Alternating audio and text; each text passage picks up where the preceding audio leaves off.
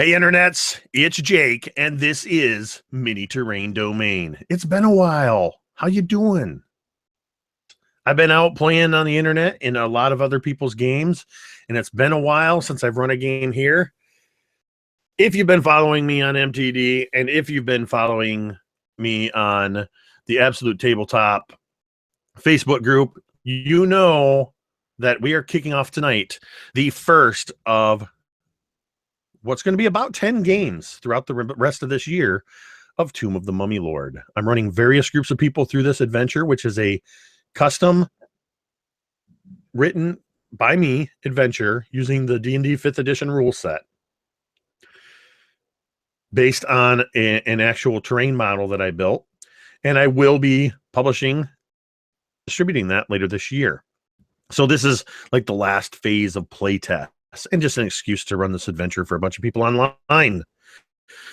So tonight is the very first group. Each group has been designated with what I thought was appropriate Egyptian gods. Tonight is group Amun-Ra.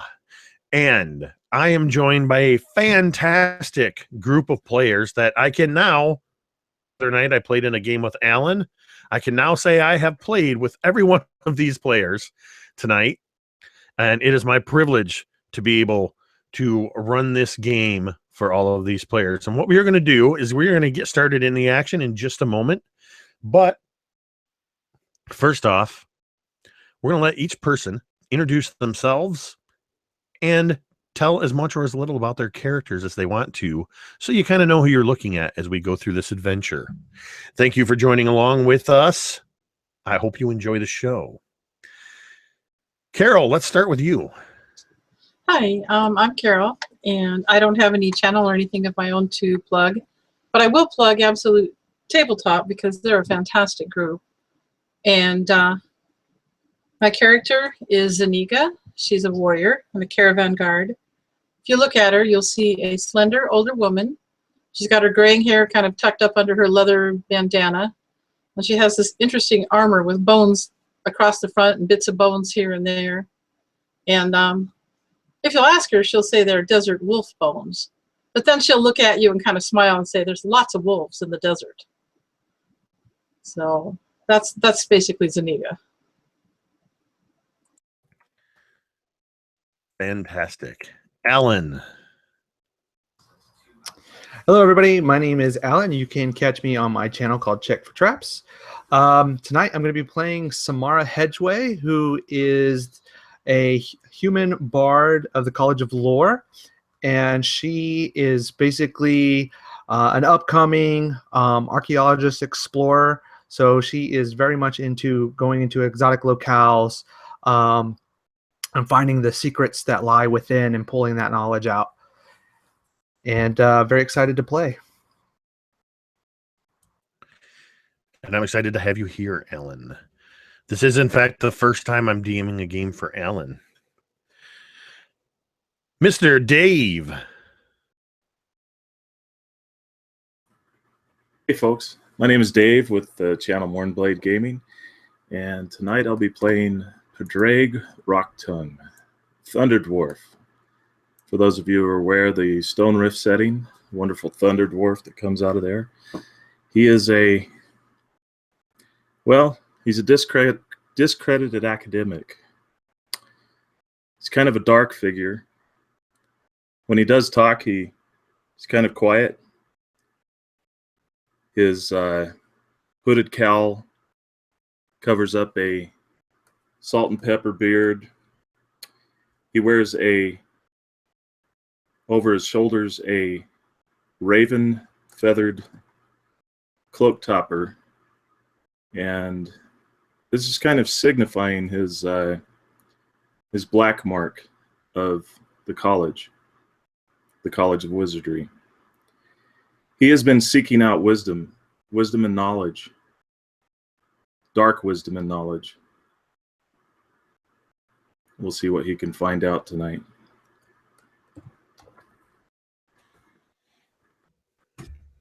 Thank you, Dave. And on to Tyler. Yes, I'm Tyler from the YouTube channel On a Roll. ROLE. I'll be playing A. Sazan, who is a member of the Matu tribe of this desert. He hasn't said much on their journey, but he was assigned by the Matu tribe to make sure that this group respected the sacredness of the locale that they're visiting. They don't know much about his capabilities or who he is, just simply that he's a guardian of the Matu tribe.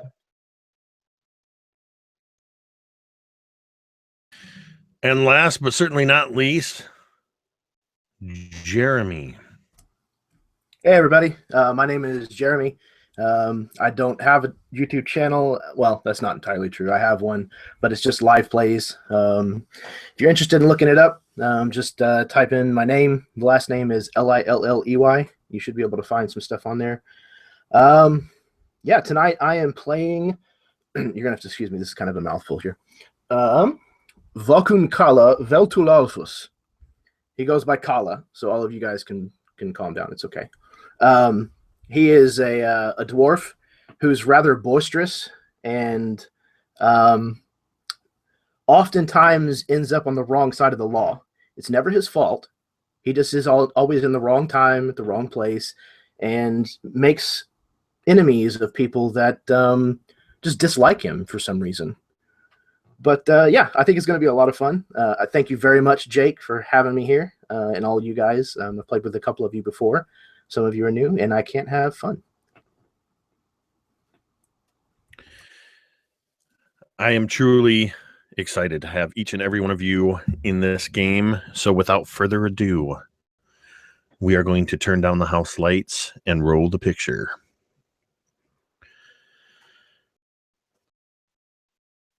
The camera fades in. A white hot sun high in the sky. As the camera pans down, high above, nothing but endless sands, an endless sand ocean of desert, rolling waves of sand dunes, some of them rising hundreds of feet and descending hundreds of feet down into sand valleys. The camera moves swiftly along the surface of the desert, following the contours of these dunes. And as it moves quicker and quicker, we begin to see the rapidly fading footprints of a group of people moving across the ridgeline of one of these massive sand dunes. Then a few hundred yards before their footprints are swept away in the swirling sands of the ever-changing desert. Camera moves in even closer and zooms around them as we see them quickly reaching the top. Largest dune that they have seen in the 5 days that they have been trudging through this desert. Each of them has come here for their own purpose. All of them meeting up in the last town on the southern reaches of the land at this desert in a town called Oasis. Word quickly spread that adventurers were in town seeking out the little more than legendary stories of the pyramid that was said to reside 100 miles into the interior of the desert. Exactly where? Soon they met up with one another and, for their various reasons, determined that it would be in their best interest to travel together. And that is what they've done for the last 5 days, journeying to this location with only a general direction in which to travel. And now they are coming up to the peak of this last dune, hoping beyond hope that this is the last dune, that the pyramid and the tomb of the Mummy Lord lies in the next valley. And as they crest the sand dune, they are met with massive disappointment as they see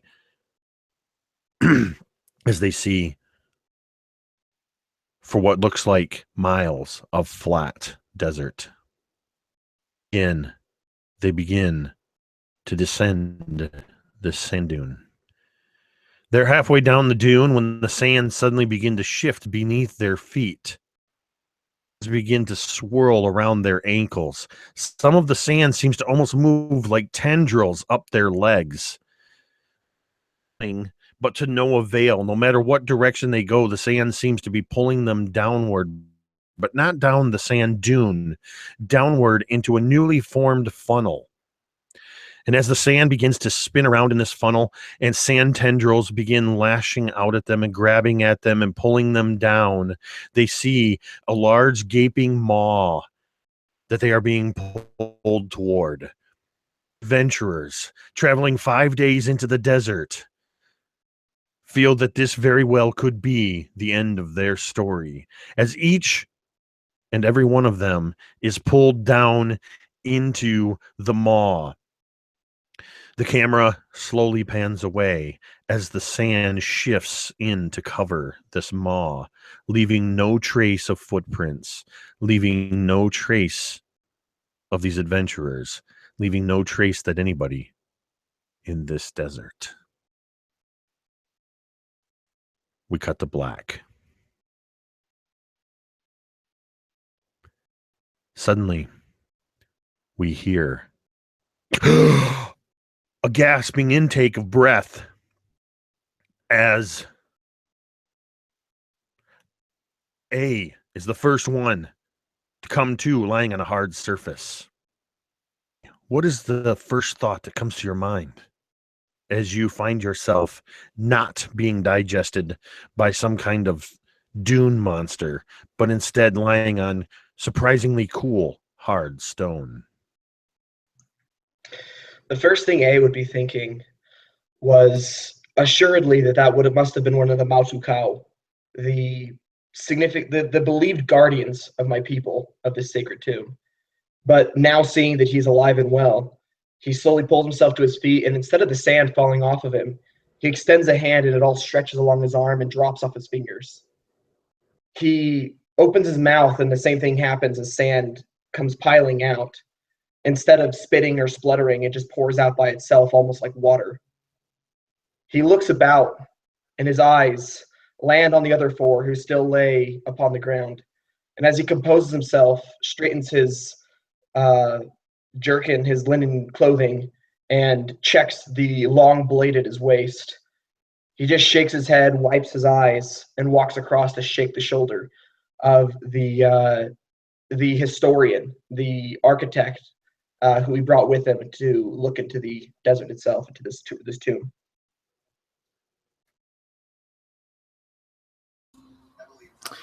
And Samara, this young woman, she is dressed in veils and just kind of adventuring gear. And as she comes to, she begins to unwrap the lower half of her face as she shakes the sand from her body. And Cezanne can see that although she is not of his people, her past reveals that somewhere in her lineage, perhaps one of her parents was one of his people. She reaches into her side pouch and looks about in this dark area. And with a little piece of phosphorus, she speaks into her palm. And as she blows across the phosphorus, these little globes of light spread out and begin to light the area as she casts dancing lights.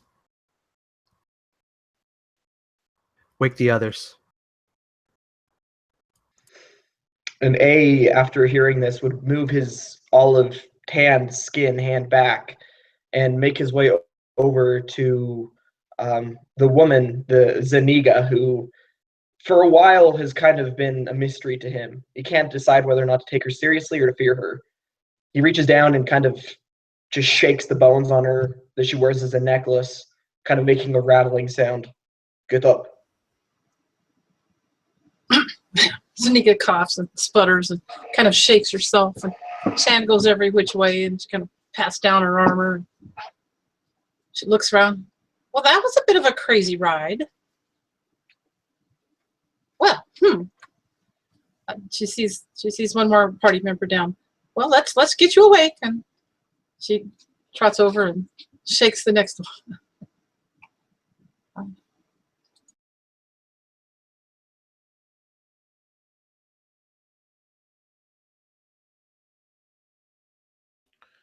Which one do you wake up? Padraig just kind of begins to shake a little bit and feeling the exhaustion in his bones. His eyes crack, one eye first, and he kind of scans back and forth. And you just hear him mutter, "Kiss my bearded dwarven arse. This place is not fit for goblins." As he sits up slowly and you hear kind of a creak. And he just starts shaking as sand slowly just starts coming out of him. And as his cowl falls back, his face is just red. Red from the sun. He's not used to this weather. He looks over at the next dwarf and kind of gets up a bit and,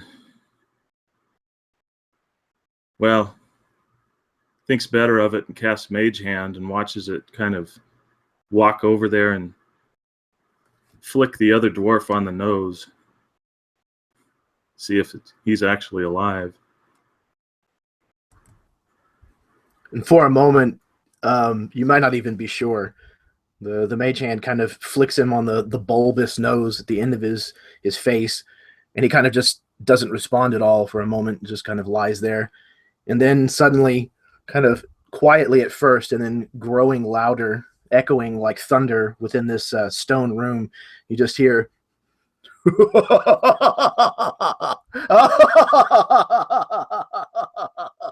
"Oh, well, what a day it has turned out to be." He kind of slowly sits up, and sand, like all the rest of them, is kind of pouring out of all these places, and he's combing it out of his bearded face, the braids that come down off of his chin. And he says, "Well, I suppose I will have to have a bath sometime soon. There is sand in places that I should not talk about in mixed company." He kind of gets to his teeth, and he's all smiles. And in the dancing lights and the magical spells that are kind of going on in the room, you can see that the majority of his teeth are covered in gold. And as you are all now awake, and the dancing lights are casting the room in an eerie glow, it quickly becomes apparent that this magical light that you have cast is having an effect on the room. And there seems to be a general, almost like a bioluminescence, a dim light nowhere at once, beyond just the dancing lights. You find that you are in a room that is approximately 70 feet across and 35 feet across. On the floor where you all were laying is a large blood red symbol etched and painted onto the floor. To the west is a blue and pale blue multi-pointed star. To the east is a yellow and orange multi-pointed star. Immediately north of each one of these symbols, or in the dead center of the room, on the northernmost wall, staring at you as you turn to face the north, is a large stone plinth upon which is a golden dragon statue. More of a lizard-like drake.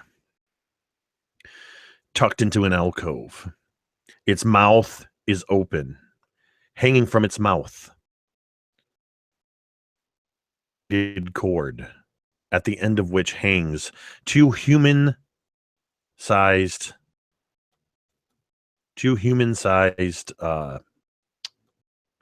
skulls. One to the west is orange, and the one to the east is blue. Can you guys see the screen that I'm sharing? That is peculiar. Yeah, I can see it. It's of the dragon statue, correct? I saw it before, Yes. but I don't see anything now. There we go. Now I see it. You may have to click on my window. I clicked so that the audience should be seeing it. At any rate, this is what you see. There are pillars in the corner of the room. In the southeast corner of the room is the pillar appears to have broken apart. There is, of course, sand everywhere. And just as a reminder, immediately across from each of those two painted symbols on the floor are large wooden doors. Ew. Samara would quickly tell the group, watch where you step and don't touch anything. And she looks over to Kala, who retreats his hand from where he was reaching. Look at a very disappointed look coming onto his face. She says, trust me, my friend, there will be plenty of loot. But first, I need you to do what I hired you for. And look for deadly traps. Oh, very well. I had a feeling you might be a spoiler of fun. Okay, let us get started. He kind of cracks his knuckles, and then he goes to his pack, and he begins rummaging through, pulls out his thieves' tools just to have them on hand.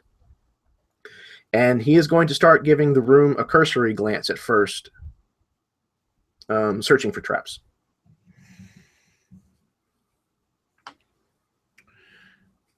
Go ahead and make an investigation roll with advantage.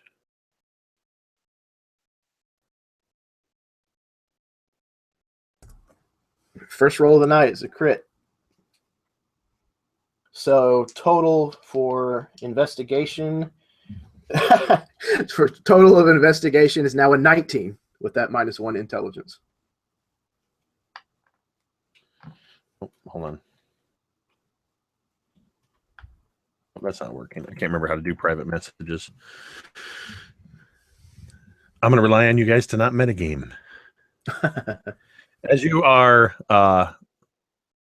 I imagine you move around the circumference of the room. You begin doing what you do, looking for trapped tiles, traps on the doors. You don't find anything that appears to be any indication of a trap. But what you do see is when you kind of come back around and you end up in front of the statue again, there is a space behind the statue, at least deep as the statue itself is, beyond it. So twice, however deep how long the statue is, which is about 15 feet, it looks to go on another 15 feet beyond that. And it's dark back there, but just as you get through there, these dancing lights kind of flicker just enough that you see a shadow move, a shape that you recognize immediately of a chest. Okay. He kind of pauses for a moment, stares at the chest, perhaps a little longingly, and then he kind of shakes his head a moment and then looks back down at the ground in this long trench-like hole in the ground. And he's going to look next to it on the ground and see if maybe there are scrape marks, as if maybe this plinth slides backwards. in order to do that, you'll have to climb over the base of the statue to get behind it. There's no indication of okay. anything in front of it. It Okay. doesn't really show in this image that I'm showing. Let me see if I can share this other one. So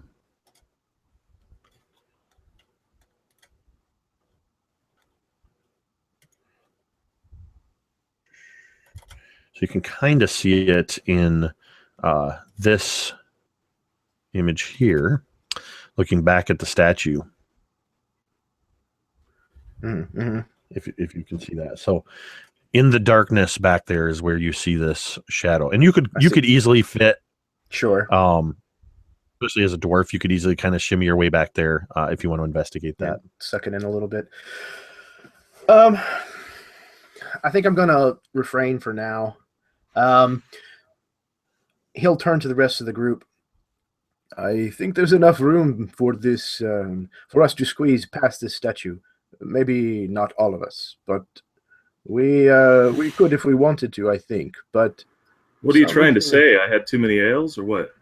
Cousin, there is no such thing as too many ales. Ha! That's right.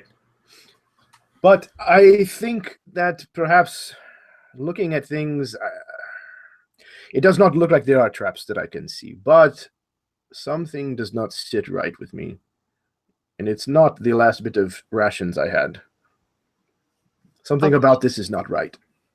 But you know, the desert has many secrets. Yes, exactly. I think there are more than a few that are probably present here. So we should be wary.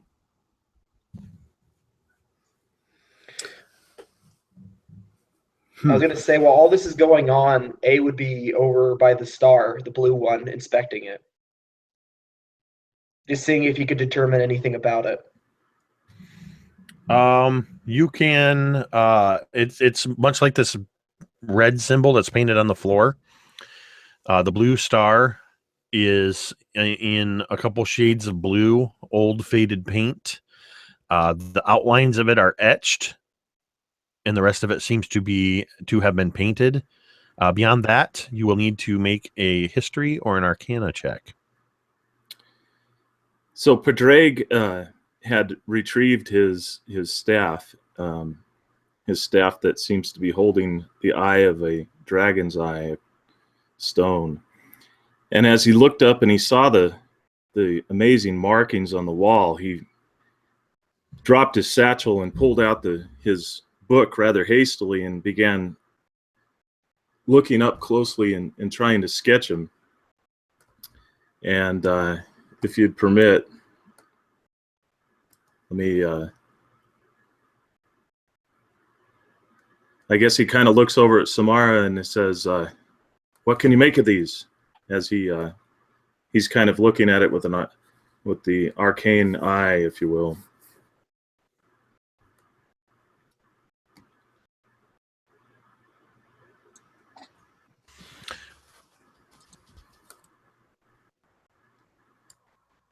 Go ahead, Jake. Go ahead if you want to respond to that. Okay.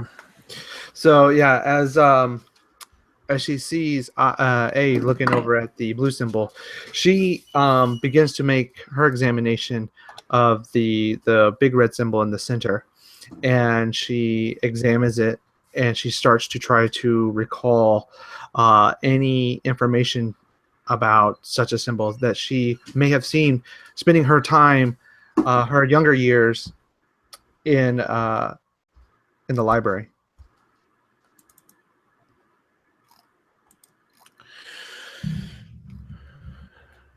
As you look at the symbol,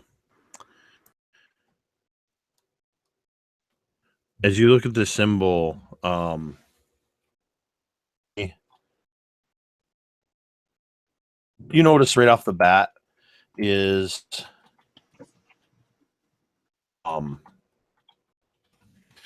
that the paint that was used to create this blue symbol seems to match.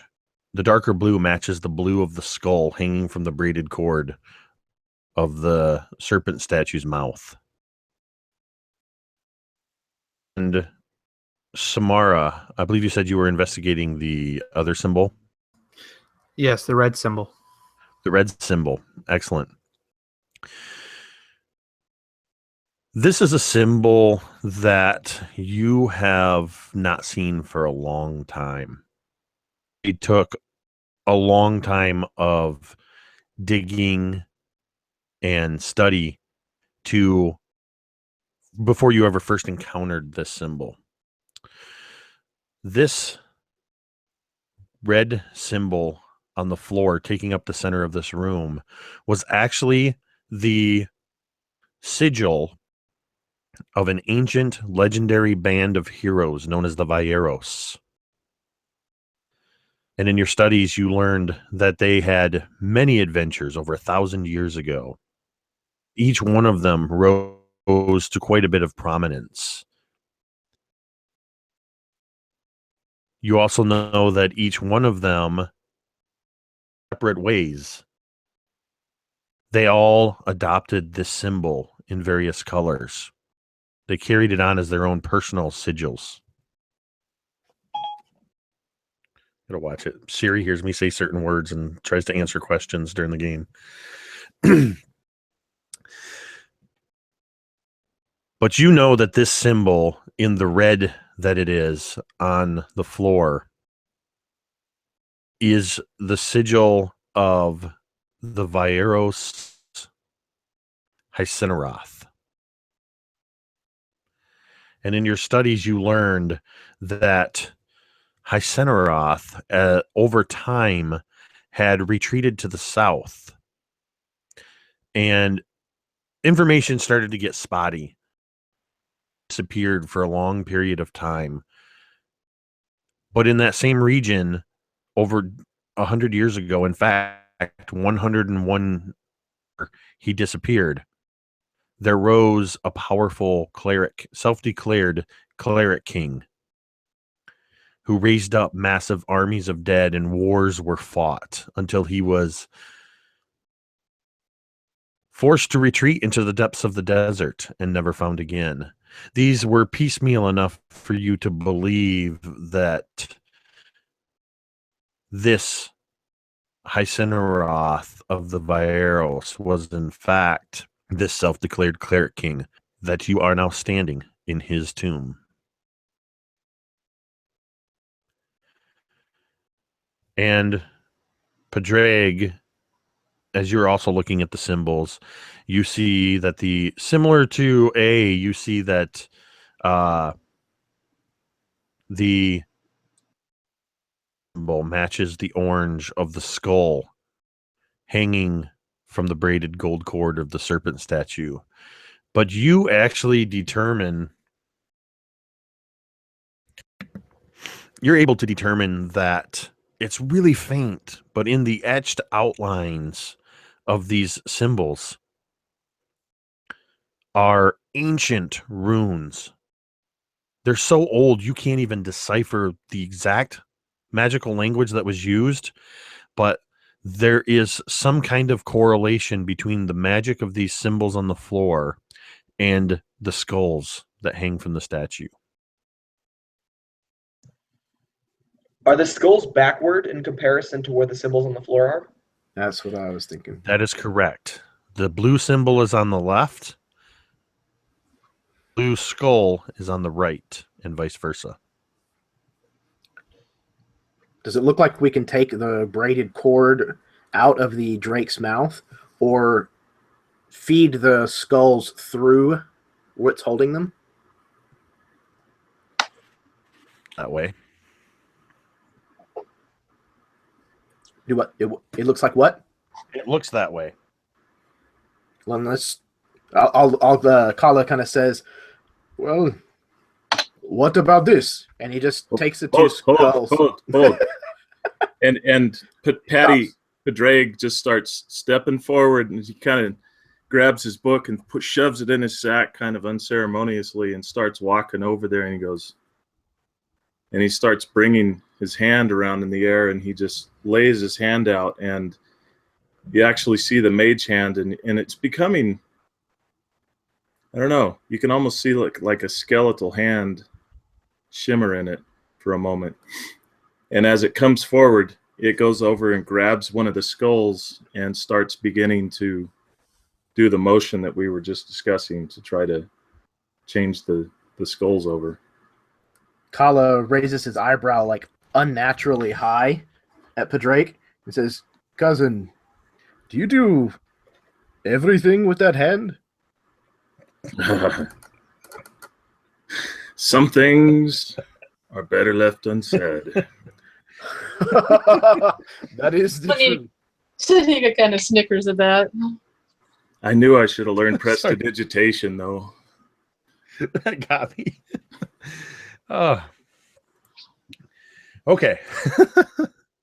So you're using the mage hand to attempt to pull on the skull or feed it through the mouth of the statue.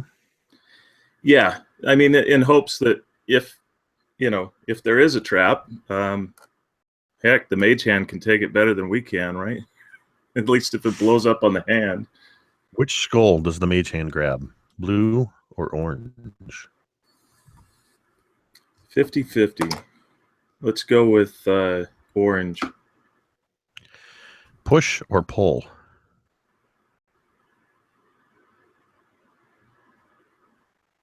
Are you pushing it up? Are you trying to pull it down and pull the other one through? He's trying to have it pull it down and the other one through. It does not budge. Can you have it try the other way then? It does not budge. Perhaps you need a little help. Perhaps your magical hand is not quite enough. And Samara would step in at that and would say, "I think you may be right." And she too begins to make the same gestures as Padraig did, and she produces a mage hand of her own and says, "Let's try this together." We won't even need people. We've got all these magic hands. So, are you going to grab the same skull with your mage hand? Did it appear that the skull was too heavy for the mage hand, or did it just appear like he was pulling on it and nothing was happening? From what you can tell, it had zero effect whatsoever on the skull or the rope. Meaning it didn't affect it at all, like it couldn't touch it? No, but it didn't move Oh, okay. in any discernible Let's way. try to move them at the same time, I guess. So you begin pushing, pulling, twisting, turning, 2, 3, 4, however mage hands you're able to summon. Sometimes you try them on opposite ends. Sometimes you try them together. At one point, I imagine you try linking all 3 of them together, like fingers intertwined, to pull on one of them. And no matter what you try, these skulls do not seem to be able to be moved in any discernible way. They're not even, when the mage hands let go, they don't even sway on the rope. It's as if the rope itself is solid. So Zanika kind of looks at them and says, maybe I'll go take a look at it. And she would like to go and just look and see what she could perceive looking at all of this, the skull, the hanging skulls and the key in the mouth and all of that. You perceive a red and orange, or an orange and blue skull hanging from a gold cord. But there's rope. Okay, so she can't really find any mechanisms or anything looking at it closely. Nope. A, having grown bored, approaches one of the wooden doors and pushes it open. Which one? The one on the side that he was inspecting, the one closest to him, so the blue side. The blue side. So you'd probably hear like So as he pushes on the door. you hear a slight rattle as you push on the door. Some play in it, and then you realize, oh, wait, these runes might mean pull. And you pull on the door in toward the room. You feel pretty confident since Kala already inspected these areas for traps and declared them clear. And that confidence was not misplaced. You are able to open, and inside, what you see is a bit of a shock, given your 5-day trudge through the desert. The fact that you are in the midst of the largest desert in the realms, that you are now apparently in some sort of pyramid or tomb through some sort of magic. Shock when you see that this room is entirely iced over. Large sections of the floor are missing, and there appears to be actual ice. There is snow along the edges. There's snow in the corners. The room is 30 feet across and 40 feet deep.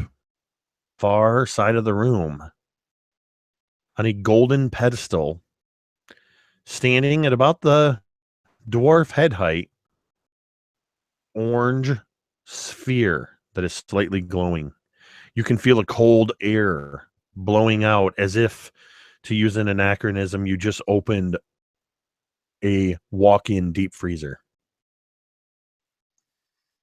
And A would reach up and take this scarf that he's been wearing around his neck and instead kind of tie it so it goes down around his shoulders and hangs down kind of almost like not really a shawl, but more like a cloak. And as he pulls this tight around his body for those cold desert nights, he kind of eyes the floor.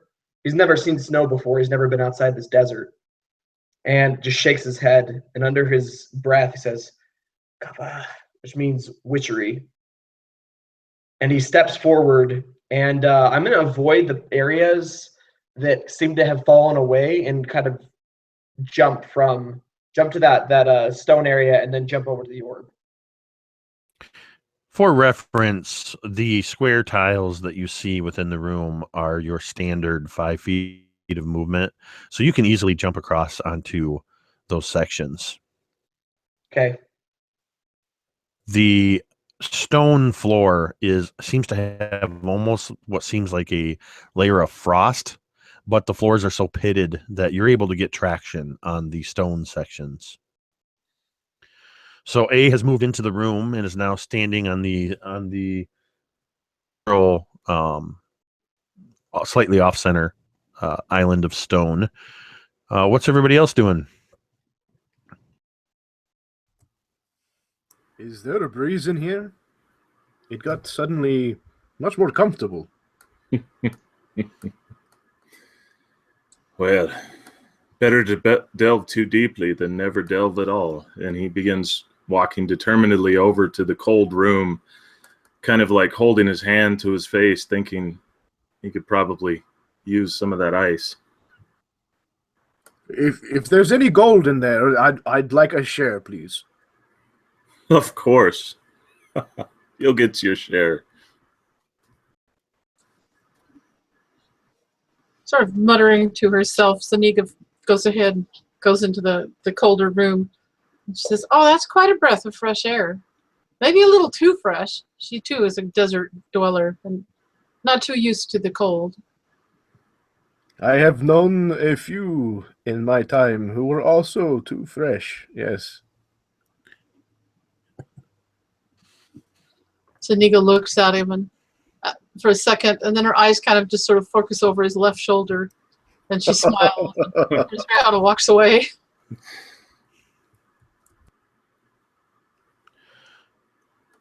Samara?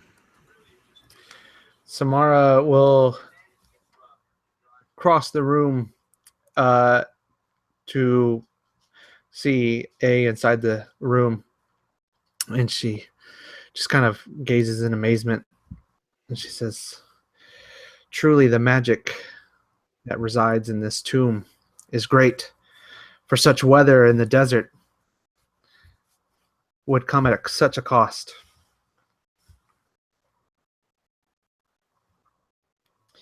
And she too will try to make her way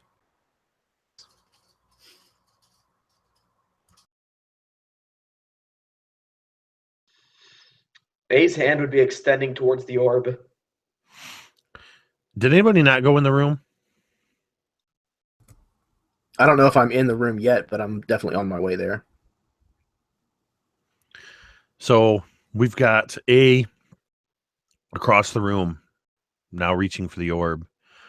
Samara has entered, and do you actually enter the room? Kala. Yeah, if everybody else has, I will bring up the rear. You step into the room, and as your feet cross the threshold, the door slams shut behind you. That is along the edges, kicks up in a sudden flurry, and the temperature drops what seems 30, 40, 50 degrees. Oh, All have one level of exhaustion immediately. suddenly this cold is not as pleasant as I thought it first was.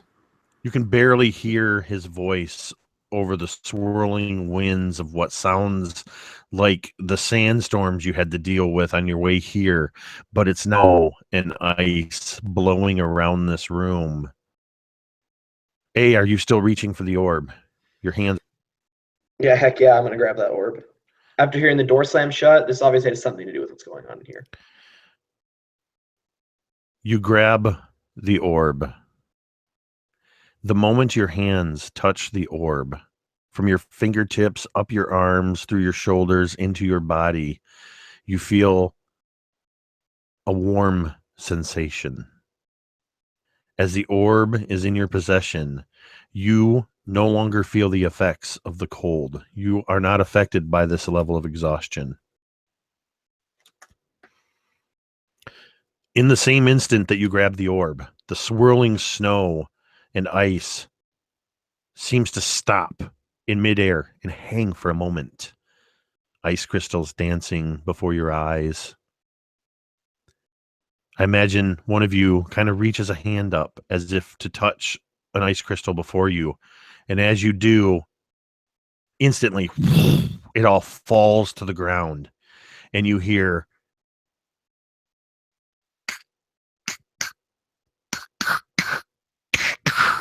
and I need everybody to make a dexterity saving throw as the ice in the middle of the room breaks open in 3 places and 3 gigantic purplish tentacles with spikes on the ends burst out into the room.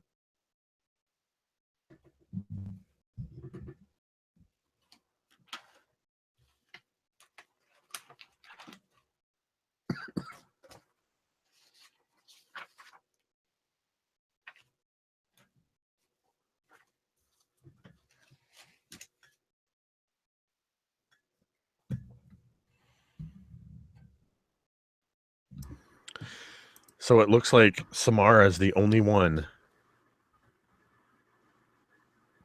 that failed. Wait. Hold on a second. No, not Samara. Sorry. You're 7 in there. No, it looks like you all passed. Sorry, I saw Ty, you wrote +7 and it confused me. I thought that was a 7. Everybody's able to dodge out of the way. Initial crush of broken ice, and as these tentacles just thrash around. Now, I would like everybody to roll for initiative.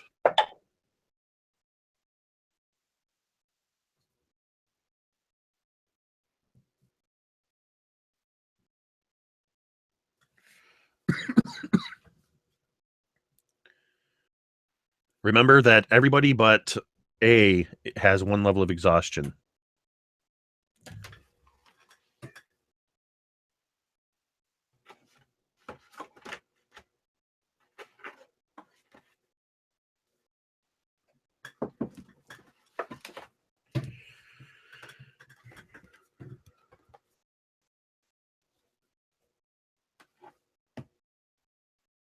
Which, as a reminder, is disadvantage on ability checks. I had to actually look that up. I haven't used that in a while. It doesn't affect initiative, does it? I don't think it does, but technically, I don't know. I'm going to say no. Technically, initiative is a dexterity check. But no, we're gonna say it doesn't affect your initiative. So, did you guys put your numbers in the chat?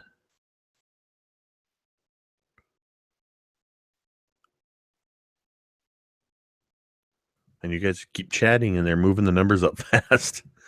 All right.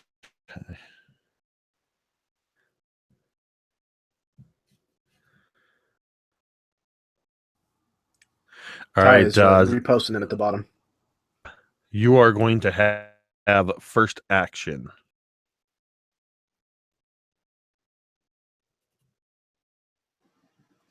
What would you like to do? Not exactly sure where I am in the room and which one I'm closest to, but Zanika's going to take her two-handed sword, her great sword, and she's going to attack it. I assume it's probably the one closest to the door.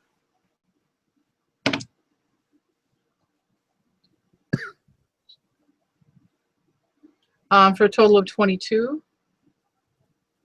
That is going to hit.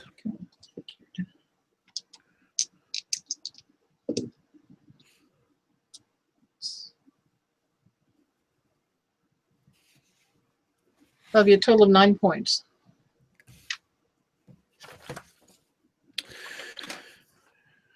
Excellent. Yes, you land your great sword into this thing, into the meat of this tentacle, and you confirm for everybody that can see that these things do in fact bleed a ice blue blood.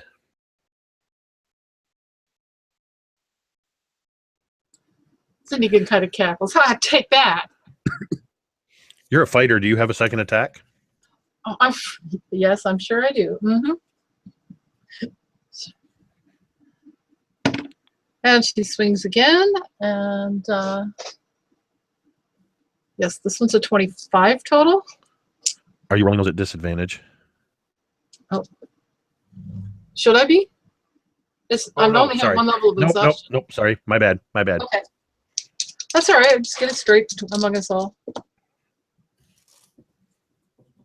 That'd be 8 points of damage on the second one. So she swings it, catches it. 8. What'd you roll to hit? Oh, a total of 25. Oh yeah. Yeah, with these two strikes, you cut 2 deep gouges into this tentacle door. And I just realized you can see all kinds of crap on my screen. Let's get that off of there. I don't know what happened. I don't think I gave anything away. All right. Zeniga has sent ice blue blood spraying from 2 solid strikes with her great sword on this thing. Next up is Kala. Kala is going to move to the door. And as he does so, he's going to summon up from his hand, kind of having to concentrate a little bit of extra hard to cause this little bead of kind of magma fire in the palm of his hand. He kind of concentrates on it a little harder, grows it to about the size of probably a baseball, and then he goes to start throwing it at one of these tentacles. He kind of hesitates for a moment because it feels really good on his hand. And he almost just kind of wants to tuck it up against his breast instead, but then he kind of shrugs and goes ahead and tosses it at the nearest tentacle. Firebolt, if that wasn't clear. Sorry. I don't think an 8 is going to do it, though.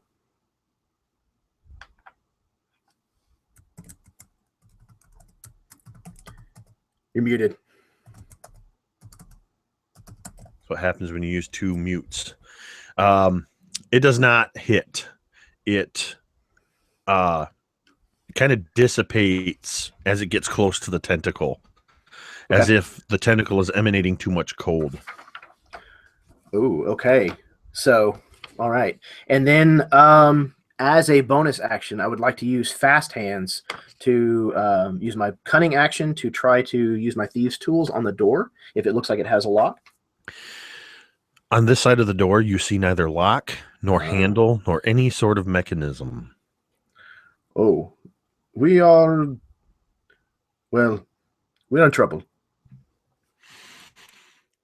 And A. So you see these tentacles blow up out of the ice chunks flying everywhere. And right before they're about to hit him, A just doesn't even move. He just looks at it. And from a pouch at his waist, sand comes up and catches it, pushing it to the side. He just looks at the creature, looks at the orb in his hand, and tucks it into a satchel at his waist, tying it shut. With a flourish, he pulls a blade out of the side of his waist, a long, thin blade, very finely made of black steel. He looks at the creature, this writhing tentacles before him, and across the room to where he needs to get to be with his companions. And he's going to strike twice, but I'm going to flavor how that works in a second. Okay, that's probably both going to hit. That's a 22 and a 21. Absolutely both hit. So that'll be 5 plus 4, 4 plus 4, 17. Actually, you can go, before you do your damage there, roll those again. I forgot to tell you, you get advantage on these attacks. Oh, okay, cool. So see if you crit. No, I don't crit. Okay. Okay, so 17 damage is how much I do. So I run forward, and because of my mobility feat, if I damage a creature, it can't provoke opportunity attacks against me, and I have 50 movement. So I run forward, and these tentacles start flying at me, and I do like a backflip over one and chop it in half, and land in a roll and come up again, chopping at the main body that kind of starts to come up out of the water. It writhes away from me, and I step off of its side and jump the rest of the way back to my allies.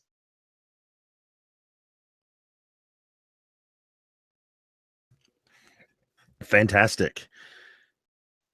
And that's going to take us to Samara. Samara quickly moves towards the door, avoiding writhing tentacles and falling ice. As she gets to the door, she puts her hand out and she utters the word in Draconic to open as she casts knock on the door. What level is that spell? This is a 2nd level spell. And if the door is held shut by a mundane lock, it becomes unstuck. If it's held by multiple locks, only one of them is unlocked. If it's shut by an arcane lock, then the spell is suppressed for 10 minutes, during which time the door can be opened and shut normally. And then when it's cast, it makes this loud knocking sound that can be heard like 300 feet.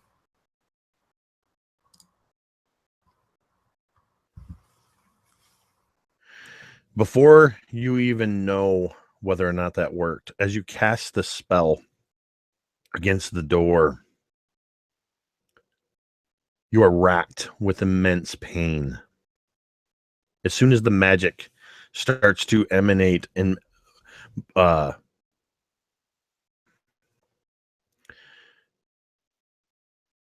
it just causes you incredible pain before the spell is even completed.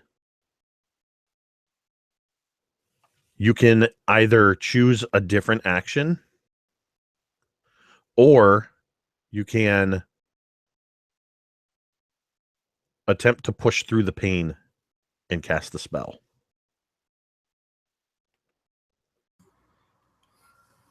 Samara, in desperation, as she begins to cast and she feels her body begin to cramp in this pain, she holds at her side, but she strains as she looks up towards the door, and she will push through and complete the spell. I need you to make a Constitution saving throw at disadvantage because of the exhaustion.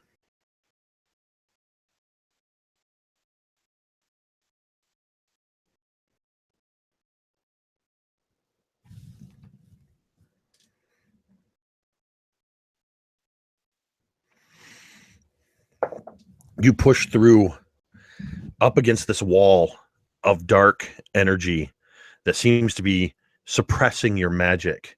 And just as you feel it start to push through, it suddenly pushes back, forcing your magic inside you, and you take 4 points of necrotic damage, and you've lost that spell. I mean, you didn't lose the spell completely, but it's wasted. You've wasted your action. and the spell and spell slot have dissipated. All right, yeah. So Samara, as she's trying to push through, the reverb from her magic just hits her body, and she just kind of goes to the floor on one knee as she feels this pain, as she cries out. And those of you around her, particularly those that are magically adept, would notice something just went wrong. Padraig. So how, in relation, how are we kind of set out in the room? And the tentacles are just kind of wildly swinging then? As if pretty much everybody has managed to move or is kind of clustered at the end with the door at the south end of the room. Two of the tentacles are on the far side of the room, but one of them is within striking distance of all of you. Okay. So Padraig steps 5 feet away from everyone, and he begins speaking in a guttural abyssal language. And then he ends it with, "By Volk's beard!" And he slams his crook down on the ground, and a thunderclap emanates 5 feet around him. And I need a Constitution saving throw from the tentacle.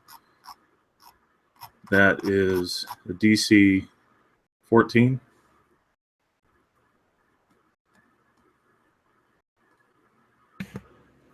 It saves with a 16. Okay. And he looks kind of disheveled and kind of looks at everybody and just kind of shrugs like, "I tried." Unfortunately, moving away from the group like this, you have put yourself in the path of this tentacle. The other two tentacles on the far side lash around, but this one is going to strike at you. And that is going to be a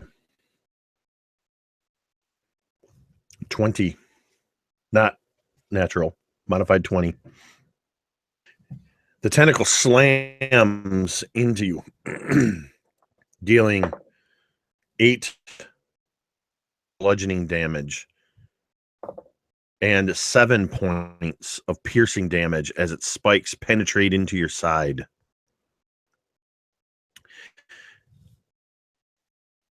As its spike grabs into your side, it quickly into its grasp, and you are now grappled by this tentacle.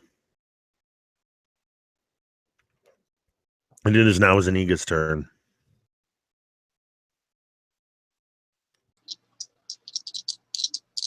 Zaniga's going to go after that tentacle with her greatsword. And I have a terrible feeling, or maybe, will 12 hit? 12 does not hit. Okay, and her other attack is going to be just as bad, or worse, slightly. And she's going to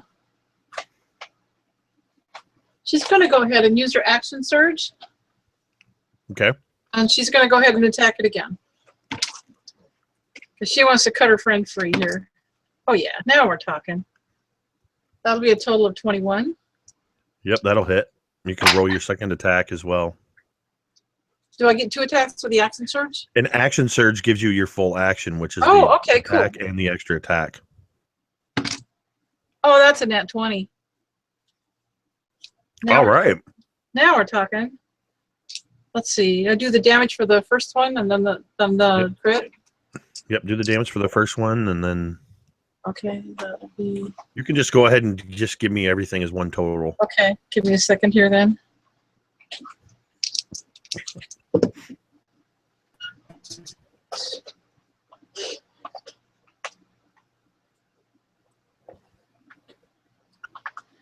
That's going to come up to a total of 30 damage. So she What just does it look like? boiling like crazy. What does it look like as Zaniga completely cuts through this tentacle, killing it? First she swings a couple of times and just kind of hits it wrong, bounces off. Then she comes back and she gets a really good whack on it and spins around and just slices right through it as she comes back with whatever gore ichor would come out of that thing coming flying out of it. And I assume it will then release her friend. Padraig tumbles to the ground. He wasn't that far off the ground, so he takes no damage. The tentacle, where it was cut off, flops around. Lost the word for floppily. it's flopping all over the place. And you see the other two tentacles. Actually, they start flailing madly, and then finding no targets, they actually pull in under the water and under the ice, which rapidly freezes over. And behind you, you hear click as the door unlocks and opens a crack, and you are out of combat. Padraig looks up at Zuniga and says, "My Falk's beard. That was pretty good. Thank you, lass." Oh, you're more than welcome. That reminds me of the time out in the desert. Oh, you don't need to hear those stories. Kala kind of rudely pushes past Zuniga as he heads to the door. Just like barrels straight into it, swinging it open. Zuniga kind of raises an eyebrow. As you leave the room, you feel immediate relief from the oppressive cold of that room. And anybody that leaves the room, you are no longer under exhaustion. As Samara leaves the room, when she's in the main room again, she looks at her hand, the one that she was using to focus on the door, and she notices that in her palm, it has turned black as if a little bit of frostbite from that necrotic reverb. And she takes just a little bit of some cloth off of her veil, and she wraps it around her hand. Excellent. And Padraig kind of looks away like, I didn't do nothing.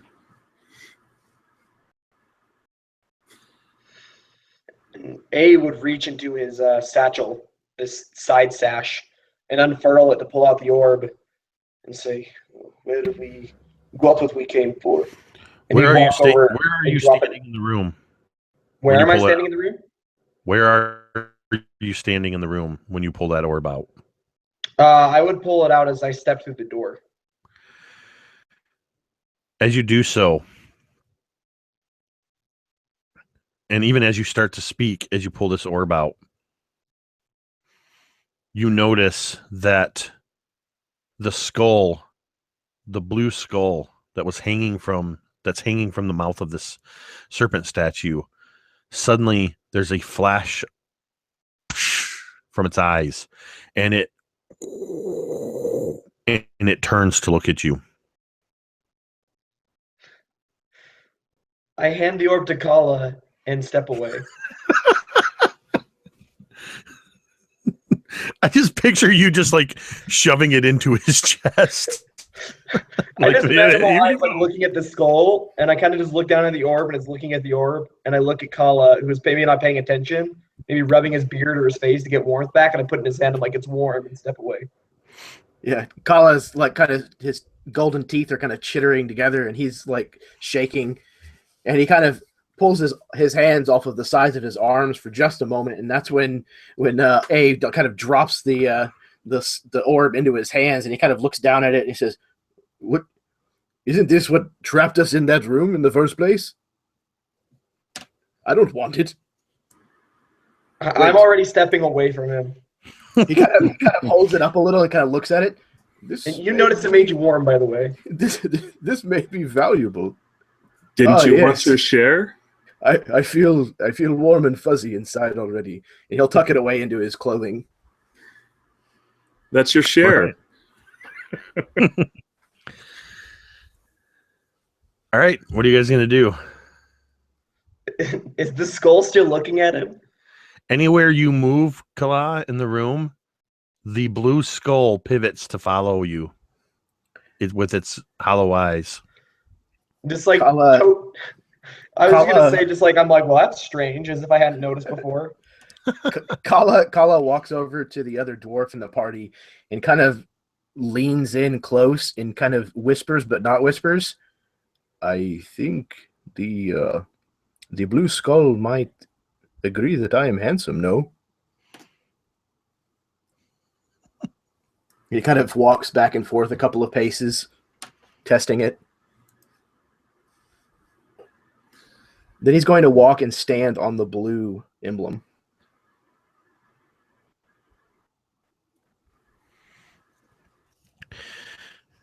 As you step onto the blue emblem, the skull follows your gaze, or follows your movement with its gaze as you stand on this blue symbol. The moment you place both of your feet on this symbol, you feel your feet cemented in place. You cannot move them. You see the skull. Suddenly its eyes flare with a bright orange light. Its mouth opens. And from inside your clothing where you place this orb, you hear the tearing of fabric as it rips out through your clothing and shoots across the room towards the skull. It stops right in front of the skull.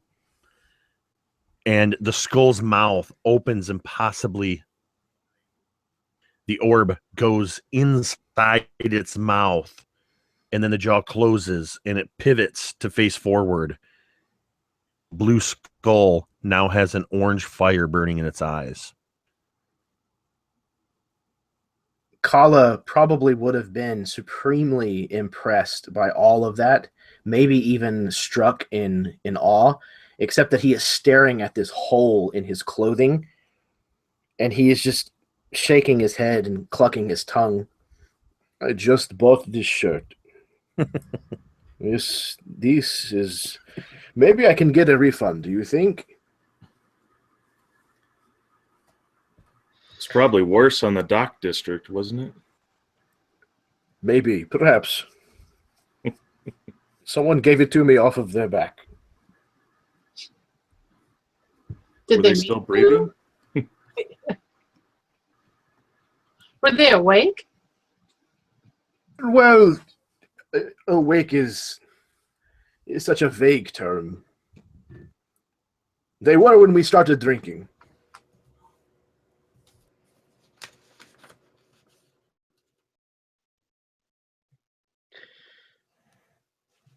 Coming to terms with what we probably need to do, A makes his way towards the other door. And Zaniga's going to follow him.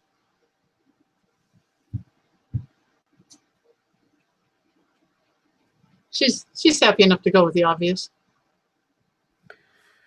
Do you know if the blue side was cold? He kind of pauses for emphasis.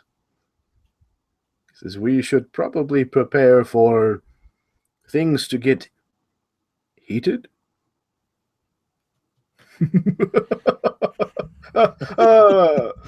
I cracked myself up. A just shakes his head.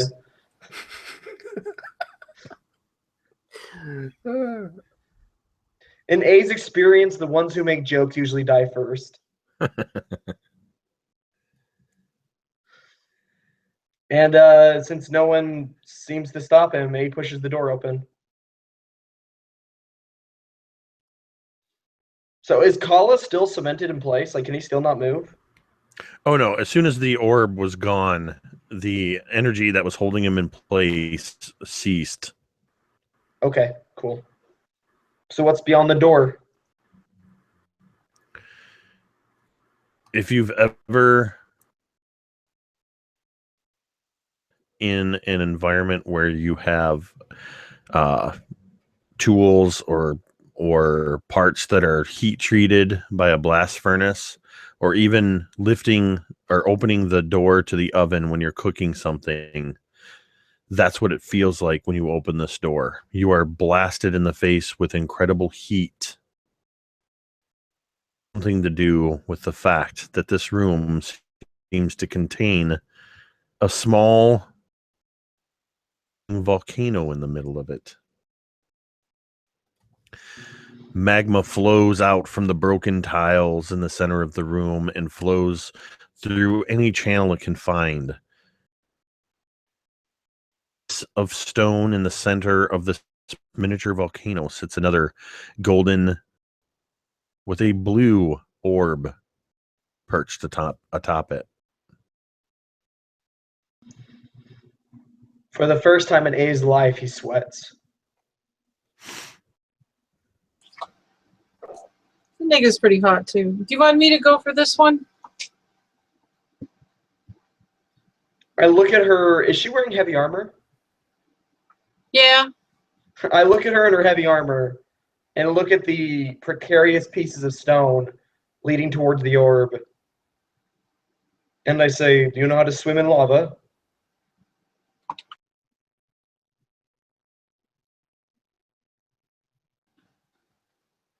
And I don't know how to swim in anything. I kind of just slowly nod. And I say, if you wish to try, be my guest. But I look at the rest of them and say, this door will probably close once the orb is taken and once we are inside. I suggest we all enter together to avoid being separated. Must we? Now, I thought you were excited that things were about to be heated. Oh, you mistook my tone.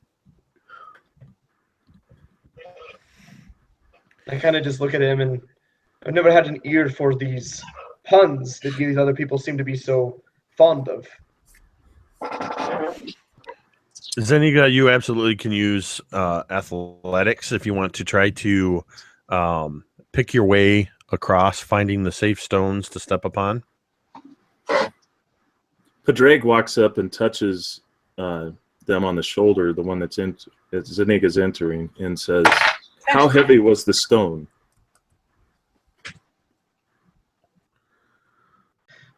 Oh, so you're talking to A? Yeah. And I'm just trying to hold Zeniga from entering the room just yet.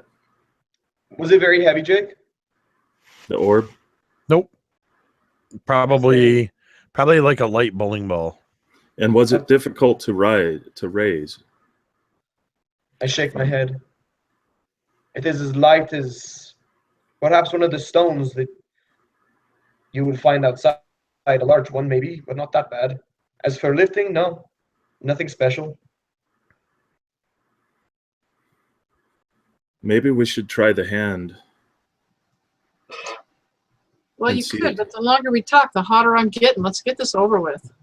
I say, but you saw what happened when he tried to use magic on the door. There seem to be fail-safes to prevent simple solutions. It's almost as if someone wanted us to fail here.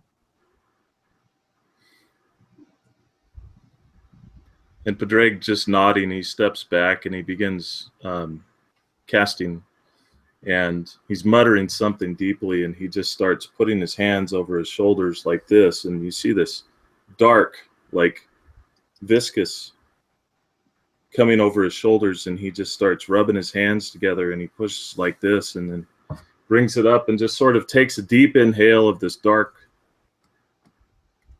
fluid-like stuff, and it's he's casting false life on himself.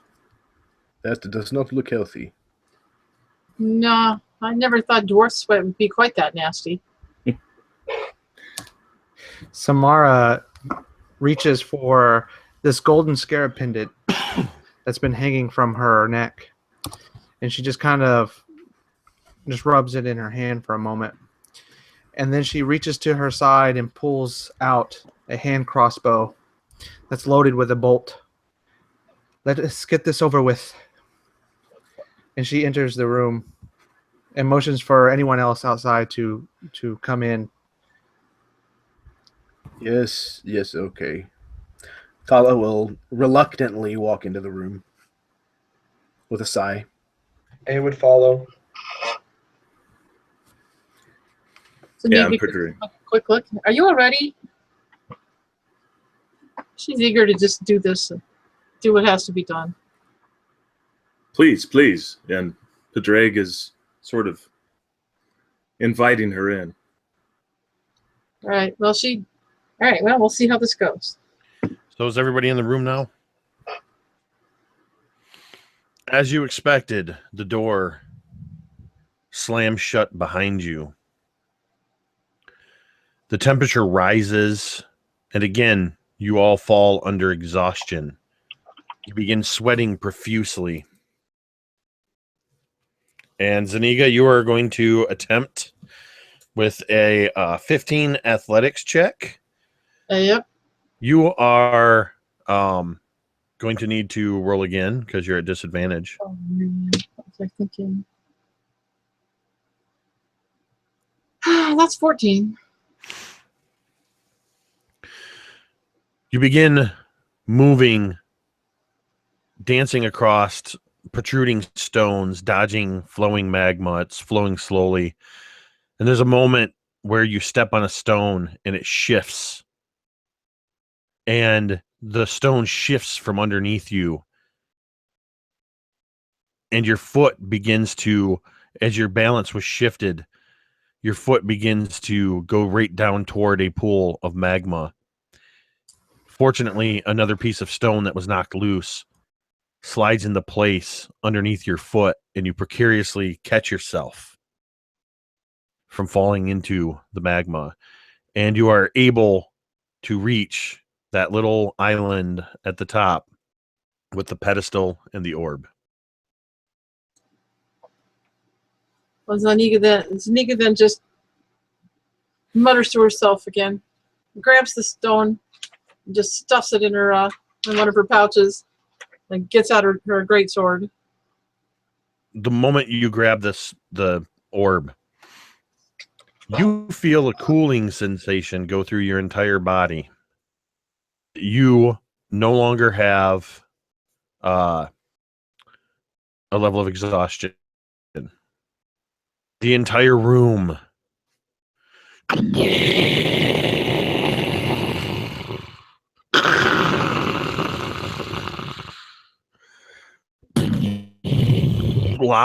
magma begins spewing up, rises from different places in the room at each corner, and takes form of a small humanoid shape as 4 magmen from the magma in the room. We've already pre-rolled for combat, so Samara, you are up first. So Samara, she will just hold out her hand crossbow and she fires a bolt at one of the magmen. Are they around? There's basically one in each corner of the room. Okay, so yeah, she'll just take a corner and fire. All right. Okay, I got a 20. So that'll be 5. That'll be 5 piercing.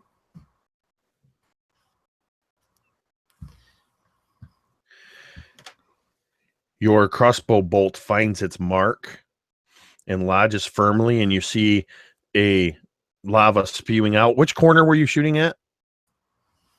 I'm gonna shoot. See, I'm gonna go for the left corner closest to the door. Okay, so that's kind of closest to where most of you are. And then for my, Go ahead. oh, sorry, for my bonus action,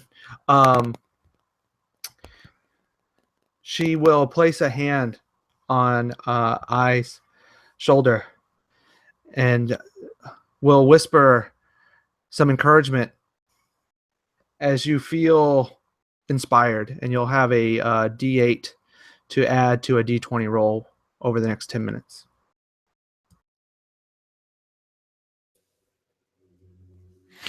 Nice.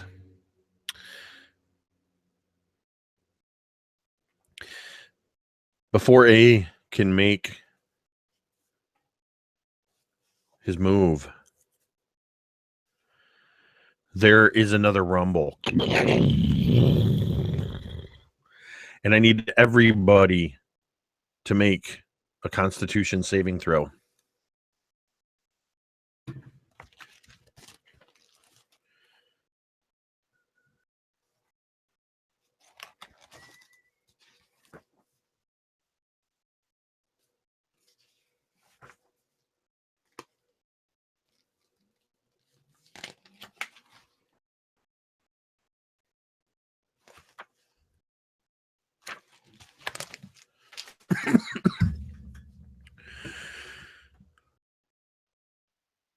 Samara and A. As this shaking quakes through, this feels more powerful than the initial seeming volcanic. This seems as if the entire tomb itself just shook. And A and Samara, you each take 3 points of necrotic damage that seems to emanate through the floor into your body. And A, it is your turn. You would see these black lines of necrotic energy kind of start stretching up from the floor, up A's leg, and you would watch as bits and pieces of sand fall away. Apparently, this doesn't have much effect on him. He looks down as this kind of sand chips away with the necrotic energy, and looks up towards the Magman, and calmly reaches towards his side and pulls out the black blade again, this long black blade, and slowly steps forward towards them. And I'm going to make 2 attacks on the closest one. Are you going to the one in the right side or the one that Samara already attacked? I figure, okay, I'll attack the one that's already damaged first and see if I kill it my first hit, and then if not, then I'll go to the next one. That's a nat 20. You don't even need to roll damage. Your blade plunges into this thing. And then something peculiar happens. Where you strike it, it begins to glow fiercely. And I need you to make a dexterity saving throw at disadvantage. Okay. Same number twice, so 21. You're able to dodge out of the way as this Magman, as you kill it, bursts into a fiery blast. And you shield. You give enough warning to everybody else. They're far enough away. They're far enough away that it doesn't affect them. But you all see that as A killed this Magman, it a death burst, spewing its hot magma everywhere. And you're only going to take 1 point damage as a piece of magma lands on your skin. Yeah, so continue with your turn. So I chop this thing's like, it's like straight out of Mortal Kombat. Like I just bring my blade around in a clean cut and cut its head straight off.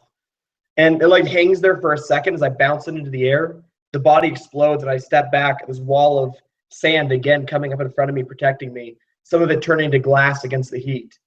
And then as the head starts to come down again, I spin and I kick it towards the other one using it as a dart. So I'm just flavoring a dart attack towards one of them. Nice. At disadvantage, you said again? The attack's not at disadvantage. Only the ability checks are. Oh, okay. So then that would be 15. That is a hit. So this Magman head streaks towards the other one, slamming into its chest for 8 points of damage.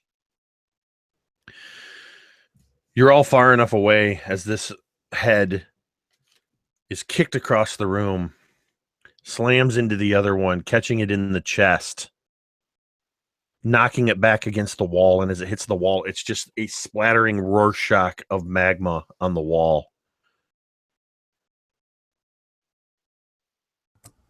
Zeniga, it is your turn as there are 2 Magmen left on the far side of the room. All right.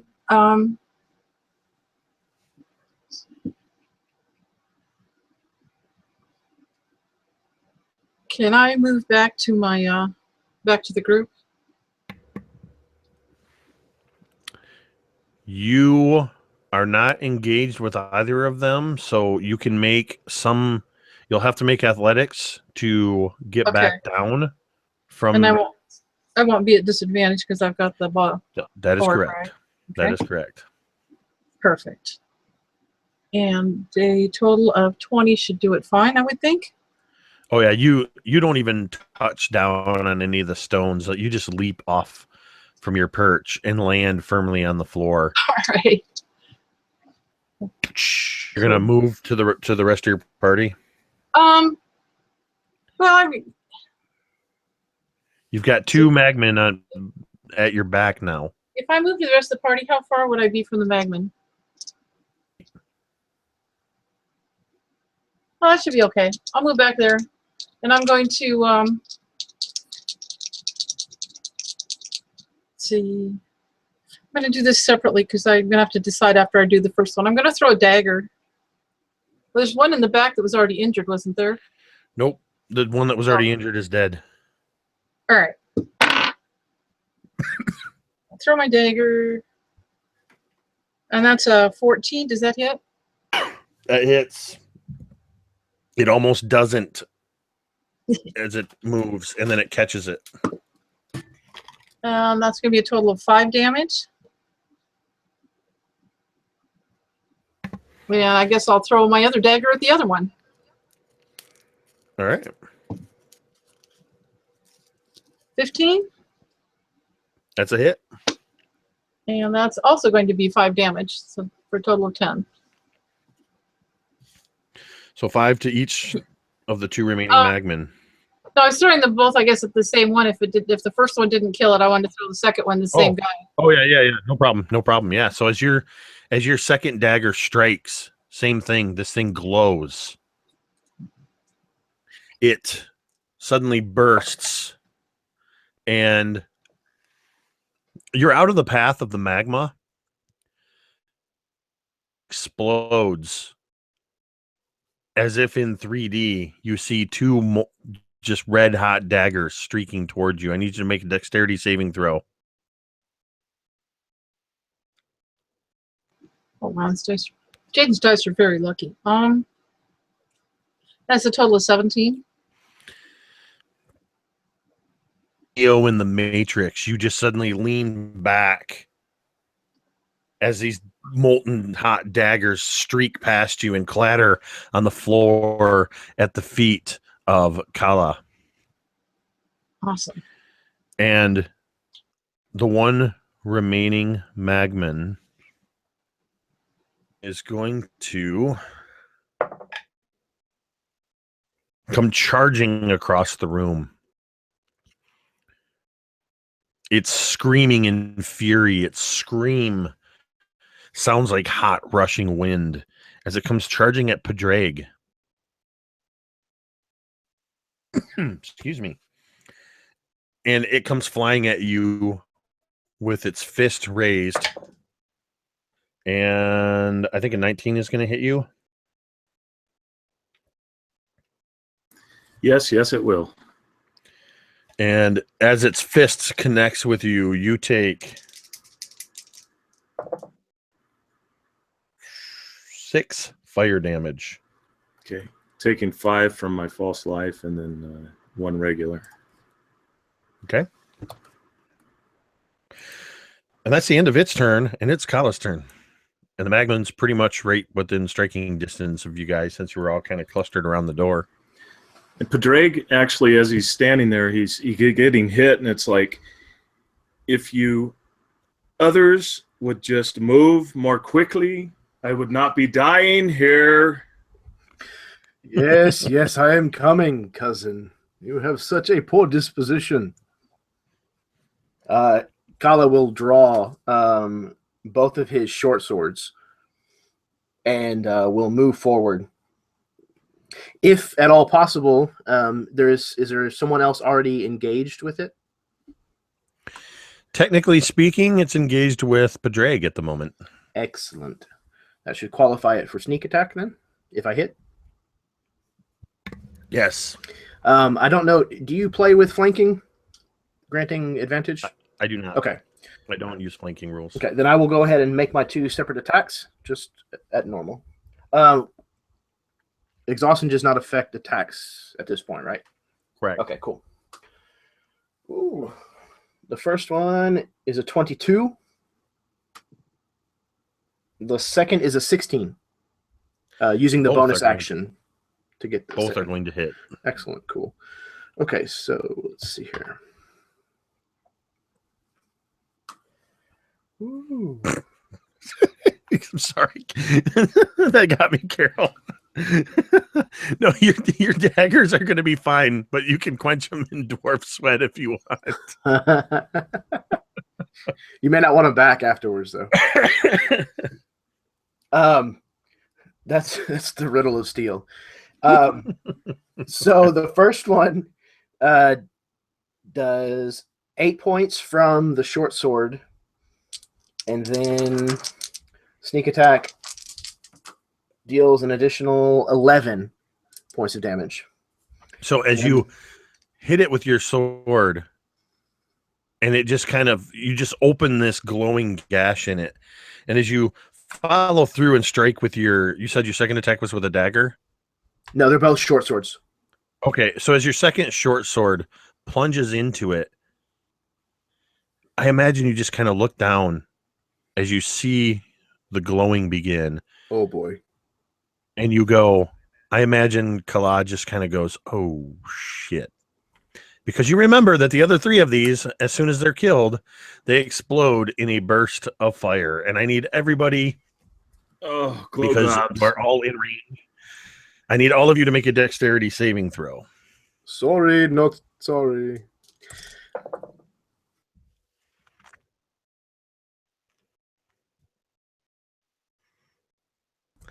The only one I'm worried about is Dave. You said dex save, yes? Yeah, dex save. That's with disadvantage, by the way, to everybody except for Zaniga. Surprisingly enough, it seems like only on initiative am I getting really low. All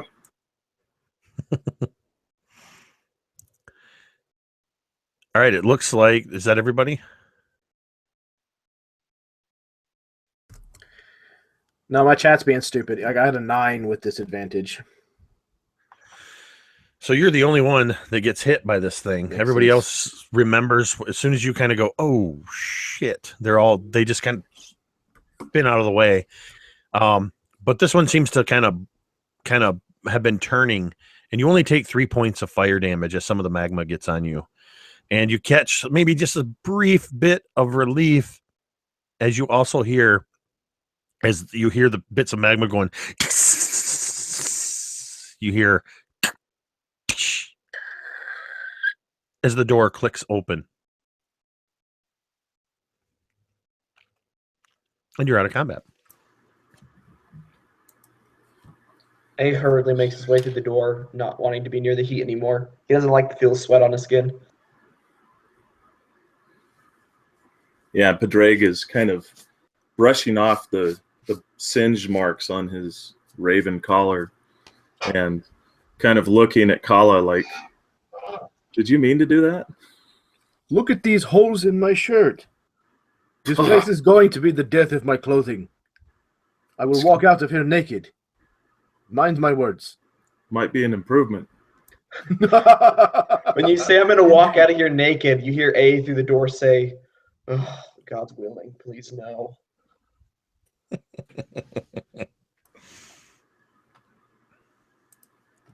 So is everybody leaving the room? I think so. Oh, yeah. Yeah. Oh, Same thing as before. As soon as you enter the foyer, Zaniga, the orange skull, turns to watch your every move.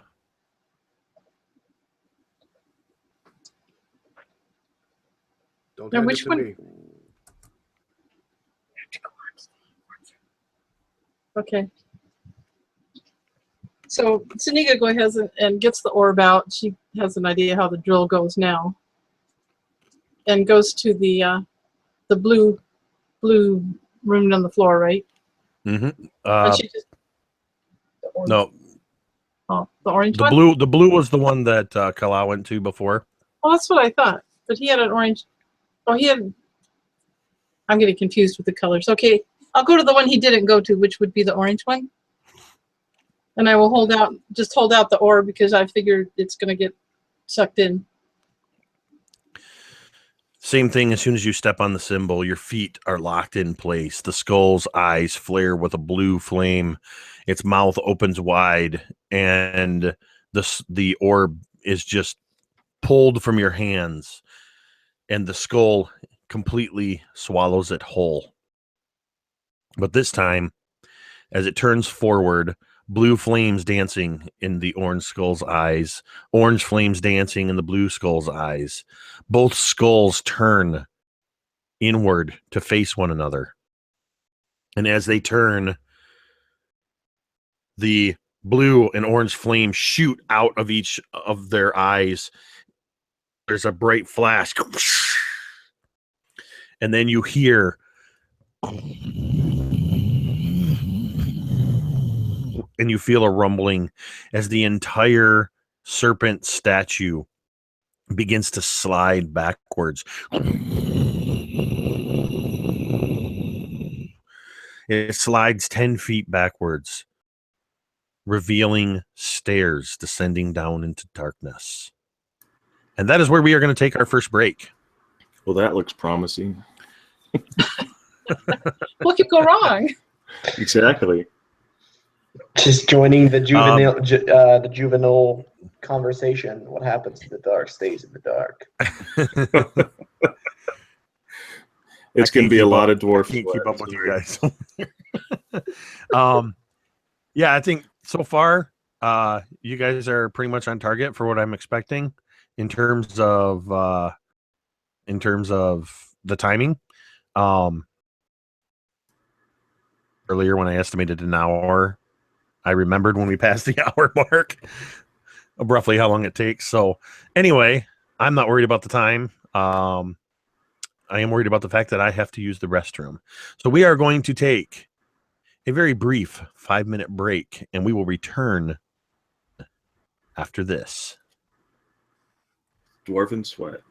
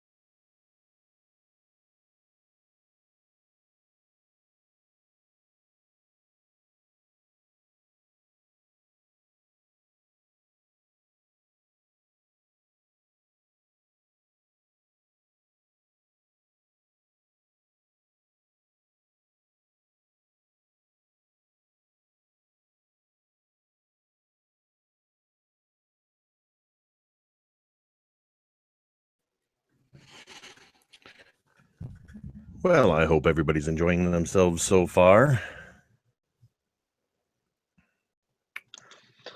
I think I'm going to enjoy it less when you kill us. That was just a taste of things to come. Luckily, that You're wasn't too at- bad. Magmans aren't that big of a threat, but You were at the Mummy Lord's threshold. You're about to enter his house. oh, cool.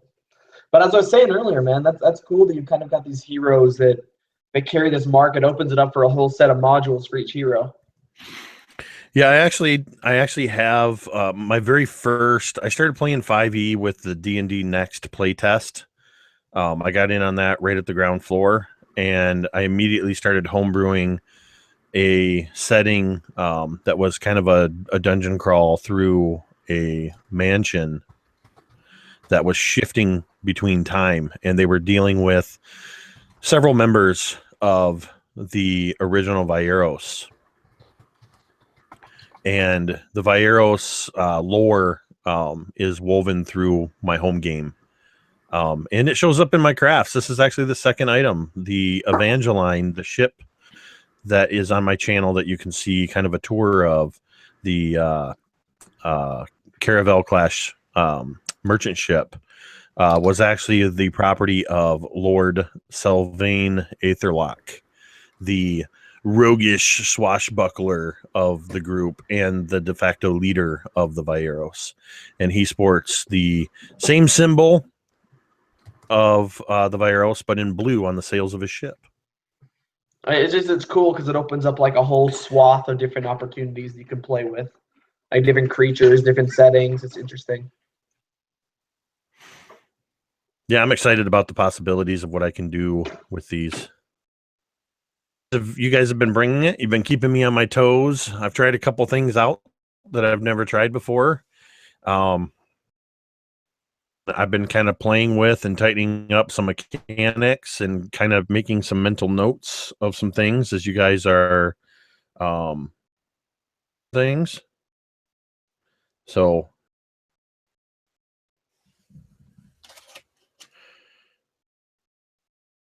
all right. Is everybody back? Ty appears to have disappeared for a moment.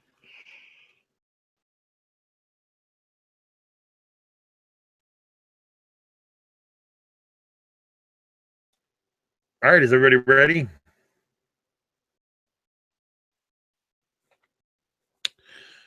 All right.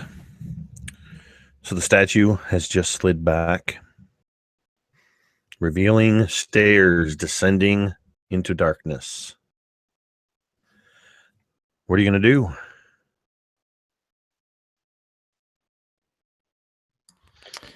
Samara would, again, she goes and grabs her golden scarab pendant around her neck. And she kind of just says under her breath, "I'm coming, Mother." And she proceeds to go towards the stairs. And she will actually take a torch and she'll light a torch. And as Samara stepped towards the stairs, A would stop her for a second and say, "If the rest of the tomb is anything like what we've seen, I can guarantee that there'll be traps. And no offense, but I think I'm a little bit lighter on my feet than you are." And then I look at her knowing that she shares kind of the same blood from the Matu tribe that I do, and just was like, I'd say cousin. And that's kind of like, it's a term of endearment. You probably got that from your mother. You know what that means. It's just kind of like, let me like protect you. And she would give him a just a nod of approval and motion for him to go to head down, and she would follow behind. And A would sheathe his blade, and he would pull down the front of his mask, this cloth around his face, and he'd breathe in deeply, and he'd extend his hands kind of to the side, fingers outstretched. And if you watched very carefully, you'd see the sand around him kind of swirl a little bit as he steps down the stairs. Just a second before we go, Saniga speaks up. Is it possible to take the key out of that statue's mouth? Maybe we'll need it. And is it safe? Wasn't there a key? Or am I confused? Oh, we thought that the braided cord was the key. Oh. The skulls acted as a key. There's no actual I'm physical sorry. key. I misunderstood the descriptions then. Never mind. So A is heading down the stairs. Yeah, he would take the lead. Probably followed by the light source so you could see in front of him. As you begin to step down the stairs, you hear tick, tick, tick, tick, and your heart skips a beat, and you realize you just kicked a stone. Tick, tick, tick. But then you hear something. A sound that prior to your encounter over the last little bit might have seemed out of place here, and maybe perhaps it does still, but kind of echoing slightly with a little bit of distance, sound of cascading water landing in a pool. I would frown slightly and turn towards the group and say, "There appears to be water down there. I know we're in the middle of the desert, no oases nearby, but that is what I hear. I suppose and suggest that we move forward with caution."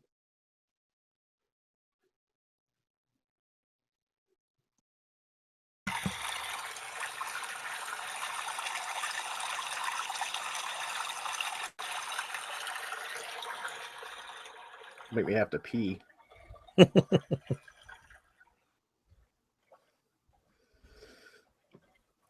And I would just continue down the stairs if no one else said anything. Yeah, I'll follow. Do you have a torch? We were. I do not have Samara one now. behind me has a torch. Yeah, I have a torch. Or if need be, once if we start coming down the stairs, she would again cast dancing lights and then just kind of spread the orbs around us a bit, or in the room to get some light in the room. Zanika's going to go fairly close to the front of the group in case anything needs to be fought. Figuring we've cleared out what's behind us at this point.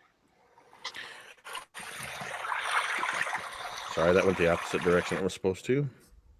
You get the idea. There's running water.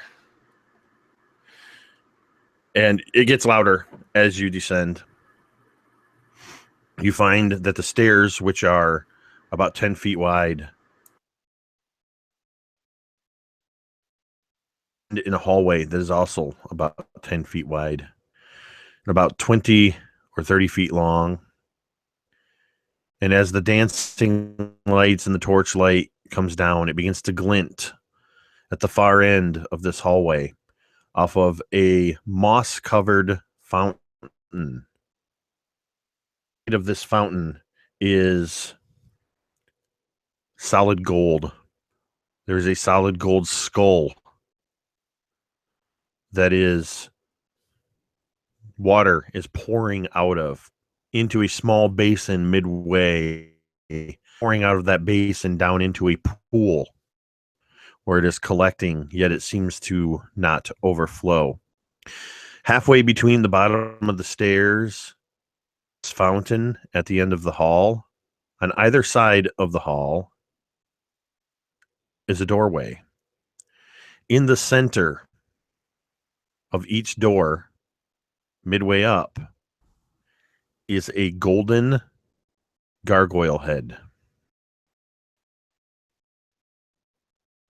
To recap for Jeremy, back, there is a fountain of running water with components that are of solid gold skull and basin draining water into a pool that doesn't overflow. There are doors on either side of the hallway with solid gold gargoyle heads. What will you do?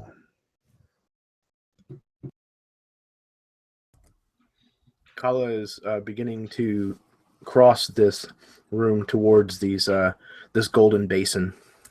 And a hand would clap down on his shoulder, stopping him from proceeding any further. The hallway's only about 10 feet wide, so it is kind of close quarters. So he can easily stop you.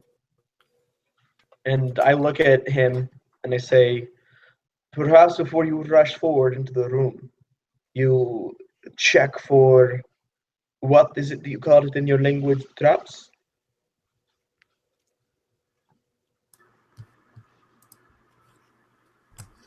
Yes, of course. Why didn't I think of that? Yes. I'd like Caution. everybody to make a wisdom save. Caution is the order of day. Ooh, that's a good one. Topsiders. Just realized I left the camera on myself. That's the way we like it, Jake.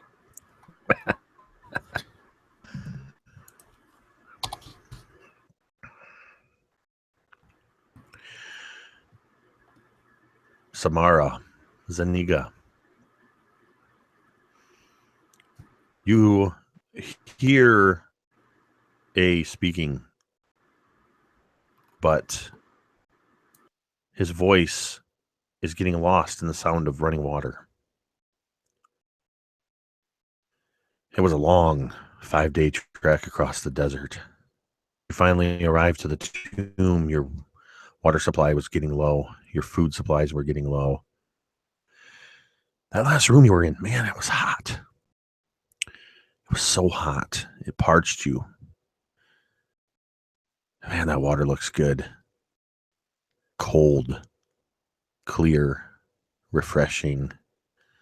You want nothing more than to take a drink of this water. You find yourself drawn to this water. Padraig and A, you see that the rest of your group, their eyes glaze over, their pupils wide, and they seem entranced by the fountain, and they begin to Kala begins to pull away from you, to push against your hand, holding him as he's trying to get to the fountain. Just one drink, please. I beg of you. Was I able to determine that it was something coming over me? I felt it. Arcane or something?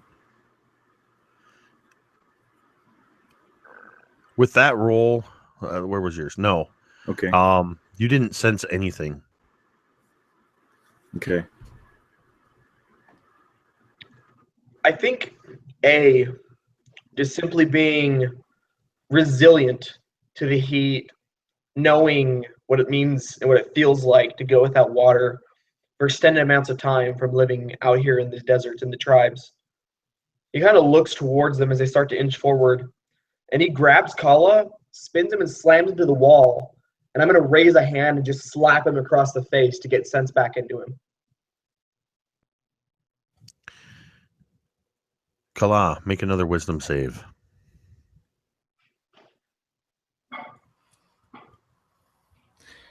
This time with advantage.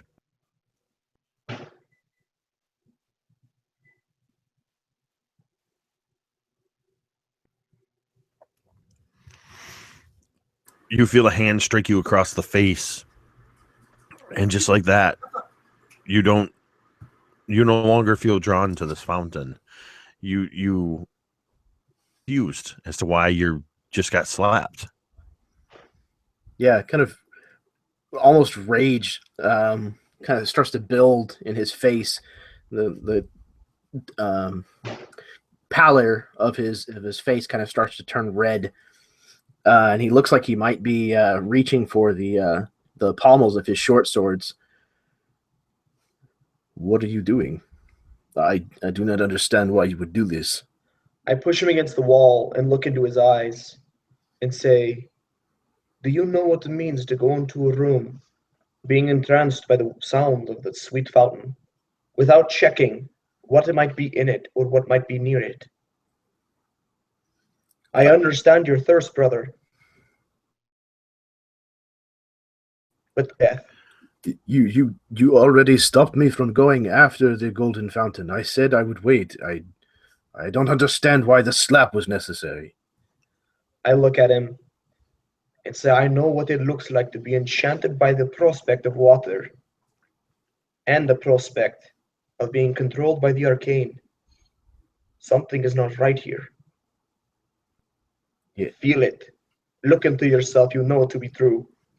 Yes, there is not something right here. There is gold over there, and there are dwarves standing here. Ezra, If you were to look into his eyes, you would just see just pure honesty. He's a brash man, He's an honest man, though. And he wouldn't strike you unless it was for a good reason. Meanwhile, He just leaves you standing there and turns towards the other two and says to Padraig, "Grab another one." And I kind of go to Samara and shake her. while this was happening, they were already moving toward the fountain. Even Padraig was a little too slow to act. Samara. Actually, Padraig, you can choose which of the two you're going to try to stop, but you can only stop one of them. Okay, I'm going to step in front of Zuniga, and actually, when I'm going to do it, I'm going to drop my staff on the ground with a thunderclap. It's a cantrip. Can I choose not to do damage to him? Sure. But the whole point is just to it's like a mini thunder wave. So they need to make a Constitution saving throw against a 15. I added it up wrong earlier. Okay. To see if it jar. My thought is that it's going to be like, "Stop! You shall not pass. This is not the course of action."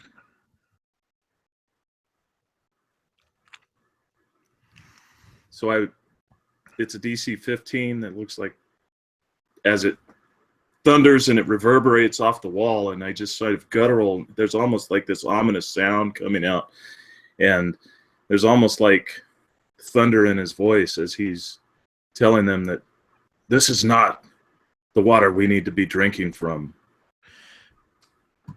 Your thunderclap seems to have no effect on Zuniga and Samara. And Samara has made it to the pool. So if you'll allow me to do something before she takes a drink with my monk abilities. All right. So I have an ability that lets me to make small effects on the elements. And what I want to do is move the water away from her as she goes down to drink it as I rush towards her.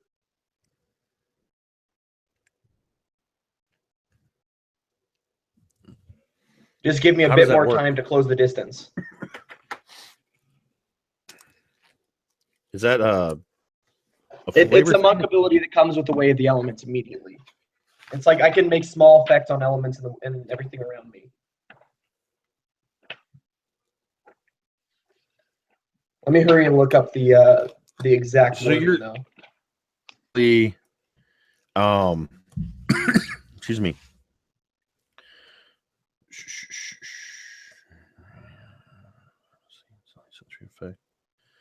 Cause earth, fire, water, or mist that can fit within a 1-foot cube to shape itself into a crude form you designate for 1 minute. I will allow you to do that, but I'm going to throw a classic Carney yes but at you. Okay. As you reach out with your spiritual essence to control this water, to try to, as her hands reach for it, and you basically move it away, connects with this water, I need you to make a wisdom saving throw. Well, I'm good at these, luckily. Oh, that might not be that good. That's a 14 total. You are able to move the water away from her hands. So what it looks like is the sand that kind of like I carry in this pouch slips out, and what it does is it replaces the water, like soaking it up. So where she reaches, she just gets sand instead.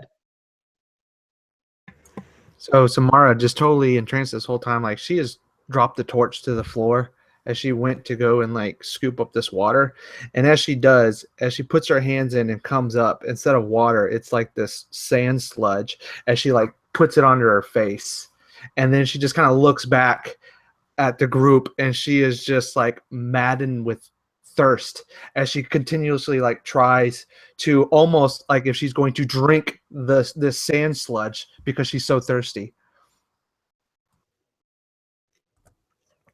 Kala like looks on from across the room, kind of slowly dawning on him what he just escaped because of what I has done, or A has done, and he will say, "Oh, I suppose the thank you is in order." And A doesn't even look back over his shoulders. He says this, and he says, "I would not allow a comrade of mine to hurt himself. And if you'd allow it, I'd close the distance and clap my hand down on Samara's shoulder to shake her out of it." Samara, make another wisdom saving throw. Oh, I see. You don't slap her. Fine. And I am equally going to try to push the nigga away from the water with my staff, trying to just wrench her away. Topsiders. Stupid. And Taniga's just pushing forwards towards the water. She's just dying of thirst. It was so hot in there. I'm not going to be friendly with it. I'm going to kind of use it as it's a friendly tap, but some like a slap with the staff. Okay. One more save against the effect, Zaniga. Oh yeah, Jaden blew on my dice. We're good. Now it's a not natural, but it's 20. You snap out of it. Whatever force, whatever power was coming over you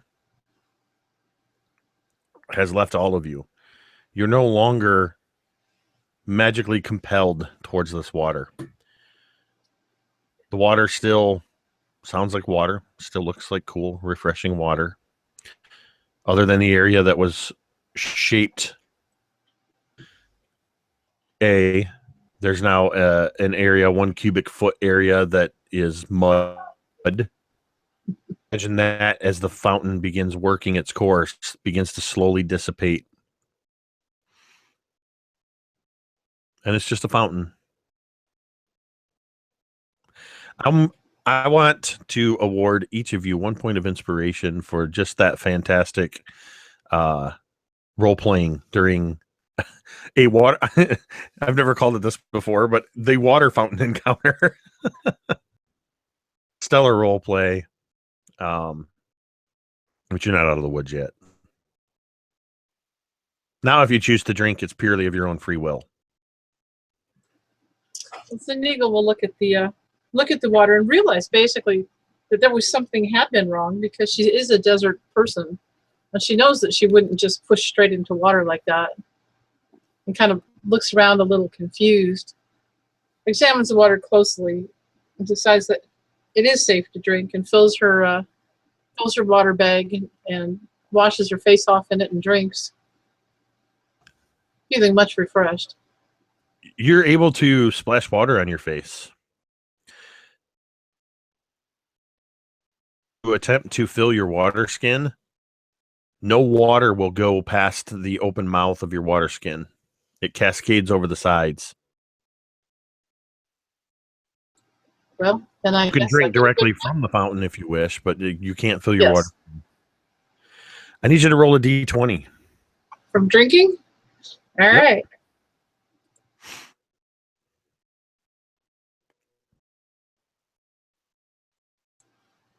That would be a nat 20. Excellent. You feel tremendous. As this water, this is the coolest water you have ever tasted in your life. If you had taken any damage, you have healed 6 points. And for an indeterminate to you period of time, you are blessed. So you will add a D4 to any attack rolls, ability checks, or saving throws. Until I tell you you are no longer blessed.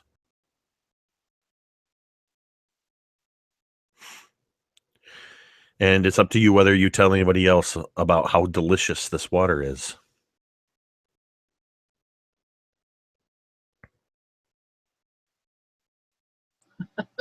Or are you going to keep that a secret?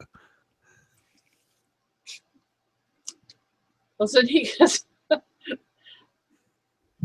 she's going to share her good tidings with her friends. I imagine Zaniga's actually laughing like that. It's almost euphoric, the feeling that you've gotten from this water. I look at her as she just starts laughing. I'm like, she's lost it. Not only am I laughing, I'm sort of babbling to something around me that you can't discern and stopping to listen to it. And I turn to you all and I'm like, this is wonderful. Very, very wonderful. And laugh some more. She seems her normal self to me. Samara would she would like to just investigate around the fountain. Is there any inscription or anything in or around the fountain or anything that she could discern of what this actually is? No. There's no markings of any kind whatsoever.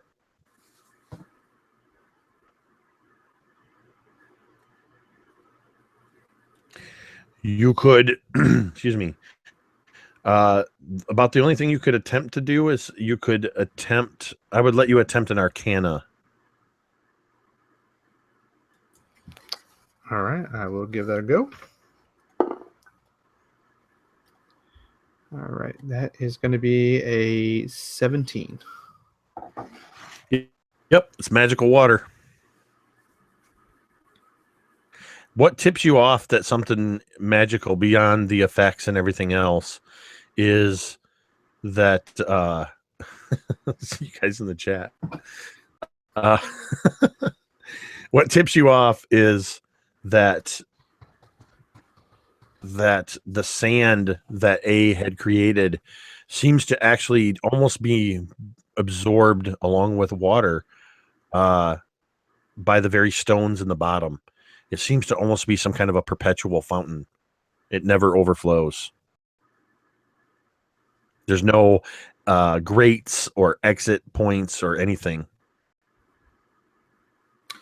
Padraig comes over to Zaniga and asks if he might inspect her look her over.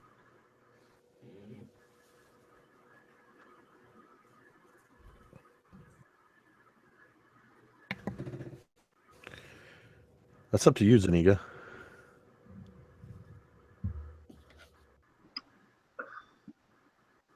Zaniga has no she has no objection to him checking her over. She's still kind of just happily smiling to herself and communing with whatever it is she communes with that nobody else sees. Well, so you're going to attempt to do a medicine check? Yeah, I got a total of a 10. So as Padraig is looking her over, it's like, yep, she's breathing. And he's nodding as he's looking at, she still has a pulse. Firm bones. She looks fine. In your expert medical opinion, this woman is alive. I think she's going to live for a little while. As he leans over and takes a handful and puts it in his mouth. Roll a d20. Is this considered like a poison? It's water. Okay. I'm just curious because of the dwarven resilience is all. No, it's not considered a poison. I got a 12. tastes very, very refreshing. You actually can see some of your wounds begin to mend and knit a little bit as you are healed 6 hit points. It doesn't seem to make you as giddy or happy as Zaniga, though. In truth, does anything? Anybody else that wants to drink may do so, or you can choose to not drink from the fountain. Kala's going to be trying to see if he can't chip off pieces of the gold or remove features that may be present. Such as a golden skull. The entire back piece with the basin and the skull and the back plate is all made of solid gold. And you, as you pry away with a dagger or a sword tip, the soft gold seems to peel away, and then as you start to pull the chip away, it's just not there anymore, and neither is your gouge. So disappointing. A would not drink. He doesn't trust it. If it was enchanting people to try and drink from it, he doesn't trust it. Samara, Kala, will either of you drink? Samara, seeing the witnessing the healing effects that it's had on her companions, just out of curiosity, she takes her hand that has a bit of that necrotic damage on it, and she just kind of puts it into the water to see if it will do anything without her drinking. It feels cool to the touch, but you don't see any discernible change. Did the rest of us notice that it was seeming to help knit their wounds? Yeah, I think you guys absolutely would. You're in relatively close quarters. Okay. Don't be daft. Drink some. Basically, anybody that chooses Very well. to drink, roll a d20. Yeah. Hesitant, Kala will eventually drink some. So I'll go ahead and roll up. All right. We get to work out the breadth of your chart there, Jake. I rolled a 1. Thank you, Jeremy. You're welcome. Thank you. Just for you, man. So I imagine Kala is just finally works it out, and he just takes a couple big handfuls, and in his jovial manner, even before he feels the effect, expecting whatever happened to Zaniga, begins to laugh as cool water is running down your dwarven beard. But as you turn, all of you see not cool, refreshing water, but you see bright, deep red blood, thick and viscous, flowing through his hands and through his beard. In itself, the skull begins spewing blood. It pours in, mixes with the water until the fountain is nothing but blood. And Kala, every time you are racked with pain as you take 6 points of necrotic damage, and you are under the Bane curse until I tell you that you're not. So you will roll a d4 with all of your d20 rolls from here on out and subtract that from your roll. It's attacks and saves, yes? Is that correct? The attacks, saves, and ability checks. Oh, really? Oh, damn. All right. Yeah, I look at the water, and I look up at the group, and I say, raises the question what you were drinking before, and turn towards one of the doors. And you hear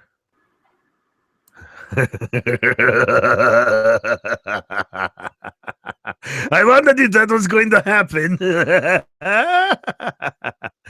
Oh, that was good. I haven't seen that in a very long time. Is it the skull? Brian, must you be so rude to our visitors? And you quickly realize, that the two gargoyles on the door are... I'm sorry, Brian, but it's just too funny. You'll have to excuse Brian. With I am ever so sorry that your friend met with the blood fountain. We were holding out for you. I can tell you this is true. Not me. I wanted all of you to drink the blood. Thank you for that. It was so wonderful. Brian, get a hold of yourself. Sorry, Brian. Visitors to the tomb of the Mummy Lord. We have come to the point where you must make a choice. Yes, you've got to choose.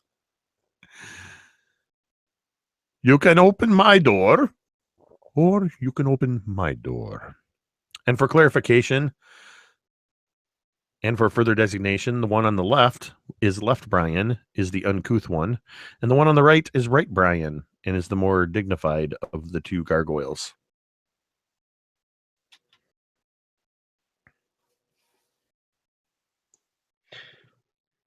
I look at the Brian who appears to be a bit more civilized and say, "And which would you have us choose, Brian?" That is not a choice that I can make. You must choose which way you will go. But what are the options? Someone who knows not which way to go, then do they truly know what options there are or what awaits them? When you wake up in the morning, do you know what you will face during the day? When you go to sleep at night, do you know what you will dream? Future is determined by your choices. And so you must choose. I say pick me. It would delight me if you would choose me.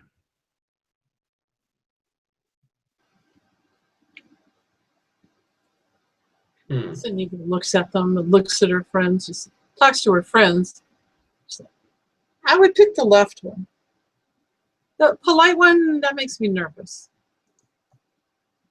What are good manners worth in a desert?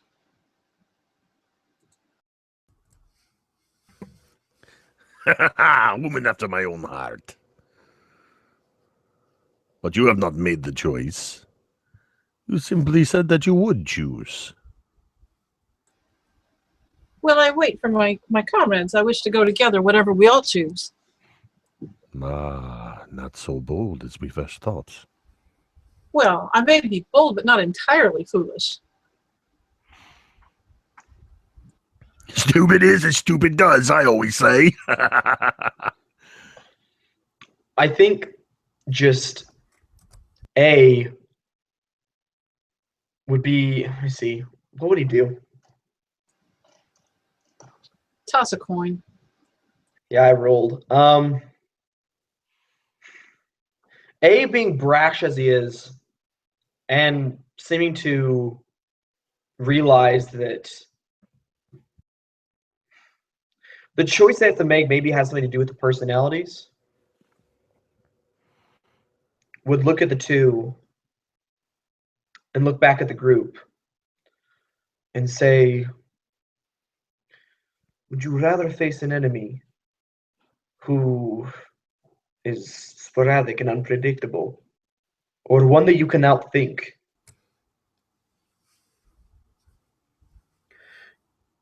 Kala's kind of curled up on the floor, almost in a fetal position, still kind of coughing up occasional bits of blood, wiping them from his golden teeth, a little bit out of the beard immediately around his face, or around his mouth, rather.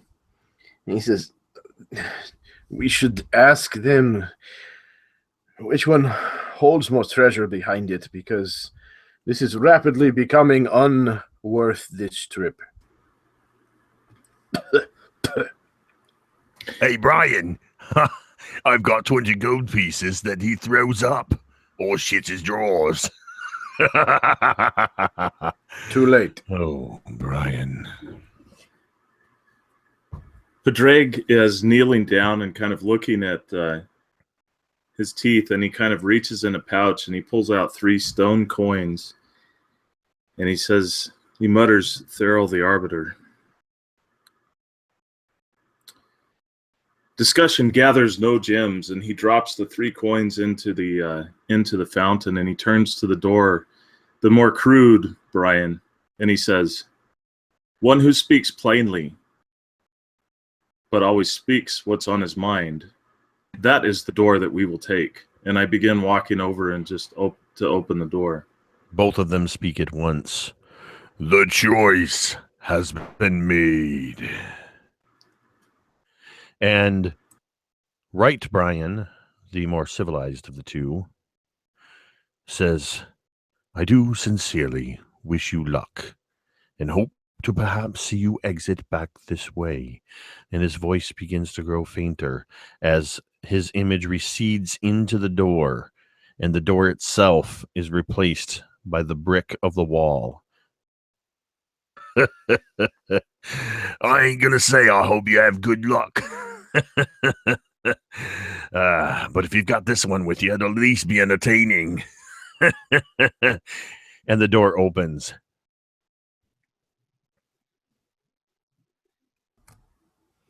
And they would walk through. Zuniga as well. Well, I would extend a hand to, before going through, to our friend on the floor, to Kala. Yeah, I was going to say Samara would help him up. He accepts it, kind of climbing back to his feet. Yes, I thank you very much.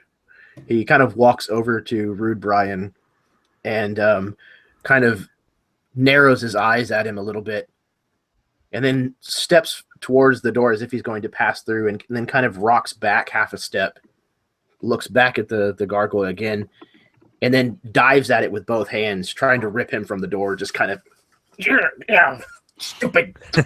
Yeah, get off me. And he kind of goes, phew, and you feel something hit you in the forehead. You don't take any damage from it, but you hear a very familiar clang as a sizable gold coin that has just struck you in the forehead lands at your feet. He bends down and picks it up, and he holds it in front of the gargoyle, almost like it was a holy symbol. I'm taking this repayment for your rude words. He kind of tucks it away and storms past the gargoyle. Kalal, you're already making out, see? He pats him on the shoulder. Of course, cousin, you are correct. Yes.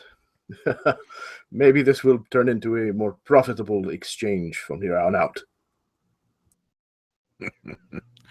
If you survive, this will be your last bit of joy for a while, I'm sure.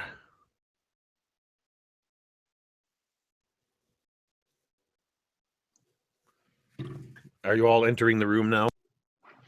Yeah, it would be following him through. Yes. Zuniga would go as well. Is there light? Do we see anything?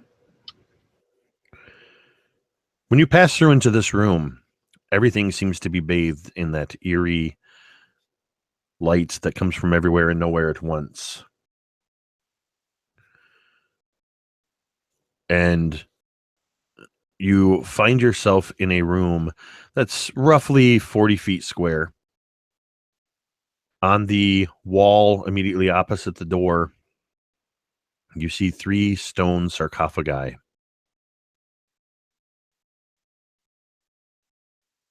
To the south is a door.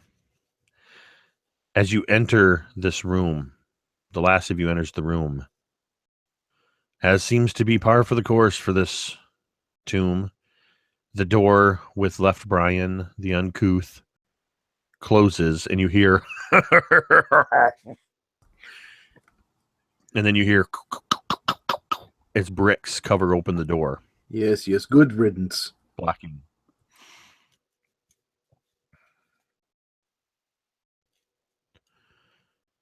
The floor of this room has inlaid patterns of gold, making a clear, almost in an arc on the floor, making a clear divide.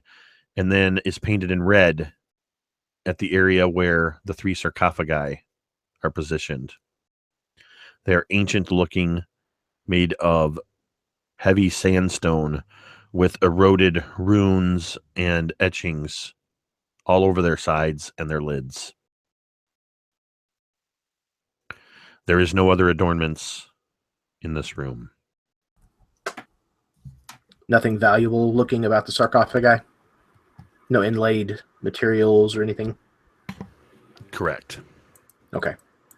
Then Kala's not in any big hurry. Samara would examine these sarcophagi, see if she can discern any inscriptions or anything that are on them. You may roll history.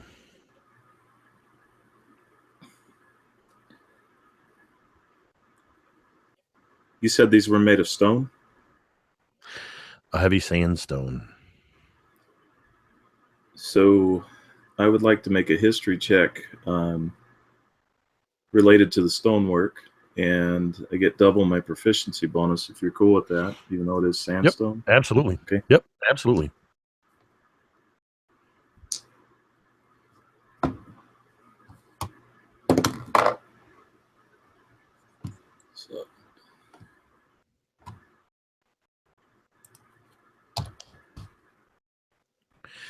So I'm going to take it in turns. That Samara, you are looking at the etchings and the runes, and what you see on these sarcophagi, that each one tells a similar but slightly different story of the individual interred within the sarcophagi. And what you are able to determine, and compiled with the knowledge that you have already from your research,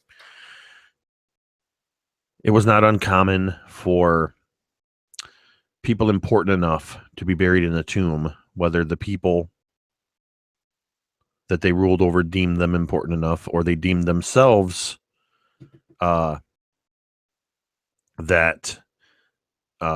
they're important enough. It's not uncommon for important people to them to be given places within the tomb. These are generals, commanders in Hysenroth's army. And you realize that based on what you're seeing, it is highly unlikely that they were willingly interred. Padraig, you're looking at the actual sarcophagi themselves, and you notice that there's very precise. They're created very precisely. They all match, though they appear to be worn by time a bit. You are able to determine that these sarcophagi were created and carved out of the sandstone over 1,000 years ago.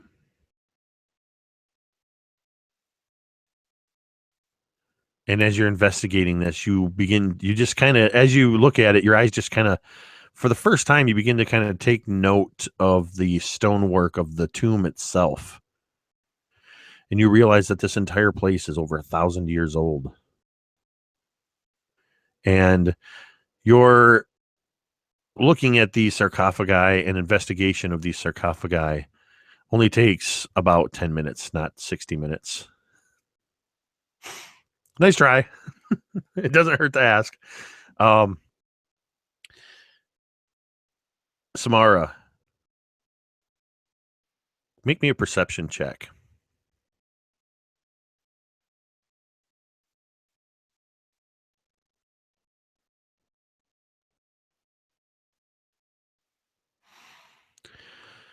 As you're investigating this last sarcophagus, you notice in the corner between the sarcophagi and the southern corner of the room, where there's a space probably of about 5 feet, but you notice there's a marking that is not, it doesn't match any of these others. It doesn't look anywhere near as old of them as them. It looks very crude. And you realize that you recognize this sign. This symbol was the symbol that your mother used to sign at the end of her names on any documents.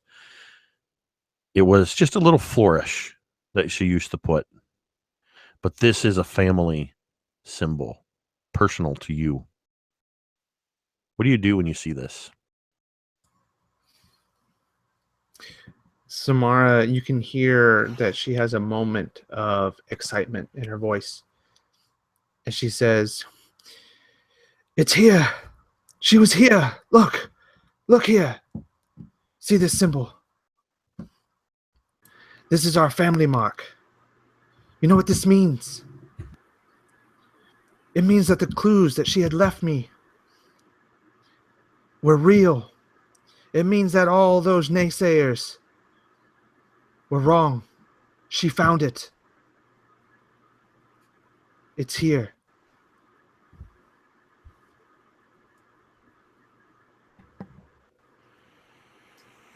Wow.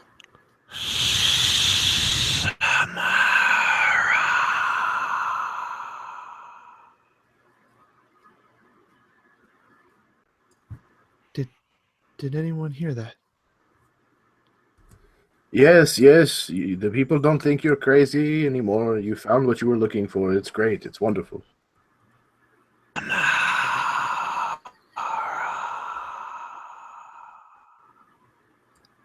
No, that just now. Did you not hear that? And she looks at Padraig, another scholar, like, you know, I'm not crazy. You're hearing this, right? With my passive perception, I would imagine that I'm picking this up, right? 17. Samara! And all of you hear it now. Samara, why have you come here? Sanika looks real quick and she's like, "Is that your mom?" I don't know. I came here looking for my mother. And as you say that, from inside the wall, near where you're standing, a spectral hand, feminine but sturdy, reaches out in a familiar gesture. Though it doesn't actually affect you, it reaches to your forehead where a strand of hair had fallen loose and attempts to push it out in the same way that your mother used to always do to you when she was still alive. And you see the rest of her emerge from the wall to stand in front of you. Samara, my child, why have you come here to this place? And Samara would kind of, even though it's a spectral hand, she kind of leans in to the caress as her hair wisp over her ear. You disappeared, and no one had seen you. I told them I would find you, and I spared no expense. And though they doubted,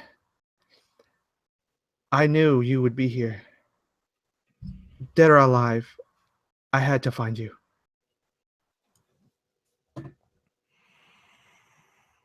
You shouldn't have come, child. This is where I met my demise. He's too strong. He's growing stronger. For centuries, he's been luring adventurers here. He feeds on their life forces, adds them to his army. Incineroth is preparing to rise again. And he's close, Samira. He's close. But I fear you have come too far. You cannot turn back now, though I wish you would never come. You're going to have to face him. Do you trust these people with you? With my life. That may be your undoing.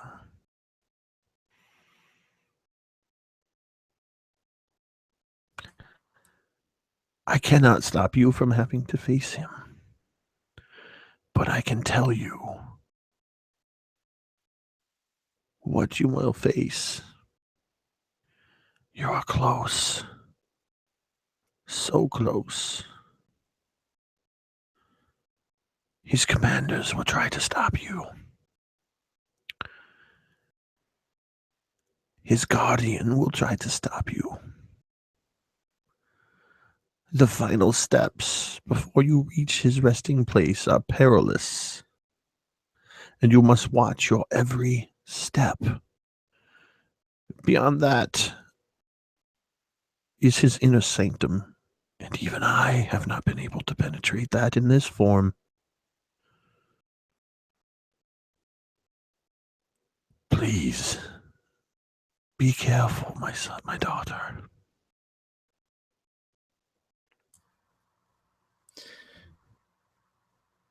And I would imagine she perhaps is fading at this point. Yes. And tears just kind of start streaming down her face. Mother, don't go. As she kind of holds out a hand as if she could grasp her. And as she reaches out her hand to try to clasp your own, a ghostly skeletal hand comes out from behind her, grasps her ghostly wrist, and you see yet another and another as she goes, Samara, no, as first a dozen and then 24 ghostly skeletal hands pull her forcibly back into the wall.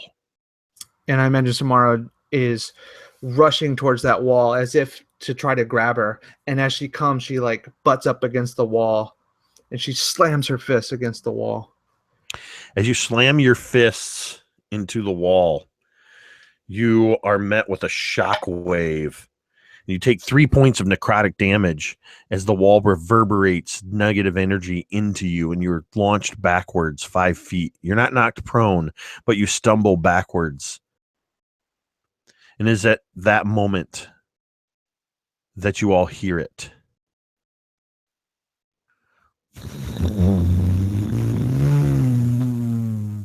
Sandstone against sandstone being pushed back as all 3 sarcophagi lids slide away, crashing to the ground, and uprises 3 mummified figures. Roll for initiative.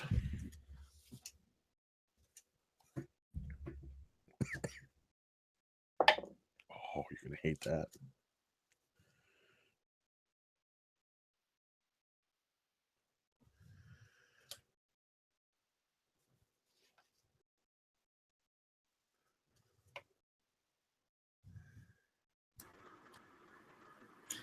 I just got to say, that was really cool from both of you. Yeah, it was a fantastic moment, guys. Thank you. Yeah, that was great.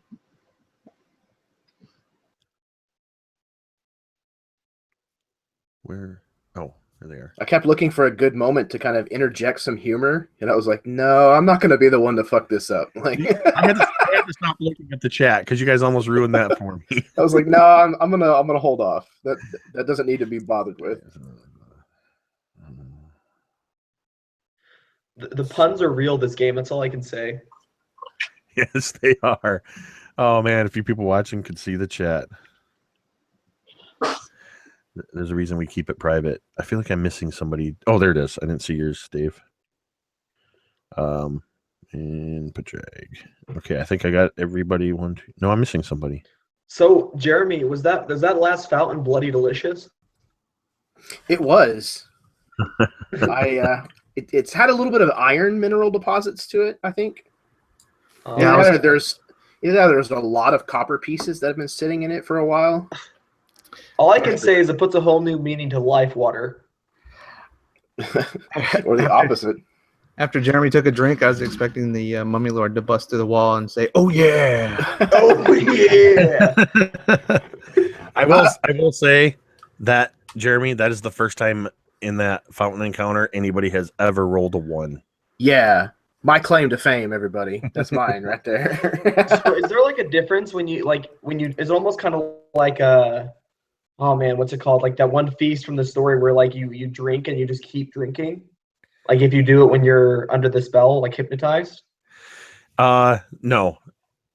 I'll go into more okay. detail afterwards. We'll do a little behind the scenes. But I'm going to be a little cautious about how much I reveal because Carol's playing again on Tuesday. So Okay, hype. we'll kick Carol out and then we'll talk.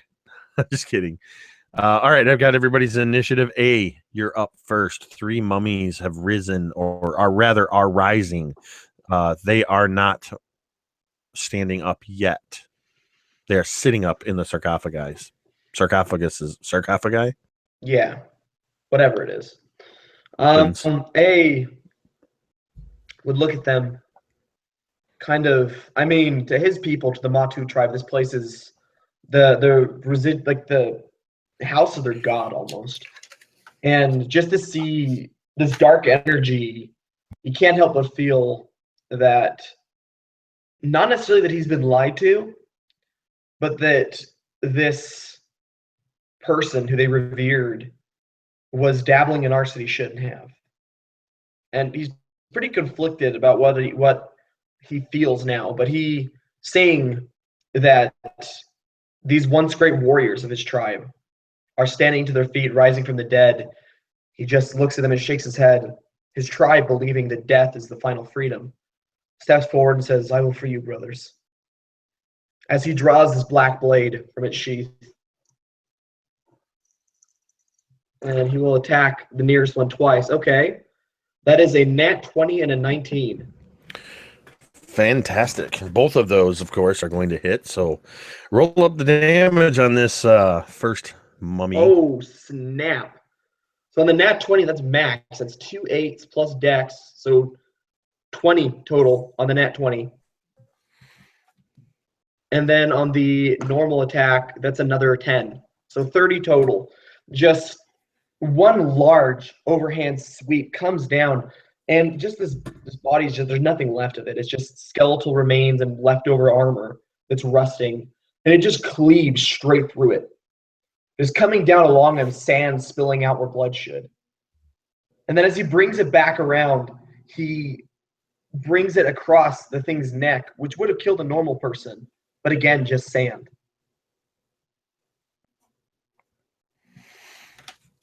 And even as the sand begins spilling out from it, the wrappings seem to move of their own accord, containing the sand from spilling out of it. Though your wounds to it were quite powerful, they don't seem to have as much of an effect on this mummy as you would have hoped.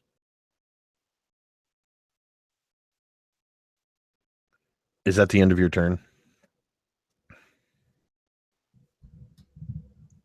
Yeah, that's it. I'm not doing anything else. And suddenly, as your last swipe goes across it, it reaches out a hand, attempting to grab at your wrist as you swing past.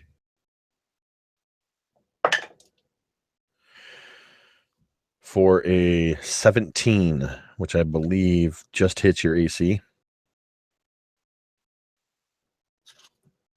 Or no, actually that beats your AC.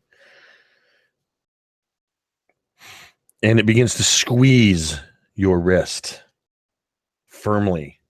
You hear bones popping as you take 10 points of damage from that. And then you feel this darkness, this dark energy begin to seep into you. Oh, I just rolled 3 6s on 3d6s for 18 points of necrotic damage that begins to seep into you.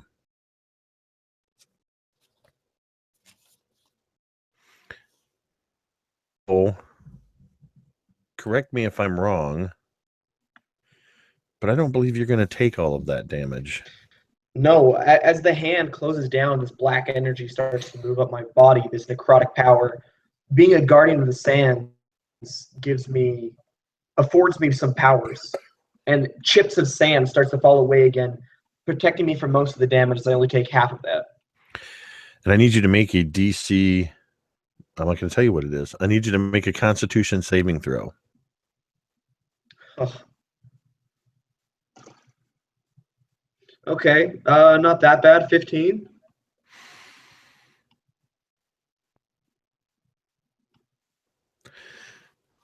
So there's no further effect from this mummy. But the other 2 mummies are rising. And one of them is closest to Samara, who was just interacting next to its sarcophagus with her mother, the spirit of her dead mother. And it pulls itself upright, and it almost falls out of its sarcophagus. So it is standing directly in front of you. And Samara, I need you to make a wisdom saving throw as this mummy meets your gaze and just stares at you with hollow black eyes.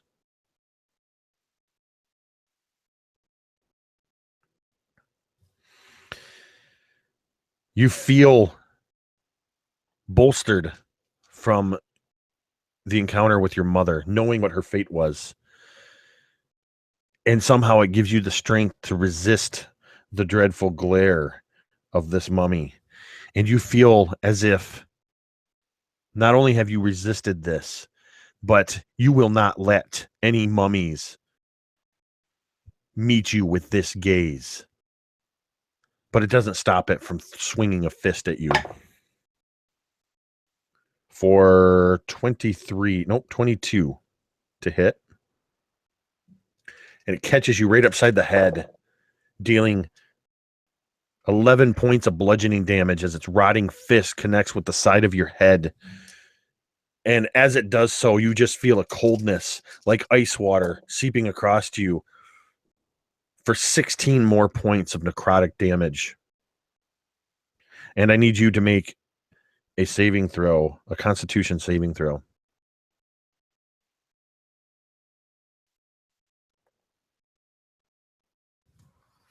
Okay, that was bad. I'm going to spend a luck point. All right, much better. 17. There's no further effect from this mummy that just cold cocked you upside the head. The next mummy rising out of its sarcophagus.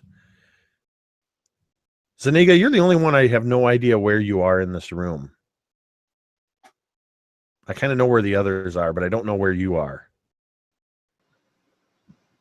Well, I came in with them and was close to the front of the group. So name a person if you're near somebody, or name a wall. I got to figure out where you are. I would have been fairly close to IE. Dave says you're in front of the wizard. I would have been fairly close to IE. Or E. Okay. Or I. Okay. All right. That's good. So you don't get attacked this time, Padraig. Unfortunately for Kala, the mummy is attempting to stare you down, and I need you to make a wisdom saving throw as these black inky pools in where its eye socket should be are staring into your soul. A total of 13. But it's not enough for one who has tasted the blood of the blood fountain of the tomb. And you too feel as though you can resist their stare. But this one lunges at you with its fists. Holy crap. That's 24 on the die. This one slams a powerful fist into your stomach, dealing 5 points of bludgeoning damage. And you too feel an icy coldness wash over you as you take another 10 points of necrotic damage.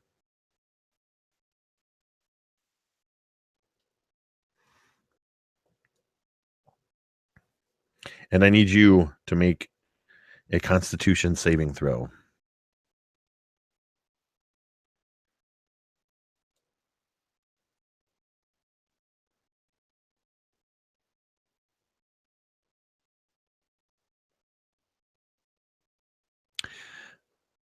I was looking at that 5 going, what is that 5? And I'm realizing that's a horrible fail to that saving throw. Yep. As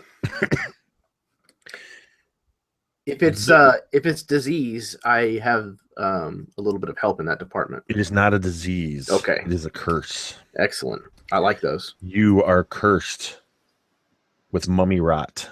Does he have inspiration? I do. I'm going to hang on to it. Okay.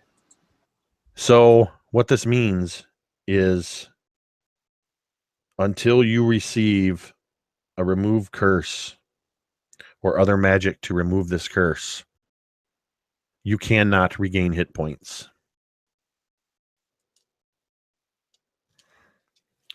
And it is now Padraig's turn. Padraig was actually wrapped in awe. He's wrapped in awe watching this scene unfolding between Samara and her mother, and up to the point of actually being kind of misty-eyed at the whole engagement. But not what most would realize. He was actually engaged in the beauty of undeath, the beauty of his mother in her state of undeath.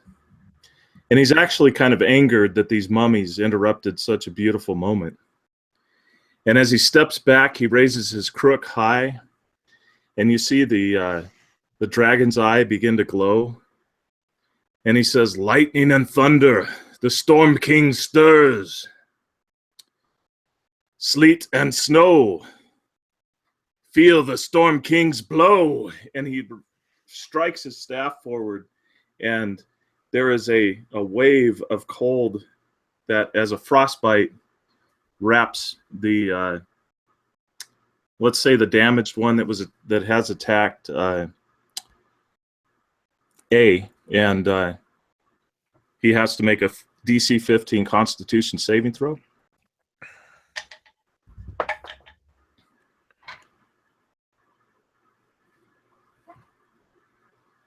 That is a 4. Very nice. Okay, so the damage on that is 8 points, and the next attack is at disadvantage. So the next attack will be at disadvantage. The next attack that the mummy makes. Correct. Okay. Zaniga. These mummies are tearing your friends apart. What are you going to do? Well, Zaniga's going to she kind of looks off into space for just a second, shakes her head, and looks back at the mummies and wades in with her greatsword. Ew. Let's see. Her first roll is 18. Does that hit? It does. And that would be 8 points of damage. Which one were you attacking? Golly. Is one of them damaged? Only one of them has been damaged so far. Okay. I'll hit that one then. Right?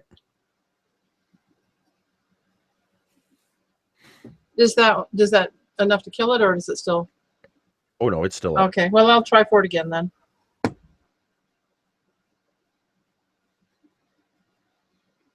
Um, 17. Also a hit. That's 13 points of damage. Oh yeah, don't forget your bless. I forgot all about my bless. What? And yeah, it looks like based on your number there, Jeremy, you remembered you were also under the curse. That doesn't add to damage, it just adds to your attack rolls, Right, Carol, okay. at D4. Yeah. But you hit with both of them. What was the damage on that second one? Great. That was a lot too, wasn't it? I don't remember. Does anybody remember? Help us out here, people. That sounds right.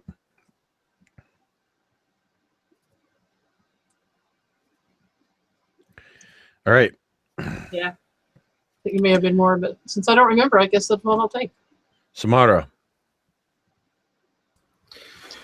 Samara steps back from the mummy that's engaged her, and Samara just, through this whole encounter, or through this whole tomb, she's just been getting hit with all these different things, and it's been wearing on her. But that last attack from the mummy has really bashed her in to where her face is kind of bruised now, and she's got kind of like blood on her nose and on her lip. But she steps back and she says, "This will not be my tomb." And she begins to utter a life prayer amongst the local culture here as she begins to cast Cure Wounds. And I'm actually going to cast it one level higher to get me an extra D8 as I cast it on myself.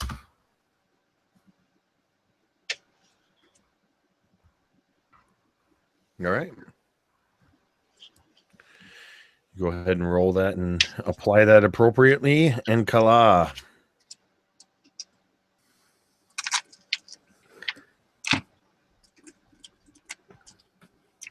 Okay, there goes. So, having been just knocked around and rattled quite a bit there the last couple of seconds, he's going to kind of stagger back from that blow to the stomach that he just took.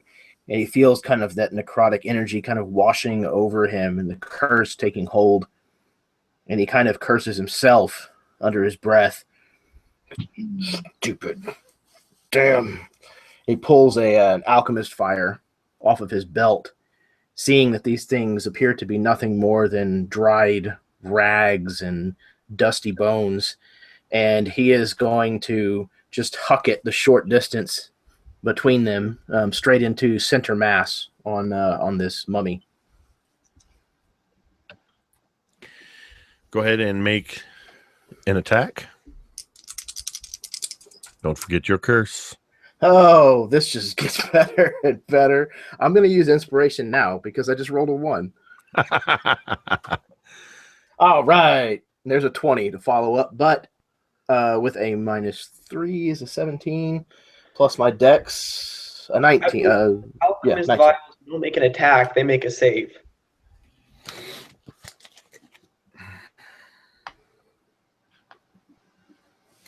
Right? I believe you may be right. I don't know why I started singing because I can't sing. Felt appropriate. Not appropriate? Is that what you said? I said it felt appropriate. Oh, because Singing is always appropriate. I've been told that my singing is not appropriate. Singing is always No, appropriate. alchemist fire, you make a ranged attack against a creature or object. Cool. So it was a 19 total, but I did roll a 20 on the die, if that makes a difference. You rolled a 20 on the die? Yep. But you do have the Bane Curse, Yes. which So- negates your crit. So you do still get to roll the 1d4 damage. And then the dex save comes in order, if it catches fire, in order for it to basically put the fire out. So it takes 2 points of fire damage. But this fire flares up instantly on it, and it actually seems to do more damage than what you initially thought. So it takes 4 points. And it's on fire. And I think that is... Oh, that's an attack. It's not a use object, right? No, that's an attack. Okay, cool. Then I'm Hey, done. we're back to you, eh? So A, just this devastating blow, simply from it grabbing his wrist. He kind of just grunts in pain and then steels himself. And when he looks back up at this creature raising his blade, he sees something around its neck, and he feels at his own neck, and the symbols are the same. And he remembers now a story that his father told him about his great-grandfather who used to serve the god Pharaoh, this god ruler, and how he just disappeared with the ruler one day. And he looks and he realizes this is his great-grandfather. And as he looks at him, it says, "What did he do to you?" And he raises his blade and he's going to chop him twice, more eager now to end his prolonged life.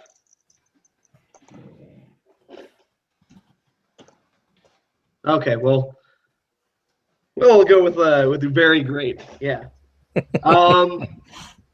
Very distant descendant. Yeah.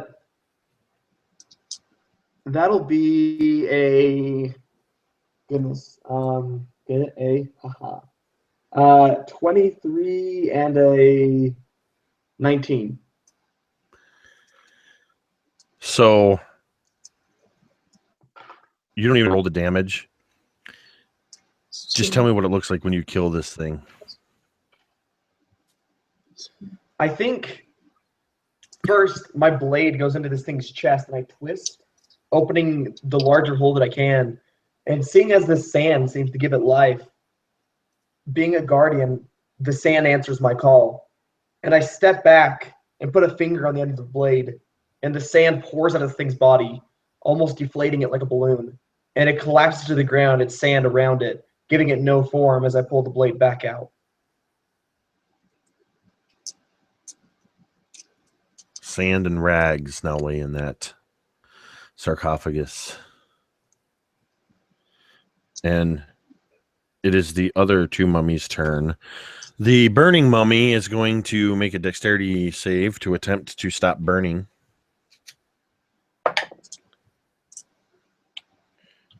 And it just barely succeeds in kind of, it almost does this like clumsy pirouette that you almost see like its bandages kind of and sand kind of come out from between the bandages and douse the flame and go back in. But that's its action as it spins to face you. And the other one is engaged with Samara and is going to attack Samara again, throwing another punch.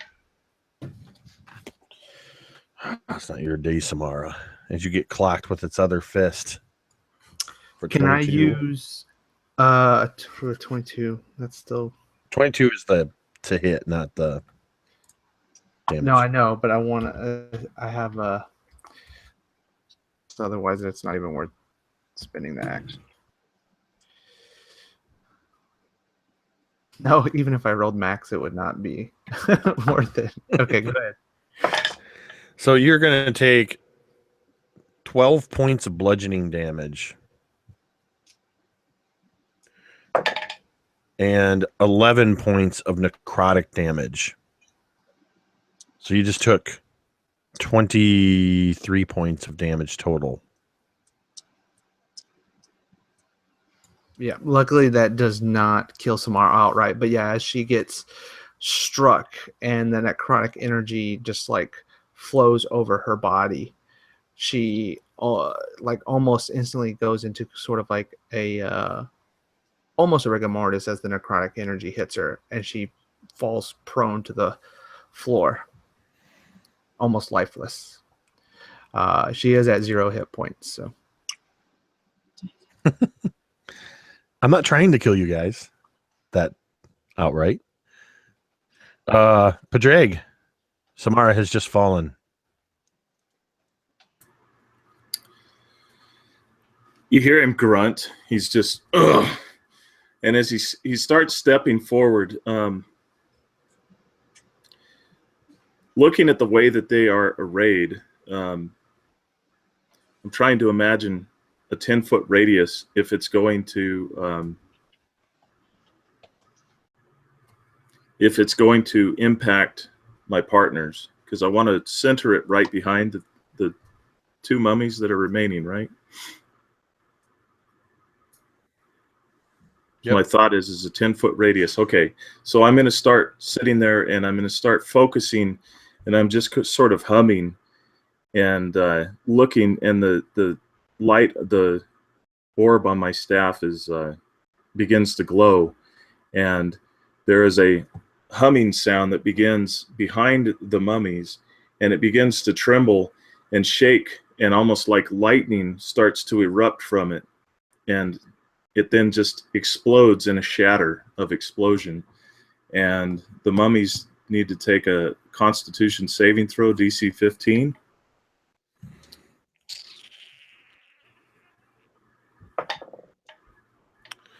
First one fails. Second one is the one that is so the one that just took down Samara is the one that failed. And the one that just put its fire out is the one that succeeded. Okay, so it's a total of 16 for fail and a total of 8 for those that succeeded on it. So as the damage just rocks into them, I would imagine you see just the bandages just begin to shred on their back, and then sand flies forward, and I go to stand over Samara and to protect her. Zaniga.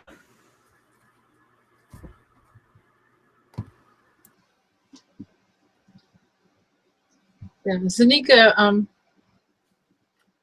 she looks at this mess and she mutters to herself, and she goes for, is one of the mummies more badly damaged than the other? The one that just took down Samara after this spell seems to have taken more damage. Okay, I'm going to go for that one. And that would be... Sorry, I always had to add. I'm not very good at this. That'd be 23 total. That is a hit. And it's going to be, okay. It's going to be 12 points of damage. And then she's going to try to hit it again. Okay. Now I rolled a 19, which with the champion actually is a crit. Okay. You know, plus the 4 on my bless. Which you don't need because you crit. Which I don't need because I critted, yeah. They say roll twice and add the rest of the damage? Correct. Okay.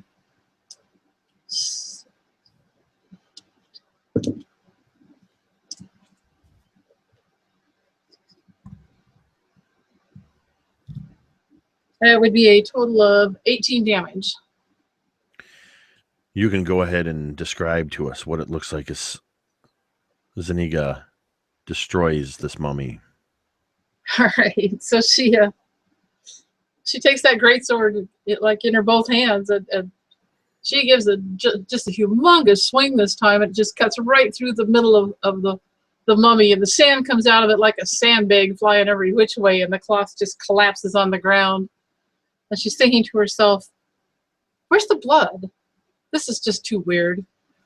And then she kind of looks off as if she's listening to something for a moment, and she nods and says, "Yes, it was a good swing, wasn't it?" That was her second attack, right? Yeah. Yep. So Samara, that was the end of her turn. Samara, I need you to make a death saving throw.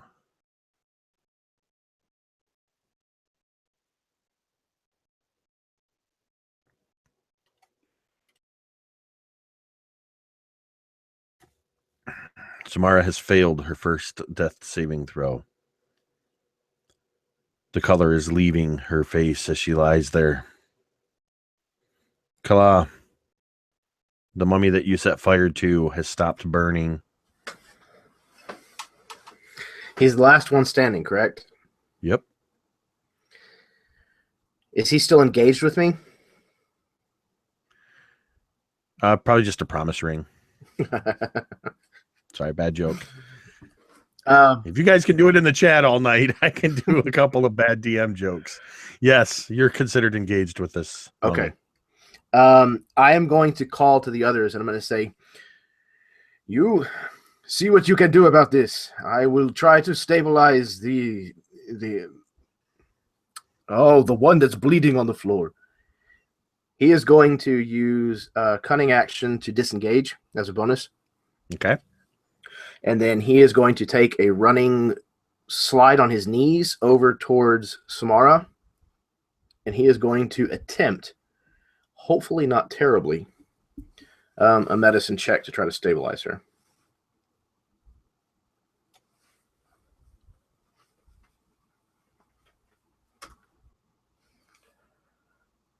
I got an 18 total. You are able to quickly assess where the damage was done the most. And your hands are a flurry of motion as you just start using pressure points. And I used bandages from the nearest mummy, and I just started shoving them against the wound. Hey, watch it. That's my leg. There's a moment where you see her eyes kind of flutter and her chest kind of heaves for a second, and she's stabilized but unconscious.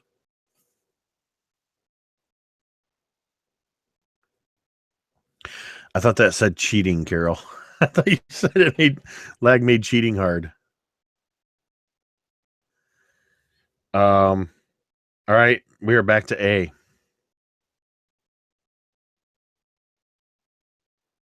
So, seeing this last one hasn't taken like any damage, right? Just a bit of fire damage. It's taking a very little bit of damage. Okay. Yeah, so what I'm going to do is I step forward, I'm going to attack it twice. Okay, 25 and 16. Both are hits. Which is a total of 10 plus 6, 16. So it like the mummy probably step up behind it. It kind of starts to move out of the way, but sand trickles up off my hand up along the blade, extending it a little bit, just so that the first attack hits, knocking it off balance. As I come back around, I slam the hilt into its forehead, stepping it away from me. And I put my hand to the side. As a bonus action, I'm going to use my one of my monk abilities. And it needs to make a dex. It fails. Okay, so it's going to take, oh, baby, come to Papa. 9 plus 9 plus 7. So 18, 25 points from my water whip ability. But instead, what you see is my fist comes around and sand, like Sandman from Spider-Man, just comes off of my hand into an extended fist. It just slams into his throat and grabs it and pulls it 25 feet to me. I'm going to pull it away from it back with the group because my mobility makes it so it can't provoke opportunity on me. When you pull it back, you pull your fist back, and there's a moment where the bandages, now devoid of any internal sand, seem to hover in the air for a moment before fluttering to the ground. And as you withdraw your fist, sand just spills to the ground as you've destroyed the last mummy. Samara lies unconscious but stable on the floor. The 3 mummies are destroyed, and you are out of combat.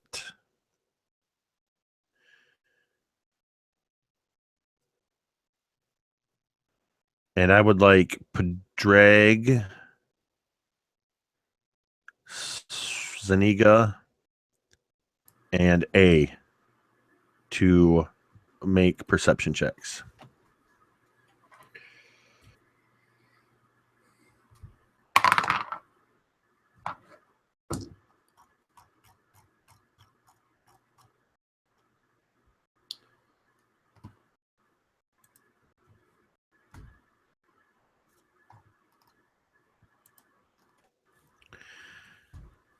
As the mummy rags flutter down to the sarcophagus,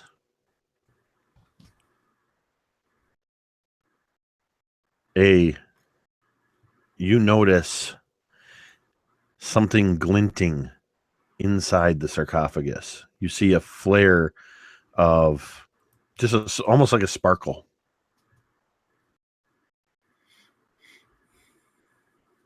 And I would approach the sarcophagus carefully and look inside to see what it is. What you see inside the sarcophagus is that the mummy was lying on a bed of gold, platinum, copper, silver, gems of all kinds of colors, and you can even see a few things protruding. It appears as though this mummy had been entombed with all of its earthly treasures. I would like you to roll a d10.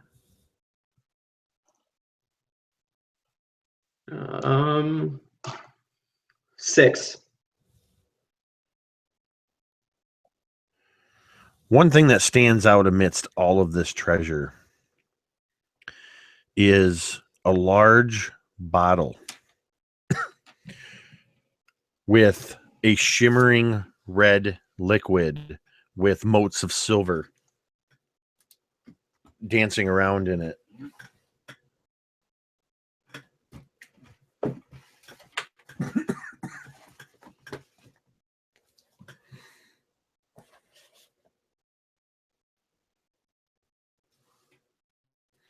Holy cow! Sorry, mine's being really laggy. I reach in and I withdraw the bottle. What you have found is a potion of supreme healing. How much does it heal for? 8d4 plus 8. I just walk over to our unconscious companion and open her lips and pour it down her throat.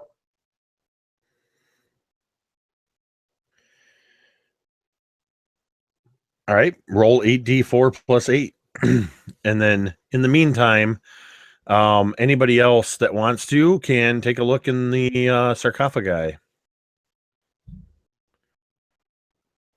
Carol, your thumbnail froze as you were apparently yawning, and it looks like you're astonished. No, not so astonished, I guess. I would like. That's 32 points. 32 points to Samara. Yeah, And Samara, as that liquid is being poured down, she begins to, you kind of see like her chest like heave up as her life force is being brought back into her body, and she gasps and coughs. As Paula she sits says, up. Easy, girl. Take it easy.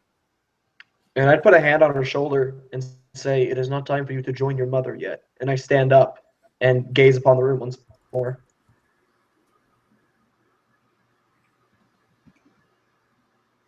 Zaniga would definitely want to look in the coffin. yeah, everybody that wants to look in the coffins, besides Ty, who already found something, you can all roll a d10. Yeah, once Kala sees people pulling booty out of it, he's definitely going to get off of his and go check. And you can gather as many gems, coins, jewels, and other things as you can carry. It's numbers in the thousands of gold pieces in value. Well, Too much to assess right now. I just put a Zuniga- sideways 8 under my wealth. Yeah, there you go. Zuniga, you find Yes. underneath all of the treasure in one of the sarcophagi, it's kind of wedged in, so it didn't even move at first. But you find a halberd A halberd? that is unnaturally shiny. It hasn't aged at all. This halberd is a +2 halberd if you choose to use it. Kala. 5.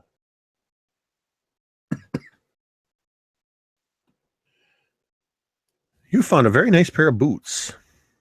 Supple leather. Incredibly lightweight.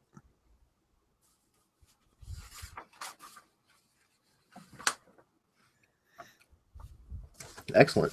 Yeah, I'll, if they seem better than what I am currently wearing, then I will absolutely exchange them while we have the downtime. Yeah, you go into your inventory and you do compare item and you look at the magic values and everything else. I mean, better condition. But that too.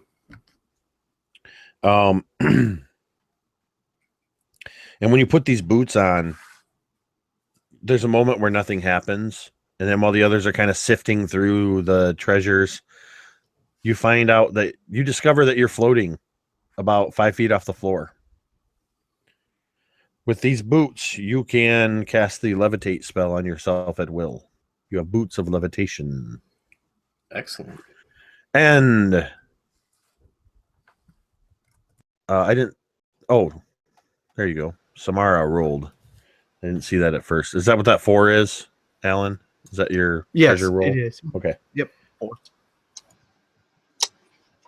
I would like to say when I have just a second here that Zuniga keeps picking up gold and gems and things and just packing them into her pouches and seems to be able to pick up quite a lot. Samara, you found a potion.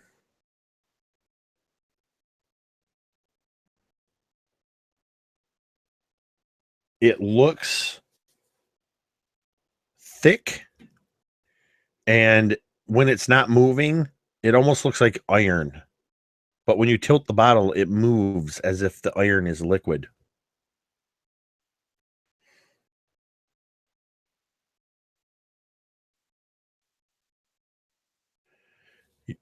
You have found a potion of invulnerability.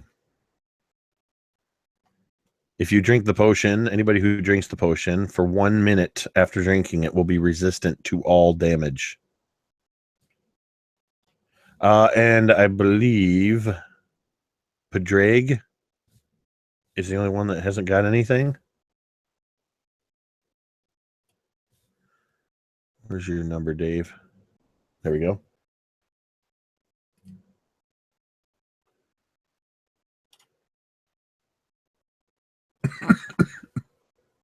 Excuse me.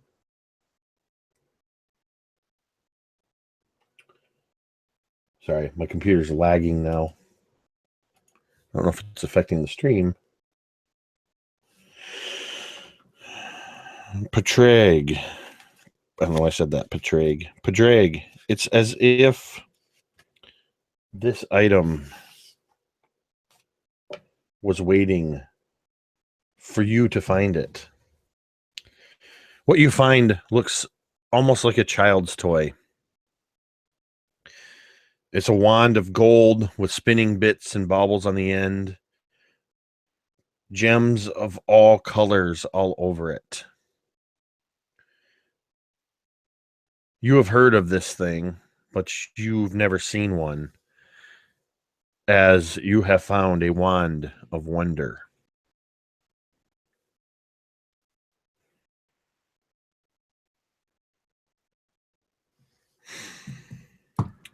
Oh, wow. And that's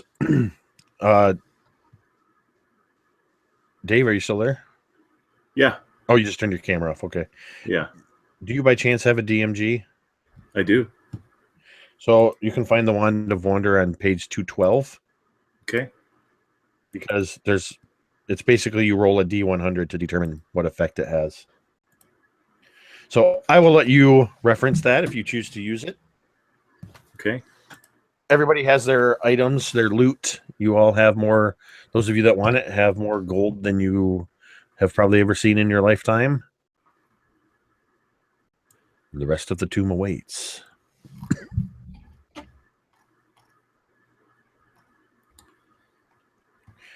And I would like to actually call a quick break here.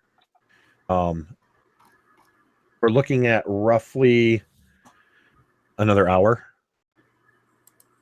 but I really got to pee and get some water. So we'll take a quick 5-minute break, and then we will finish the tomb. Or the tomb will finish you. I was going to say, yeah, or finish us. Getting close.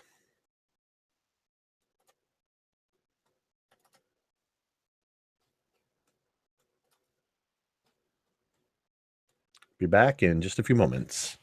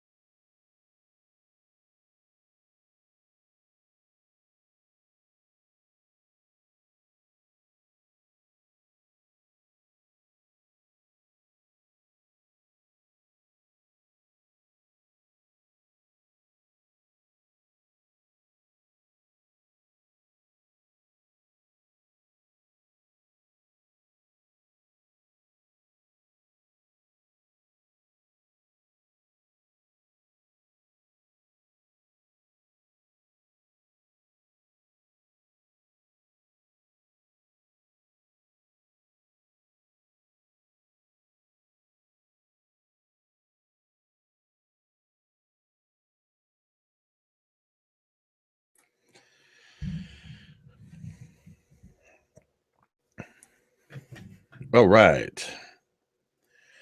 Well, thank you to the however many people that are still sticking around watching this thing. Looks like we've had anywhere from 7 to 12 viewers throughout the game. I hope you're enjoying yourself. In case you missed it at the beginning, this is a unique adventure that I have created using the D&D 5th edition rule set.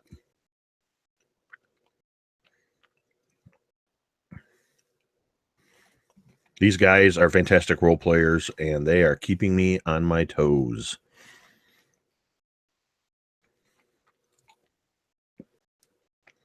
Something that we never mentioned at the beginning, but that was manifest in Alan's portrayal of Samara meeting her mother, is I developed a system for this game called Secret Motivations, where prior to the game, each player randomly selects a card.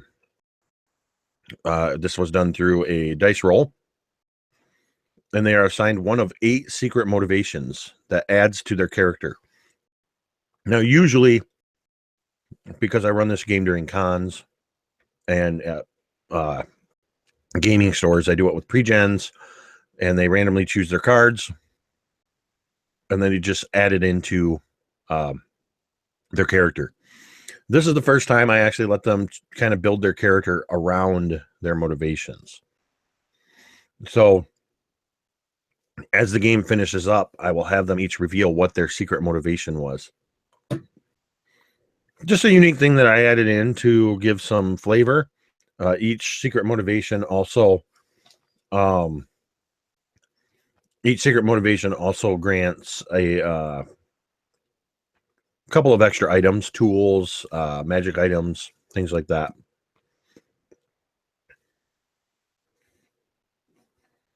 Just getting a tiny little bit of sugar from some dark chocolate covered raisins. Dark chocolate yogurt raisins to give me that last little burst I need to get across the finish line. Typically, when I run this game for cons or at gaming stores, it takes 4 hours. But I anticipated closer to 5 with this kind of RP going on. And it's been phenomenal.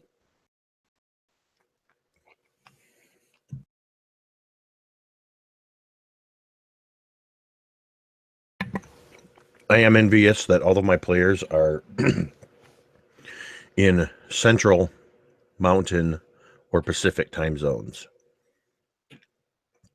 So it's already 1 a.m. for me.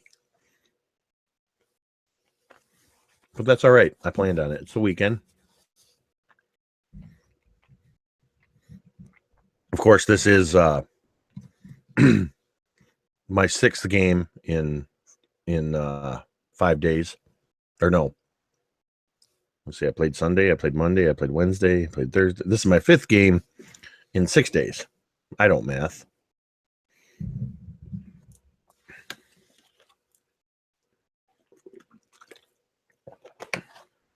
I forget how much as a DM you have to talk, though. Plus, I'm a little bit sick.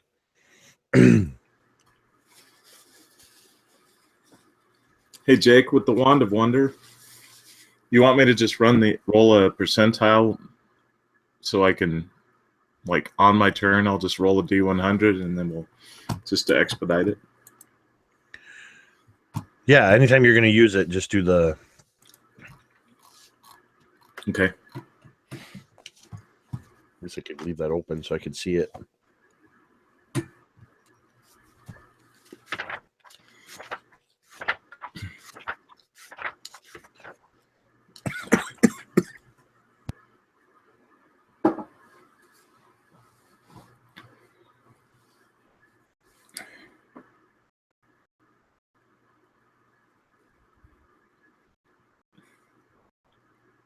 What's the weather like over there? Oh, we're supposed to have temperatures in the 60s this weekend. Oh, nice. It's the middle of February in Michigan. And I drove home from work today with my window down. Normally, we should be under about 3 feet of snow and everything covered in ice. Yeah, I wore a light jacket. It was about the same temperature-wise. It's supposed to rain tomorrow, though.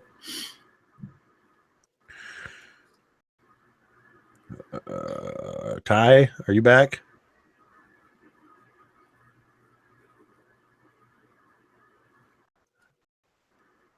Doesn't appear so.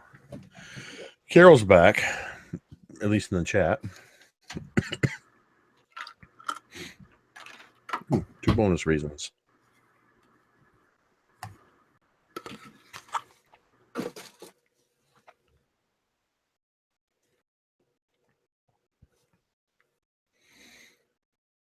I grabbed this water bottle before the game. I'm sure there's a couple thumbnails or screenshots of me making a face after I drank it earlier, because I'm fairly certain that I grabbed a bottle of water that's been sitting around for a while. That did not taste very good.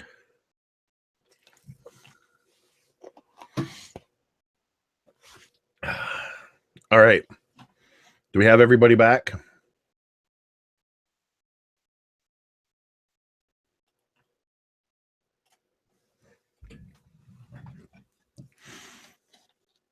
Carol, are you actually back?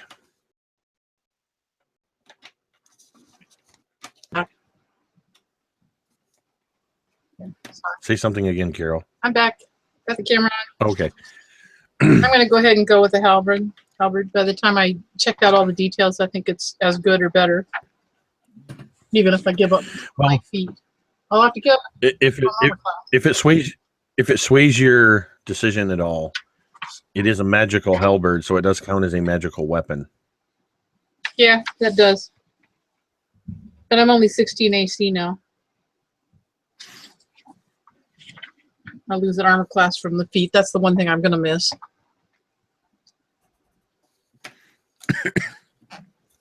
But the Mummy Lord won't miss. Oh, did I say that wrong?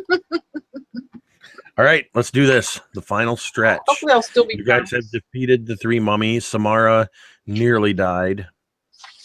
Some others have taken some pretty strong damage. Kalad is looking the worst for wear. Messed up 2 ways to Sunday. You have a door to the south.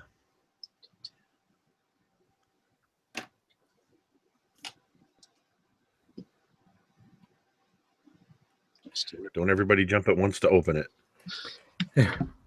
Samara would hand the potion over to Kala, and of course, explain what it will do. But its effects only lasts momentarily, so use it wisely. And then proceed towards the door and look over it and ensure that it's not trapped or anything.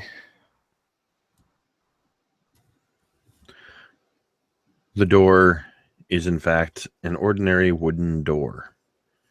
It actually seems a little bit rotted. There's no real viable mechanism on it anymore. And just simply pressing against it allows it to come open. No traps. No lock. It opens inward. She would just not walk in, but just open it so that everyone could see into the room. You open it into a room that is about 25 feet across, and you seem to be at the end of this room that stretches to your right, about 40 feet. The entire room is covered in sand. At the far opposite corner of the room is an archway leading beyond into shadow.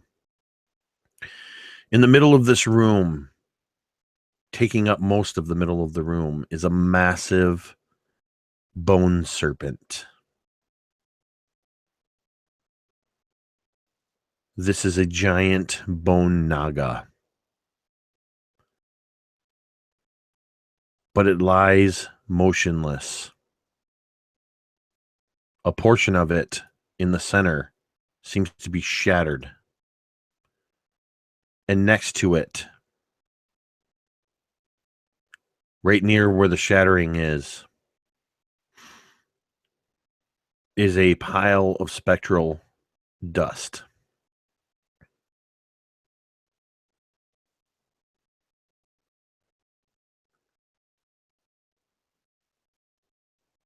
What will you do?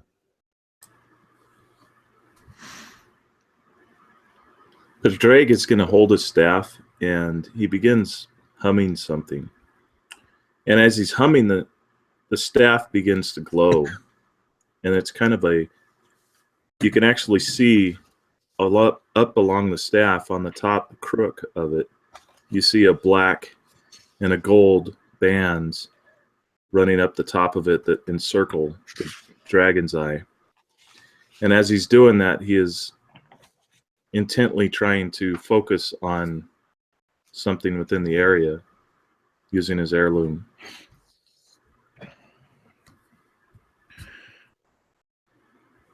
You would expect to gain this sensation from this bone naga, but it emanates as nothing.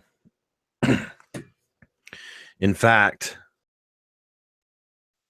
you only get one reading. Immediately to the north of where you are now, just on the other side of this wall, is a very strong sensation.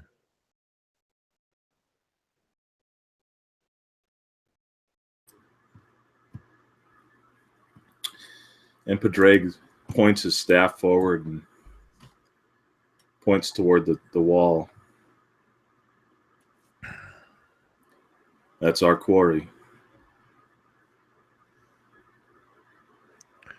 Further along the wall, to the right of where you pointed, is where the archway is that leads in that general direction, but into the shadowed hallway.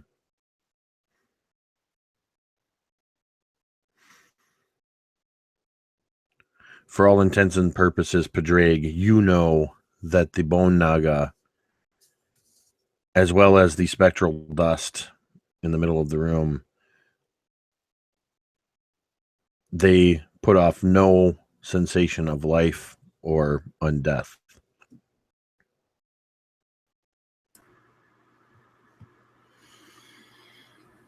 I'm going to go up and inspect the spectral dust.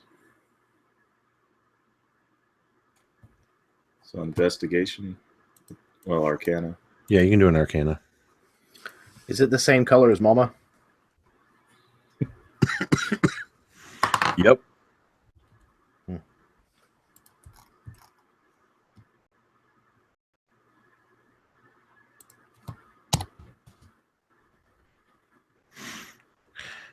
Yeah, you're able to determine, just as Kala, I imagine, kind of goes, hey, that looks kind of like your mom ghost.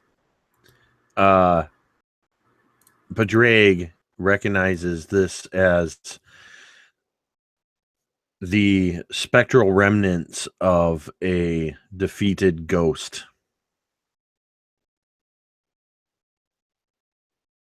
And there's only one ghost you've seen recently.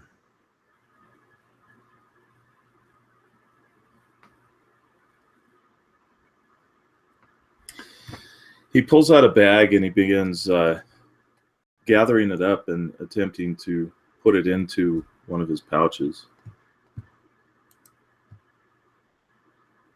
Unless you'd like me to identify this. And I'm looking up at Samara.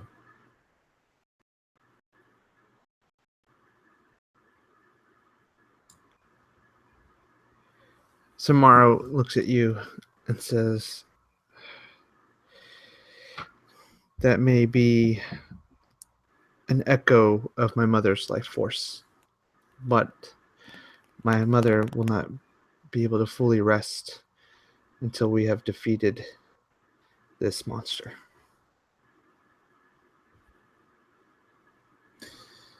And as you're speaking to Padraig, all of you probably noticed that his hood has kind of fallen back, and you notice that the pallor of death that had seemed to grow on him has seemed to recede somewhat.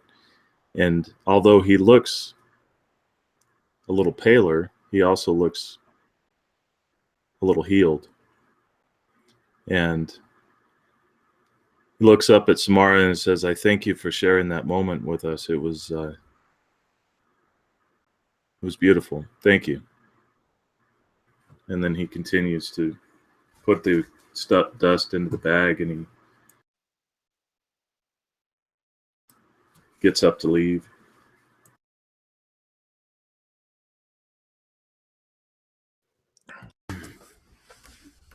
Yeah, Kala kind of puts his hand on Samara's shoulder and kind of just pats it 2 or 3 times gently and says, let us press on and pay our respects to this mummy lord in our own way.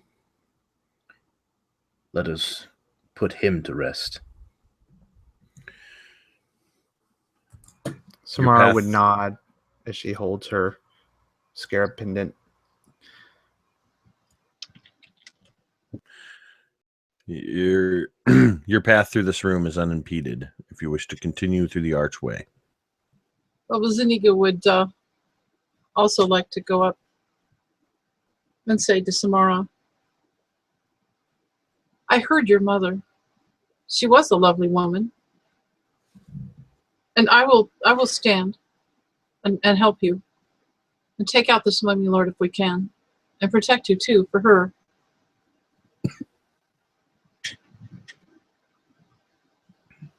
And then her eyes kind of wander off again, and you wonder if she even knows you're there.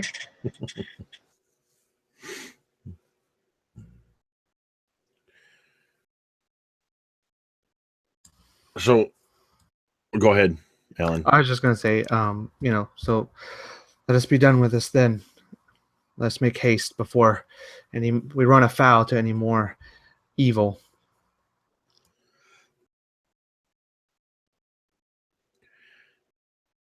Who would like to go look down the hallway through the arch? I think A would already be striding into the hallway. Are you going into the hallway? Yeah. The hallway is about... excuse me. The hallway is about 40 feet long. And there is a pattern of orange and white tiles all across the floor. At the end of the hallway to the left, you see a very ornate door inlaid with gold and silver. I have a sneaking suspicion, and I probably against better judgment am going to use my dash action to sprint through here. Okay. So that's 100 movement speed. You only need 30 or 40 feet. I know. I'm just going to dead sprint through this to see if anything happens. You look really fast. All of a sudden, it's like just in an instant, he's at the other end of the hallway. Does anything happen? Maybe somebody goes, wow, that was fast. Okay, cool. Phew, no traps. Thank goodness. Zuniga's going to follow along behind and kind of tap the floor and maybe even the walls with her halberd out in front of her, just to see if she triggers anything out that's going to be like 10 feet away instead of right up on her. Just kind of like a blind man with a cane. Yeah, kind of maybe tapping the walls a little too, just. So she has a new toy. Okay. Meanwhile. Yeah. Meanwhile, Kala, standing at kind of the entrance to this tunnel, kind of looks down at his thieves' picks that he had taken out, and just kind of shrugs his shoulders and stows them back away, and then he'll just follow the rest of them down the tunnel. Padraig, Samara. Yeah, I'm moving along. So this is what happens. Zaniga meets up with A. Turns as Kala's kind of walking down the middle. Samara and Padraig step in. And in the same instant, you hear from both ends of the hallway, but not where you are, Kala. You hear shing. And I need everybody but Kala to make dexterity saving throws as massive spikes from floor to ceiling come out of the eastern wall. Luckily, I have the Dungeon Delver feat.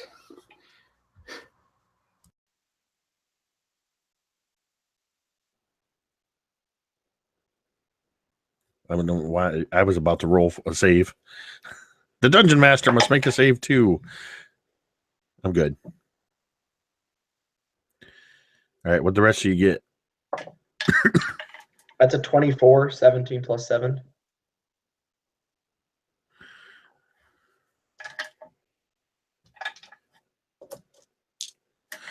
Padraig, you're a dwarf, so you're only going to get hit by 2 of the 4 spikes. What about Zaniga? Did we lose Carol? We did. I don't think She Carol's ever appears, she dropped. appears to have failed Nat 1 on her broadband check. Yeah, I saw that in the chat. So Padraig, your just pure dwarfness is what saves you, and you only take 3 points of damage. As these spikes, they're old, they don't really penetrate, they just push you up against the far wall. Carol, are you back?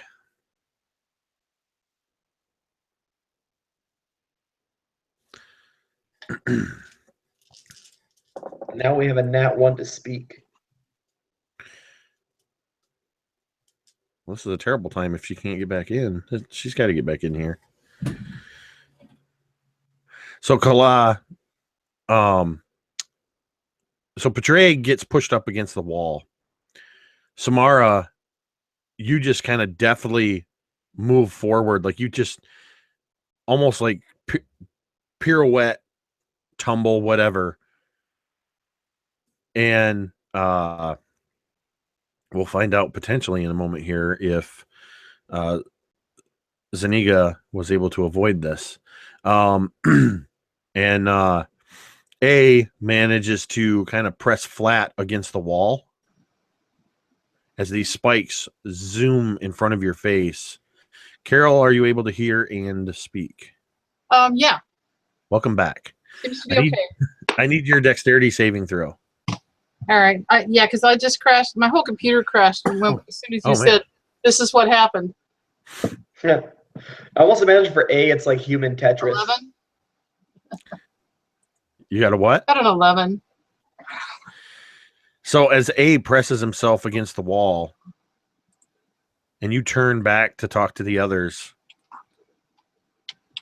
4 spikes come out of the wall, pinning you against the opposite wall, actually up against the door. And you take 16 points of piercing damage as these spikes puncture through to you in different ways.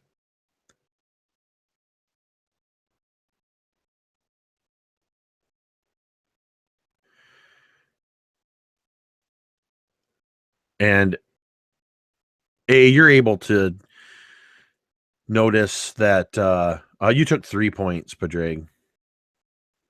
You're able to notice that what seemed to trigger this was when 2 of you got within 5 feet of each other.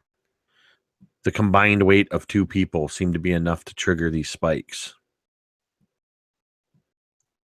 Yeah, I very deftly scoop myself away from Zaniga so that I'm 5 feet away from her and 5 feet away from Kala. You're actually like kind of pressed up against the far wall at the end of the tunnel with spikes in front of you that have pinned Zaniga against the door. So you're stuck against that back wall until you move the spikes out of the way. Okay. The trap at that trap has been sprung. So it's not going to spring again. It's just it happened already. It's completely sprung. Yeah, so are these spikes made of like wood, rusted iron, what? They are rusted iron. Yeah, I'll just start to, well, I mean, I guess I could break them because they're rusted. You can just move them back along their path without resetting them.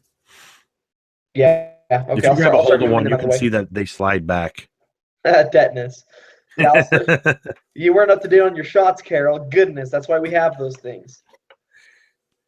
Yeah, I start sliding them out of the way so that I can move.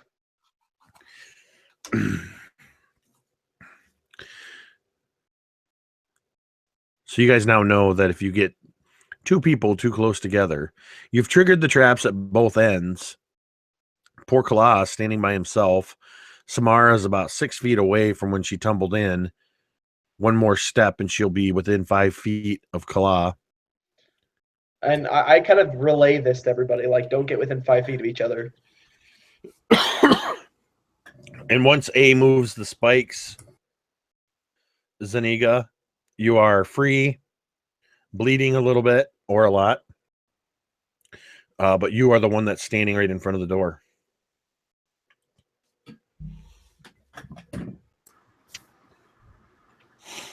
All right. Well, I guess I'm going to take a look at the door and see if there's anything obvious I should know in the way of possible traps or a way to open it. Can I do a perception roll or? Sure. I didn't want to do that. Oh, hold it. I'm still blessed, huh? Yep. Oh no, sorry, you are not blessed anymore. Oh well, darn. And Kala, you are not baned anymore. I don't think 6 perception's very useful though. Nope. But I mean, it doesn't take a perception check to see the ornate door handle in the middle of this door.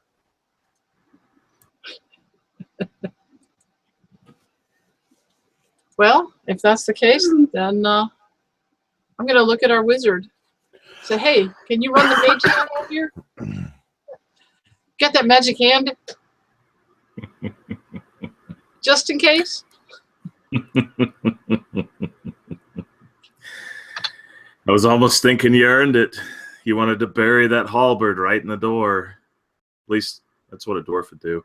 And then he begins casting, and he kind of just lays his hand down close to the ground and lays out this bony skeletal hand that kind of crawls up there and gets to work. Well, go ahead. No, I was just going to say it was tempting to use the holly. Yep.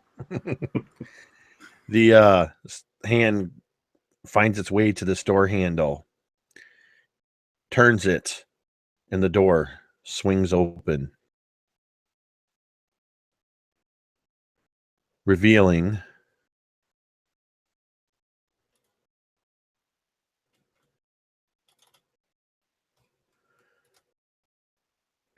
the final resting place of our mummy lord and savior, Hyceneroth.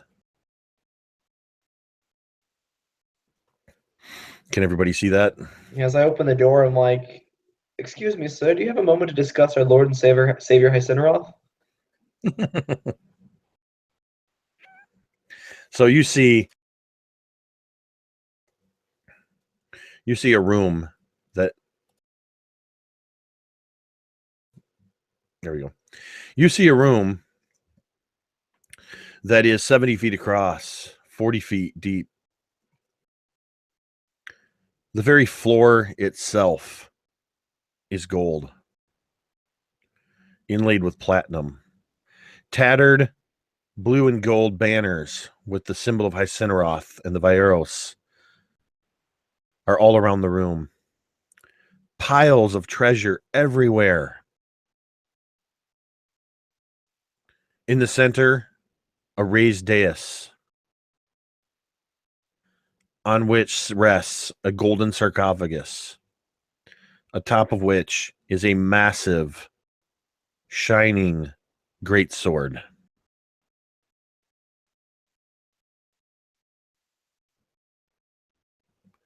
standing at the foot of the sarcophagus, unmoving, is a floating spectral knight.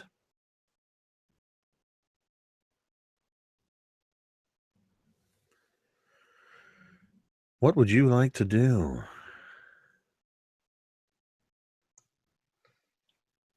I pick up one of the dwarves and throw them into the room and say, "Go!" Hey, wait. Padraig's already walking in. I brought them for you, master. Just kidding. That's a secret mission, that son of a gun. I pick him up like, "Padraig, I choose you." Oh, I'm going to regret this, but Zaniga steps into the room. Yeah, Kala, once he picks up his jaw, is pushing past everyone. Just almost out of habit, Zaniga grabs him on the way back, slaps his wrist and says, "No, look for traps. Remember? Look for traps first." Yes. Forgive me. I was overwhelmed. Okay. Yes. Understandable, of course. He kind of slaps his own cheek a couple of times on both sides. Kind of shakes his shoulders out a little bit and says, "Okay, let me see. I will start over here." And he goes towards one of the piles of treasure. But he is going to be searching for traps. So are you moving up into that upper right corner of the room? Let me see. Sure, that sounds good. Oh, which door did we come in? On the right side? You guys came in from the right side. Okay. Yep, that's perfect. So explain to me how you're looking for traps. So this floor, you said it's made of gold itself, yes? Yes. And then the blue areas are painted? Those, if they appear blue, they're actually platinum. Oh, I apologize. Okay. All right. Then I don't think that he's actually going to be paying too close of attention to the gold, the pure gold tiles. He's going to be paying more attention to the platinum tiles themselves. So he's going to move, forward in from the door just a little. He's going to check that area there over, kind of, kneeling down on his knees, getting close to the floor. Which one? The one immediately in front of the door. Okay. You see platinum tiles inlaid with gold. Okay. He kind of gets down close to the floor, kind of blows across the floor to get some of the sand and dust that may have settled into the cracks, to kind of blow out of the way, to kind of see if maybe some of these might be pressure plates, or there may be, small holes where spikes could possibly come out of, things of that nature. Go ahead and roll investigation. Sure thing. Ooh. That is a 17 total. You do a thorough check of this series of tiles immediately in front of the door, and you do not find any indication of a trap. Okay. So Kala says, it looks pretty safe to me. He kind of looks over his shoulder, and then he kind of slowly stands up and starts walking towards the pile of treasure.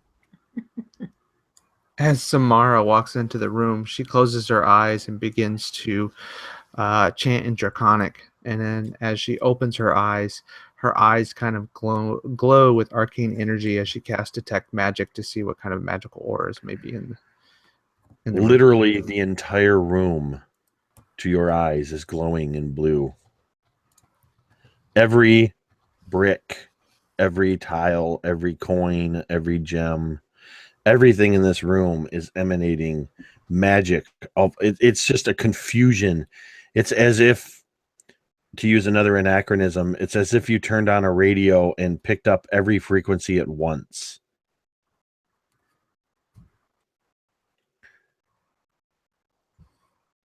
Kala, Samara- which treasure pile were you heading towards, Kala? The upper right corner in the picture here.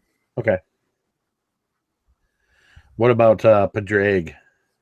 Padraig is using his crook at this point, which is his staff. Let me be more specific. It's my arcane focus. I'm not digging a hole here. Anyway, the heirloom. He's trying to validate what he was feeling before. The sensation that you had before is emanating from the sarcophagus itself.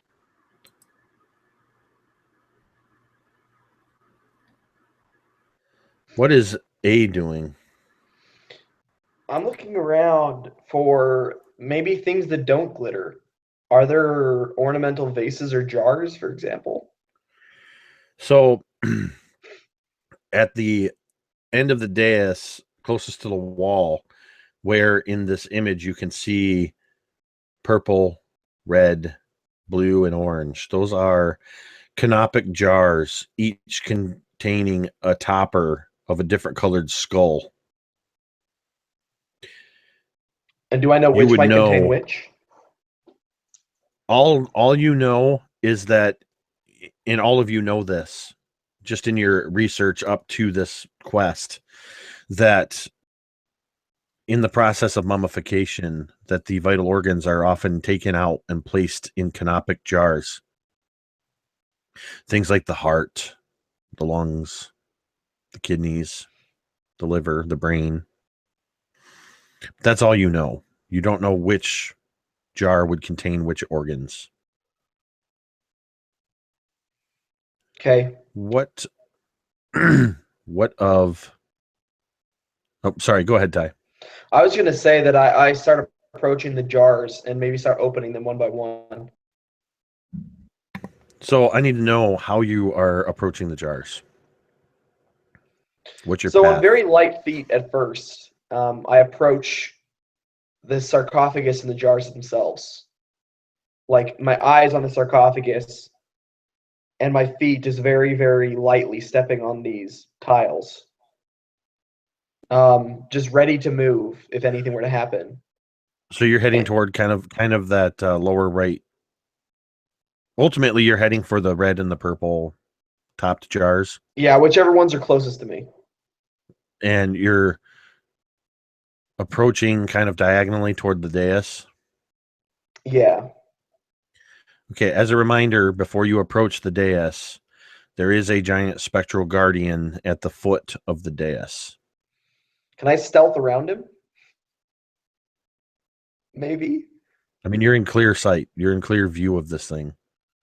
Does his head turn and look at me as I do so? It hasn't turned and acknowledged you in any way. Okay. Until you get right within, you get relatively close to the dais, and that's all it does is it turns its head towards you. I just lock eyes with it.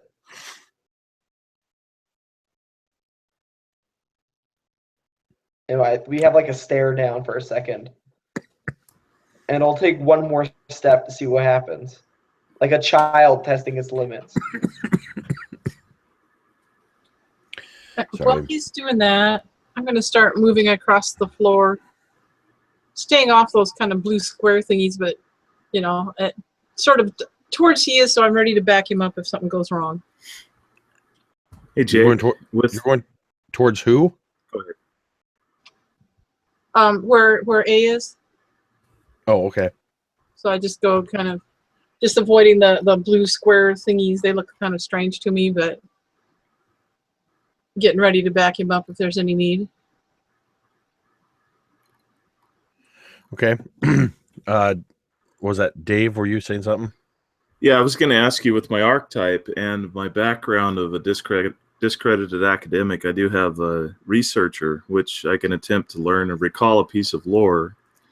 If I don't know that information, I often know where to obtain it. Well, I can't do that at this very moment, but considering that I was a scholar at one point and my focus of study, can I get a history check to see which jar what they might have contained,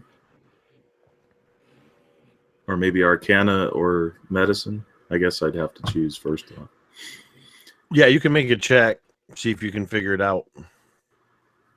Okay, I'm gonna go with probably History. So it's a total of 20.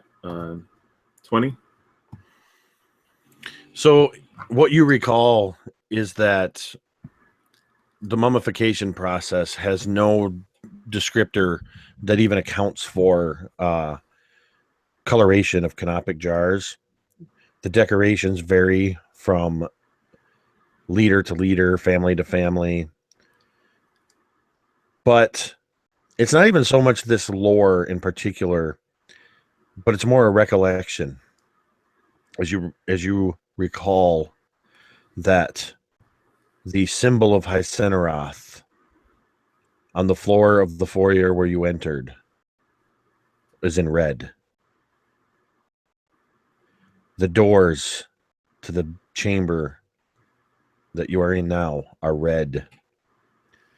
And there is one canopic jar topped with a red skull. As you take that step, I need you to make a dexterity saving throw as the guardian unleashes a spectral polearm at you.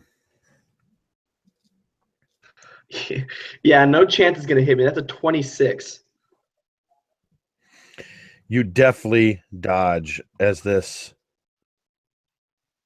attempts to strike you, but as it impacts the ground near you, you catch a wash of anti-radiance. It's dark energy. It's not necrotic, but it's like an anti-radiant, and you take 10 points of damage. Wait, so it's not necrotic, but oh my gosh. Okay. Well, either way, as I dodge out of the way, I'm diving towards the canopic jars. I'm just gonna grab the two that are closest to me and just sprint off. Well, that just, yeah, I guess you can make that, because you have to do a little bit of acrobatics, or you don't have to roll acrobatics, but that's like 20 feet away. Okay. But yeah, you're able to get you're able to get through there. However, as you dodge past and you go for the jars, you are on the dais that contains the golden sarcophagus of the Mummy Lord. And as you are reaching toward the canopic jars, you need to make a dexterity saving throw as the lid of the sarcophagus flies off toward you.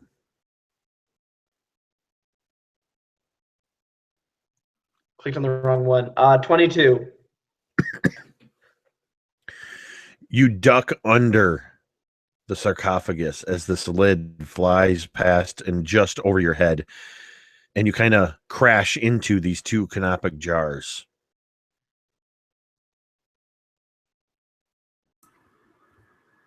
And Okay.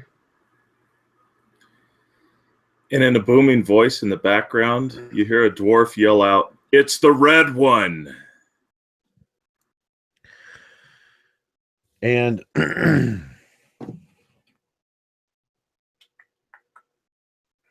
sorry, too many things to look up. One quick second.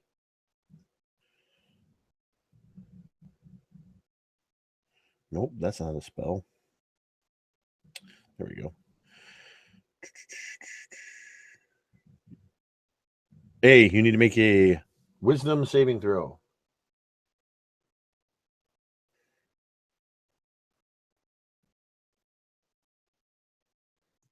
That is straight up a nat 20, baby.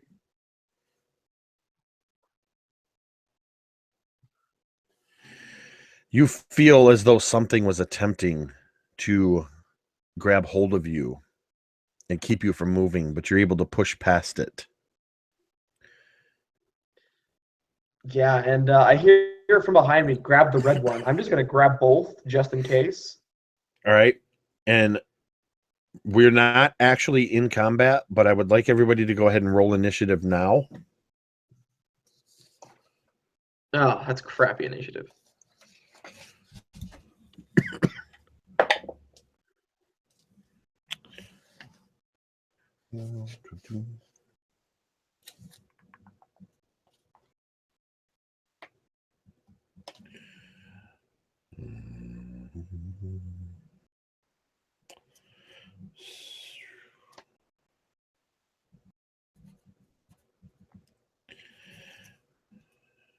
So we got Bedrag, followed by Samara, followed by what's your no, never mind. It's clearly going to be you. Hey, and then Zeniga, and then poor Kala.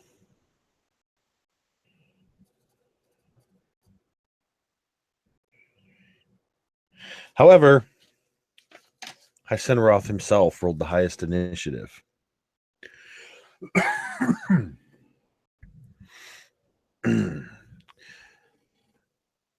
Rising up out of the sarcophagus is the desecrated fleshed, ornate but partially rotted, cloth wrapped figure of Hysenroth. He floats up out of the sarcophagus. He is adorned in golden headdress and chest plate. He has a golden staff. He rises up. He looks around the room at all of you. I have been waiting for you. And with a skeletal hand, he points toward Bedrag. I never would have thought you to be a thunder dwarf. But you are what you are. You have a choice. Walk here to my side, my son.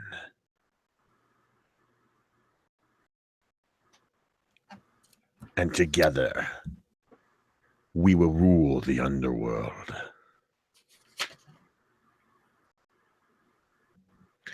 Bedrag, you have a decision to make.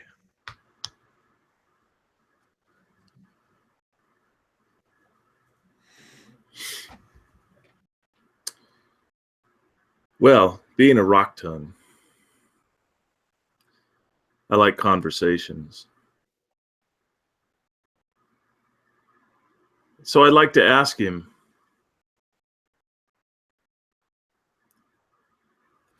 where have you been all my life?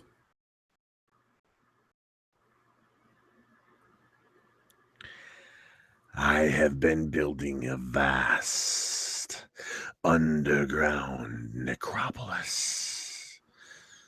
This tomb is merely the capstone on a vast empire that extends below our feet. It is your legacy, your inheritance. You need only take my hand. I will not ask again. So Bedrag begins scratching his beard and kind of stroking his beard, and he looks over at Samara. Samara would And then just look you in the eye and just kind of like shake her head like, no. He kind of nods his head and he looks over at Zuniga, and Looks her up and down. She actually makes eye contact with him, shakes her head no, and then wanders off in your mind again. And he looks over at A. As Incineroth raises up out of the sepulchral tomb, his eyes are just like, oh, and he like looks. He doesn't like shake his head or anything. He's just like, oh crap, like hard place right now. And then he looks at Kalan. Kala says, Padre, my cousin, we have not known each other for very long, but we came to this place together. Shall we not also leave this place together? We could have all of this. And as I'm talking, I'm sort of spinning around and talking and showing promise at, the treasure. Could you not come with me? And I kind of cock my head to Incineroth and say, they could come with. Yes, and I'm getting closer as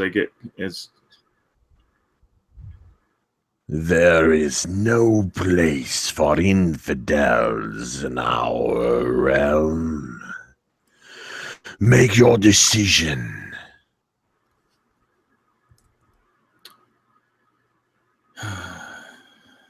Incineroth.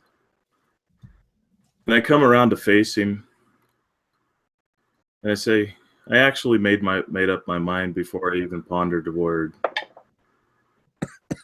And as I'm standing there, I begin weaving around my staff, and I begin casting Earthbind.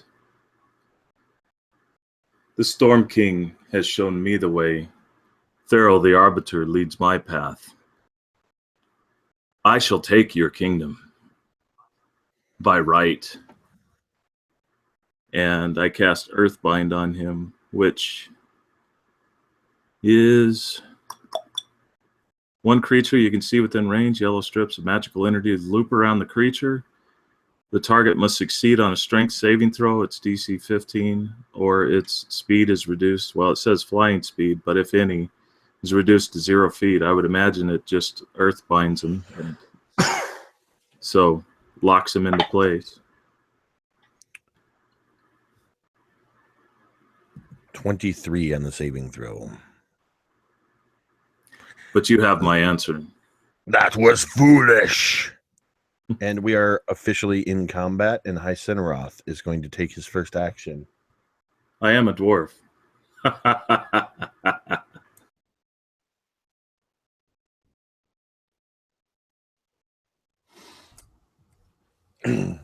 Proper choice, cousin.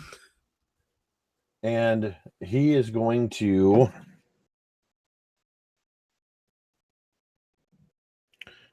I did change the way these spells are looked up. There we go.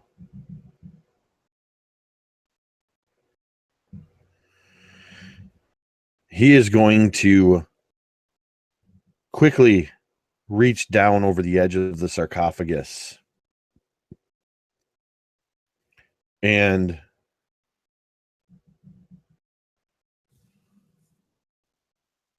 he is going to strike at A.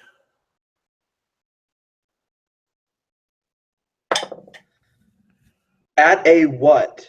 At A. At you, Ty. Nice try. Nice try there. I've been waiting all session to do that. That is a 21 to hit.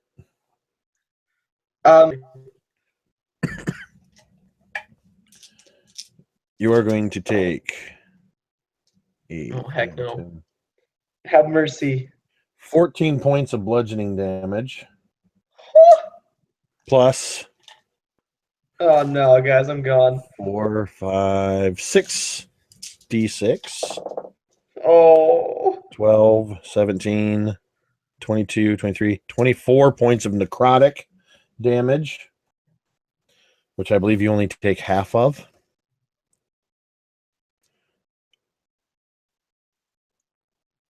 You passed Is there that earlier. more? No, you passed you're immune to rotting flesh or mummy rot for 24 hours. So My AC is 16, but that is so 24, 12 plus the initial, what was it, 10? right. So that was 20 points. So, Jake, if I could, I'd like to use my cutting words, which would allow me to spend one of my bardic inspirations to subtract from the Mummy Lord's attack roll, Okay. which may cause him to miss. What is it? Here we go. D8. Come on, roll high. All right. Got a 5. What do you roll to hit? He rolled a 23 to hit, so that reduces it to 18. Can I increase my AC with the bardic inspiration I've had for forever? It doesn't increase your AC. Can I use tried, an man. inspiration dice to give him disadvantage? Sorry, you cut out. I said, can I use an inspiration dice to give him disadvantage? That's kind of a stretch. I see what you're trying to do. Hey, And you're taking the damage. you love me, don't you? I'll tell you what.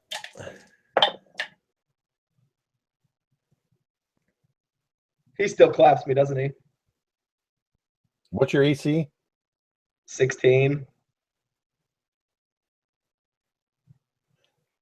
With a disadvantage roll on your inspiration, he's got a 15.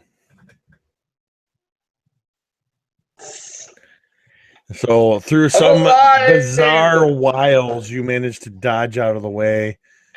It looks, for all the grace that you've had as a monk, this is the most graceless maneuver you've ever made.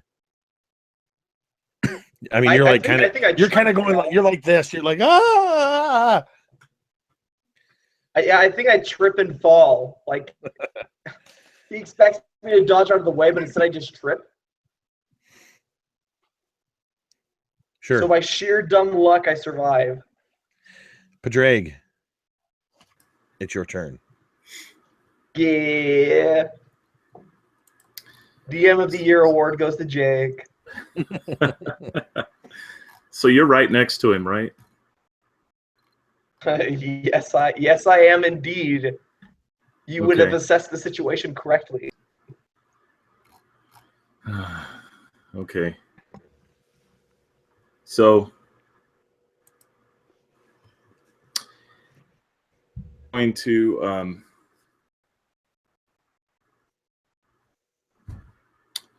sorry. Decisions.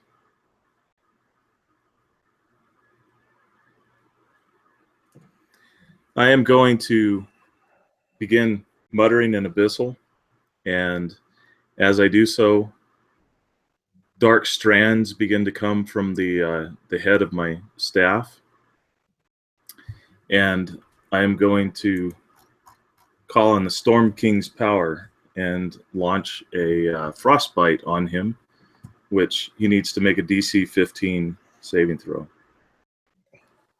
That's a Constitution saving throw.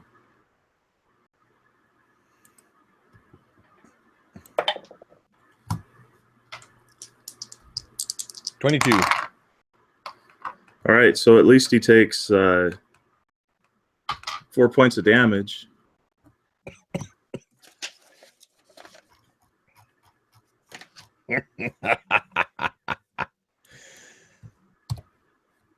And I'm going to walk right up to him, well, within 10 feet, so I don't get a range disadvantage if I decide to use range. And stand in his, being belligerent, like the belligerent dwarf that I am. So, as you step onto the dais, I need you to make a dexterity saving throw.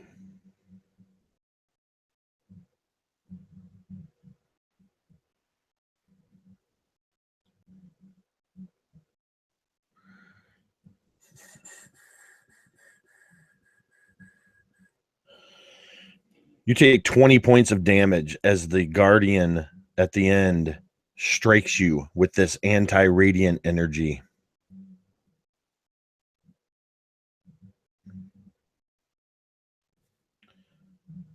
Are you still standing?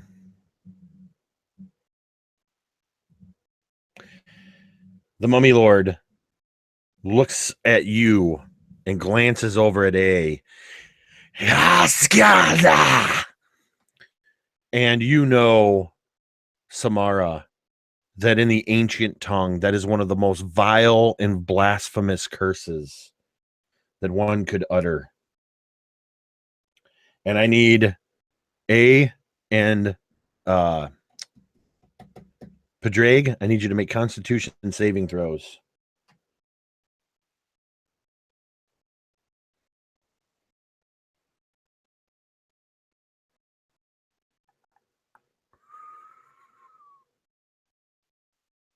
A, you are stunned until the Mummy Lord's next turn. Padraig, you are stunned until the Mummy Lord's next turn.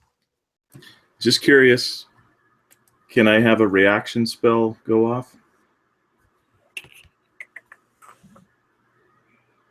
Depends on what it is. It is Earth. I believe it's Earth Tremor.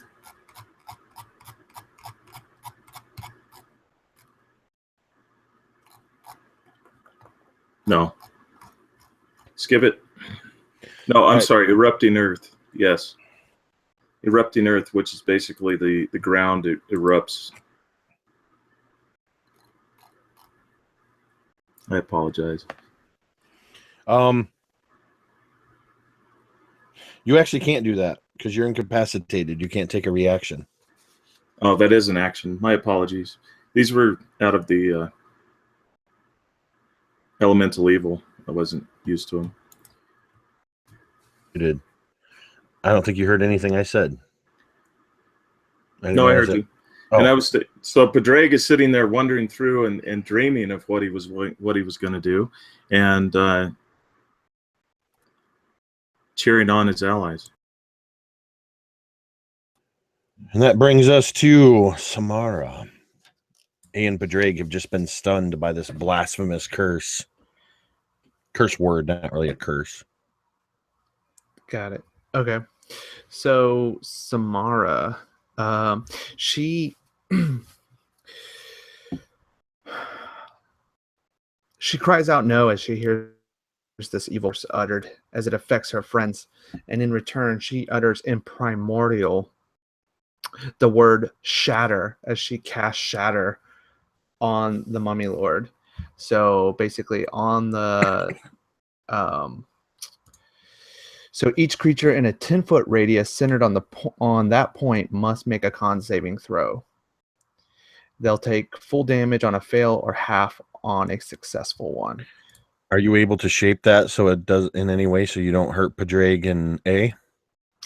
It's just on a point that I choose. So I would choose a point that would affect the Mummy Lord, but not that. What's the save? It is 14. I mean, is that a con save? Yes, con save. 9 plus 8, 17. He makes a save. Okay, so he'll take half, which is 11 damage. And it also says that a non-magical object that is being worn or carried also takes damage if it's in the spell's area. The Mummy Lord is now naked as you shattered all of his adornments. Nobody's ever done that before. And then with that, she actually, makes some distance. But as she does, she actually, like at her side, pulls out a bullwhip and snaps it as she makes her way around to the other side of the dais, towards some of these jars. All right. A, you're skipped. You are stunned until the end of the Mummy Lord's next turn. Zaniga, you have Yes. just seen all of this take place. You're a few paces behind Padraig. You saw moments, mere seconds before the lid of the sarcophagus with this gleaming greatsword go flying across towards Kala, but it actually fell short of where he was. His eyes were on the treasure. So what are you going to do? So, can I get close enough to use the halberd on the Mummy Lord without stepping on the dais? I'm sorry, say that again? Can I get close enough to use the halberd on the Mummy Lord without stepping on the dais? It's a 10-foot reach, I think, isn't it? You'd have to go around. Okay, then Because if you come in from the foot of the dais, that's where the Guardian is. Mm-hmm. And the Mummy Lord's kind of in the middle, still kind of floating above the sarcophagus. So he's 5, 10, 15. He's about 20 feet away from you. I could pretty. You could move around. Here, let me share the Okay. screen again so you guys can kind of see. That just took away my image for some reason. There it is. There we go. So everybody's kind of off on this side here. I don't know if you can see my mouse moving around. Unfortunately, not. Off on the right All side. right. Well, anyway, coming in from the right, so you kind of have to move up along the side. But yes, you could get into striking distance. All right, then I want to do that. Let's see how my fancy new halberd works. Not very well in the first attack, that's for sure. Well, let me see. I don't think 11 is likely to hit, is it? Oh no.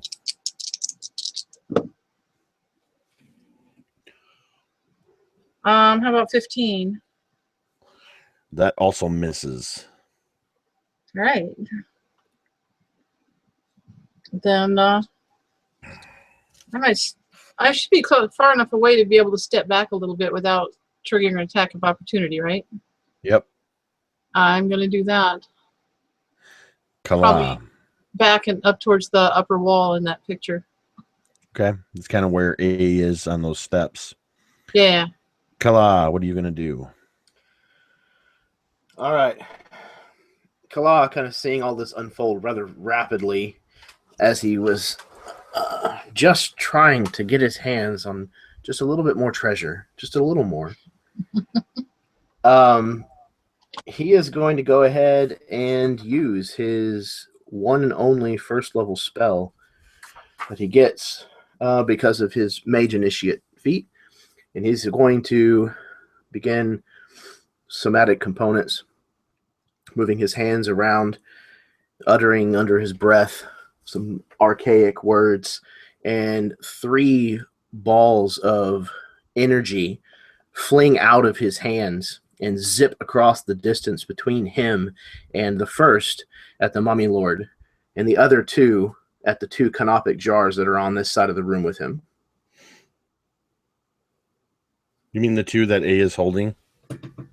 Oh, is he holding them? I didn't know if he had succeeded. Yeah, he kind of crashed into him and grabbed a hold of him. Oh, okay. Then yes. Okay. All right, so the first one for the Mummy Lord is 2 points. Oh, they're all 2 points. Oh, I'm sorry, actually +1 to each. So they're each 3 points. So the Mummy Lord takes this hit. The magic missiles hit the 2 canopic jars that A is holding and immediately go pew, pew, pew, pew, pew, pew, pinging around the room, narrowly missing you, as they do absolutely no damage to the canopic jars. And almost hit any number of you. All right, then. It is now Hyceneroth's turn. I see you're going to put up a fight.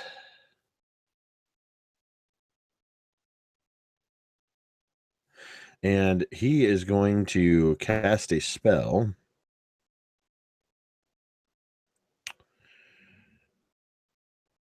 And he's going to cast this spell at... Oh, there goes my pencil. So I always have two. He is going to cast this spell at...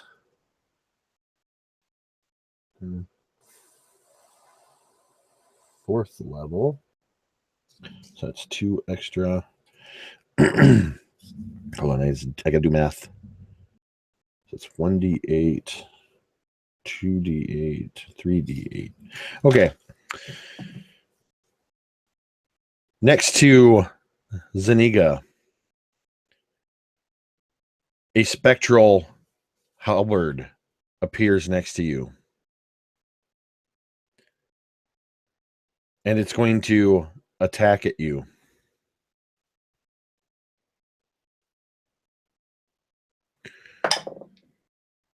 For a 20 modified. That hits, of course. And it's going to do, because he cast it at 4th level. Where the heck are my d8s? Oh, my dice are hiding. That'll be fine. Let's see. 6 and 6 is 12. 18 points of slashing damage from the spectral weapon.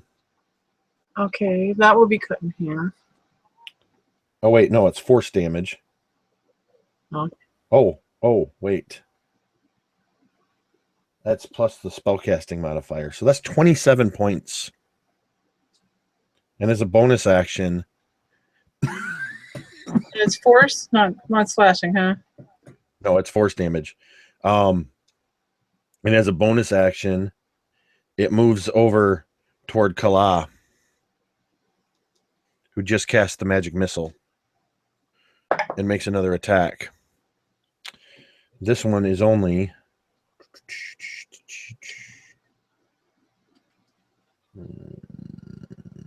11. Does that hit you? No, thankfully, although it's not that far off. And that is the end of the Mummy Lord's turn. Padraig, you are no longer stunned. Where's the red canopic jar? In A's hand. So I look to him and I say, "Give me the red one." So I'm going to have to drop out of initiative until he's gone. Well, I'm still frozen. Are you coming out this round, or? Oh, at the end of the Mummy Lord's turn, aren't I? Yeah, so you're not frozen anymore. Okay. So I'm going to hold my initiative and just speak. Give me the red one. Then it would go to Samara.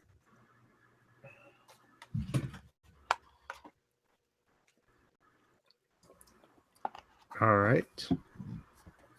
I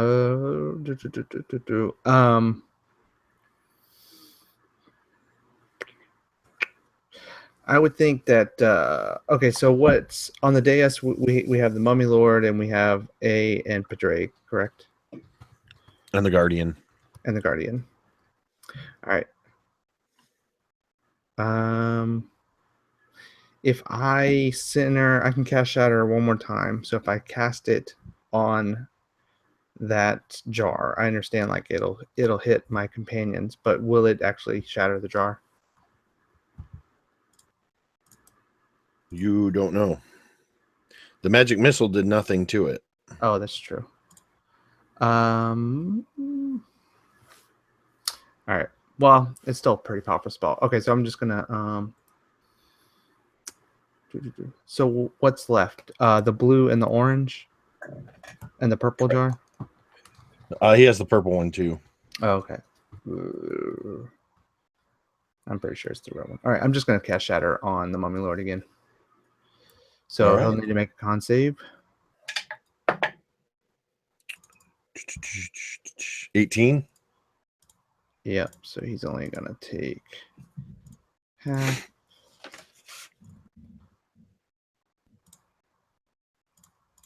So he'll take 12.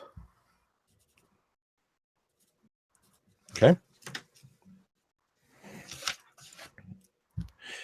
A. it's your turn. Yeah, like absent-mindedly, I toss in the jar, and I throw the blue one on the floor. Just drop it onto the floor. The purple one? The purple one, yeah. And I turn towards the Cineroth and draw this long black blade from its sheath. So I'm going to attack twice, and then I'm going to use my bonus action to use Flurry of Blows to make 2 unarmed attacks also. So for my 2 attacks with my sword, that's a 26 and a 18. Both are hits. And then with my 2 unarmed attacks, that's a 21. And I'm going to add my Bardic Inspiration to this other one because it was kind of low. Okay, it's +7. So that is a 5 + 7, 12 + 7, 19. All are hits. Okay. So my unarmed attacks are going to do 6 + 4 + so 10 + 6 more, 16. And my attacks with my sword are going to do 4 + 3 + 6, 13. So 29 total.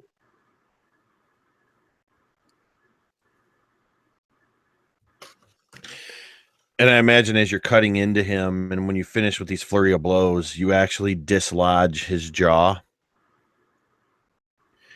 And he just reaches up and snaps it back into place. Yeah, and I very much so, just kind of like my jaw drops at this. I'm just like, seriously? And then I'm going to step out of his range, and he can't opportunity attack me because of my mobility feat.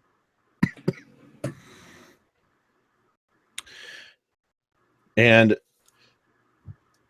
as you do that, the Mummy Lord seems to suddenly explode into a whirlwind of sand that swirls and twirls until it ends up on the opposite side of the room, standing on the platinum design in front of the other door. He reappears using a legendary action to whirlwind over there. And it's Zeniga's turn again.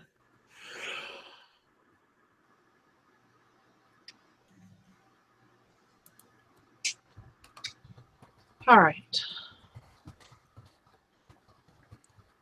Zeniga's actually going to take her halberd and try to smash the purple jar on the floor.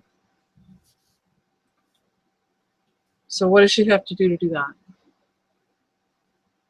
Wait, say that again? She wants to take her halberd and try to smash the purple canopic jar on the floor.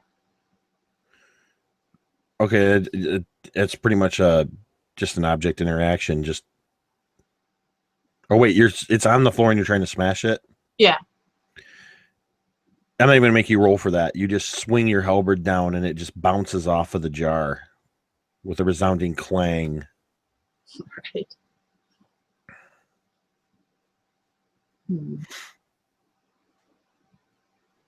That does count as an attack. Yes, I'm aware. I figured as much. So you do have an extra attack. I do have another attack, yes, and a bonus action. So she can't reach the Mummy Lord without tromping all over the place.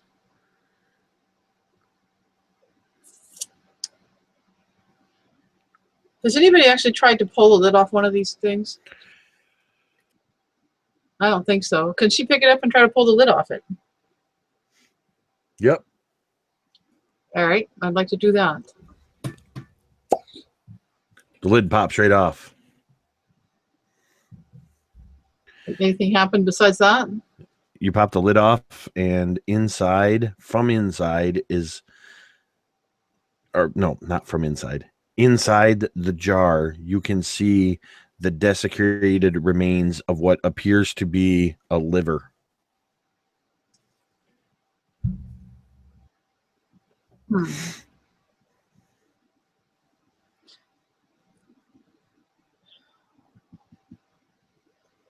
can't imagine I could try to stab it with my halberd, and I don't imagine I'd have time to grab out a dagger either, huh? You could turn the jar upside down and Oh yeah. dump what's in it and try to stab it as it's on the ground. Oh, okay. Okay, you now have a dried, gross-looking liver on the end of your halberd. Doesn't do much good, I take it then. Nope. If I use up all my action, can I do a bonus action still? Zaniga uses stab liver. It's super ineffective. Well, gotta try. Do I still have a bonus wind? A bonus action? You haven't used it yet, so sure. All right, cool. I didn't know if I'm gonna use second wind and no, is that the right one? Yeah, to heal myself. And that's gonna be I get to heal for 15 points. All right. Are you gonna jump in here, Padraig? Yeah, Padraig pops the top on the red one, and he hauls back and launches the heart toward, well, what he expects is the heart, whatever's in the jar, toward that knight thing that's kind of on the far side of the knight. And as the thing is flying across, he then casts Shatter as a 3rd level spell on the heart. Oh. So that's 3d8. And it must make a saving throw, DC 15. Fail. Okay.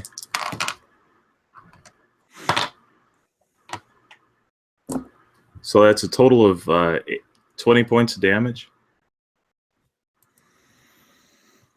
The Mummy Lord screams out, "No! What have you done?" The Guardian also has to make a saving throw or take half damage because I was trying to throw it in the radius is enough to catch him in it.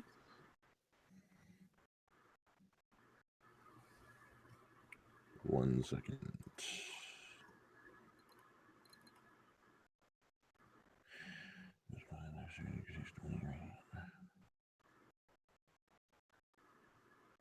Huh. I'm going to allow it.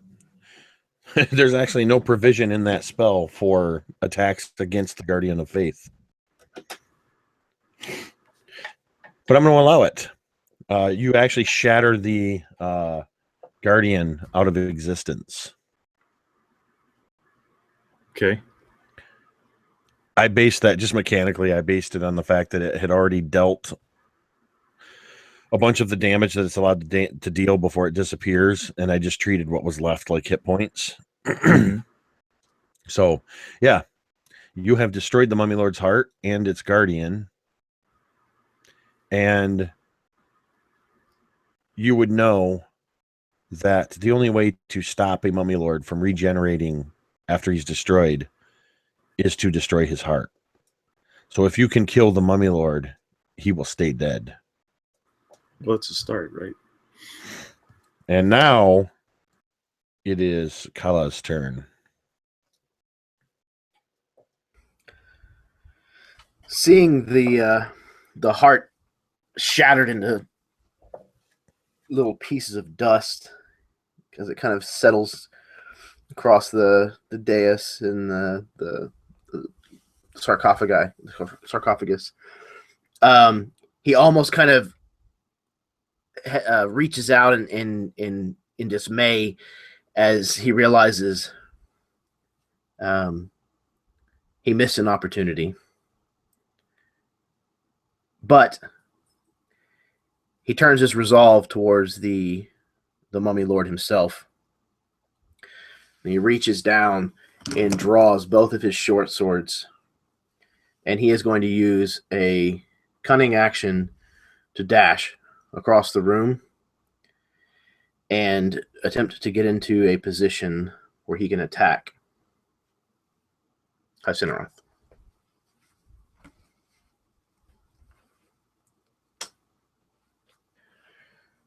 The first one is a 13. The second. Wait, what's your path?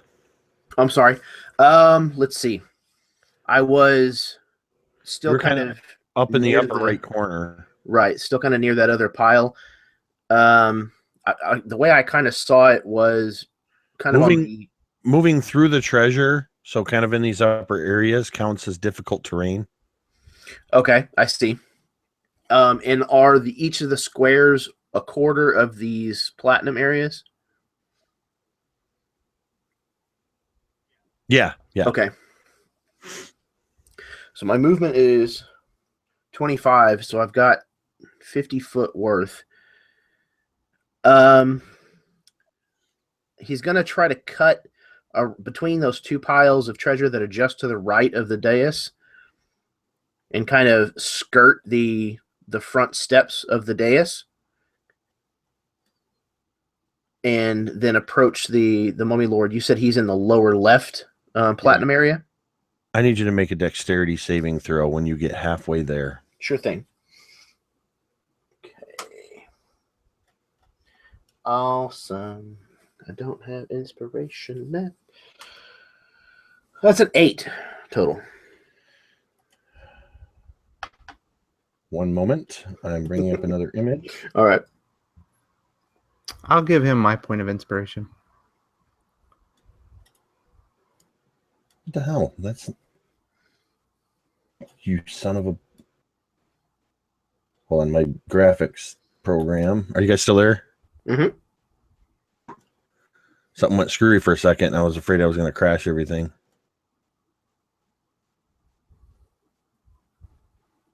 Can you hear me? Yes. Yeah, I can. I feel like everything just got really laggy. No, we would have just killed the Mummy Lord while you were gone. It's okay.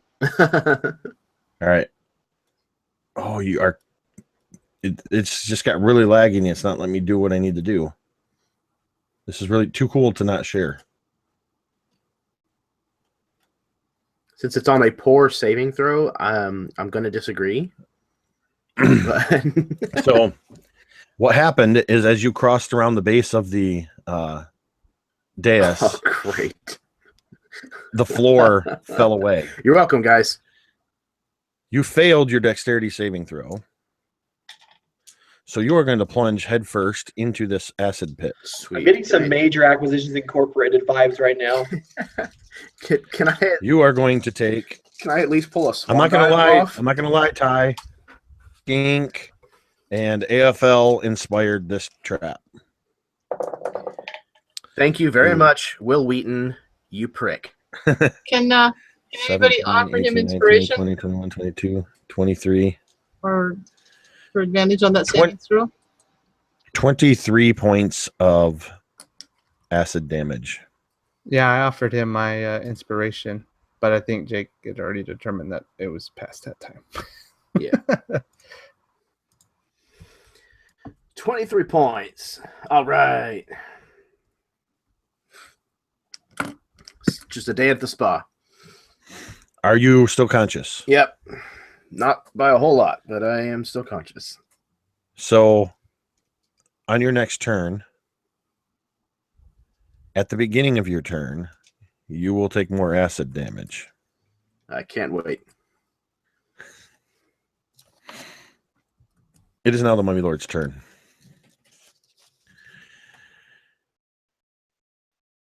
The Mummy Lord turns his full attention to Padraig, who he now addresses as Padraig, the Betrayer. And yeah, what of it? he unleashes a spell at you.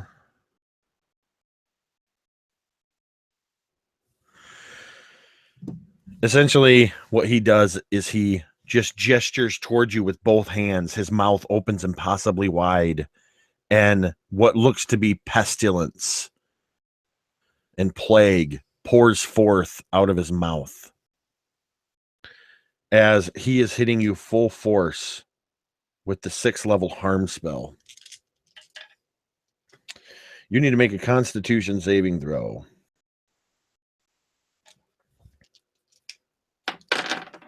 See, 1, 2, 3, 4, 5, 6, 7, 8, 9, 10, 11, 12, 13, 14 D6 is what I'll be rolling. A true fistful of dice.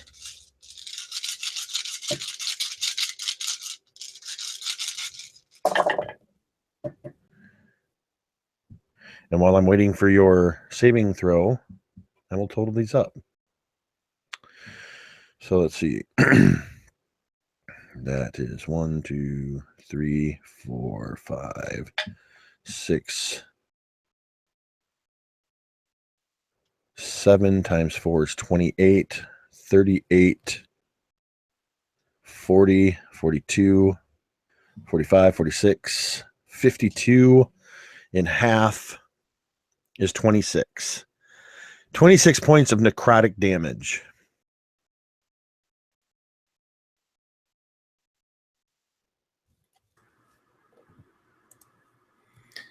And Padraig actually smiles as he receives the necrotic damage. He's familiar with this necrotic damage. And he accepts the pain.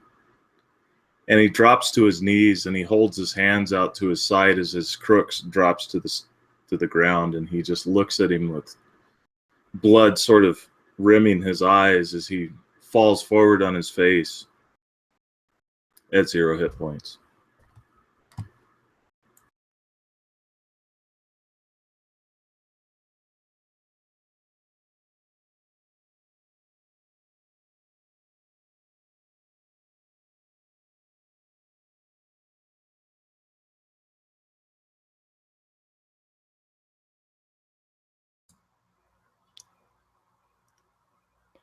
Is Jake there?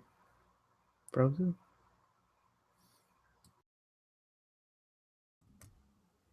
I was muted somehow. Oh, there he It's goes. randomly muting me.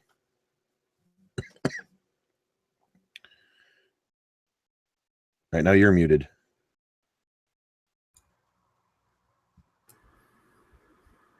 Can you hear us? I can hear you. Can you hear me?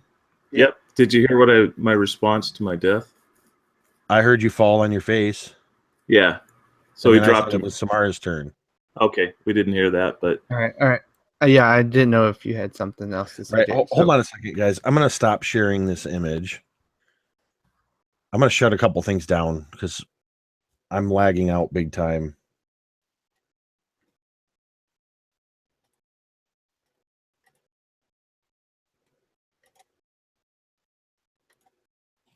Okay. Can you guys hear me? Okay. Yes. Yeah. Continue. I just shut down a bunch of windows. Everything was starting to lag horribly. So yeah. So I mentioned Samaro makes her way around and she has one more casting up her sleeve. And again, speaking the primordial word for shatter, she cast it on the mummy lord. So he just needs to make a con save.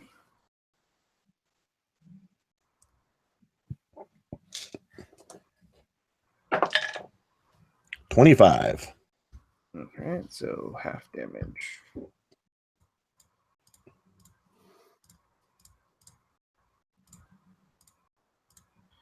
right, it's 16 damage. Okay.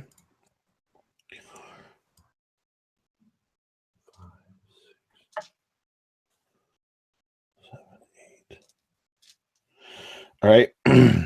I'm sorry, that was 16. Okay. Hey, you're up.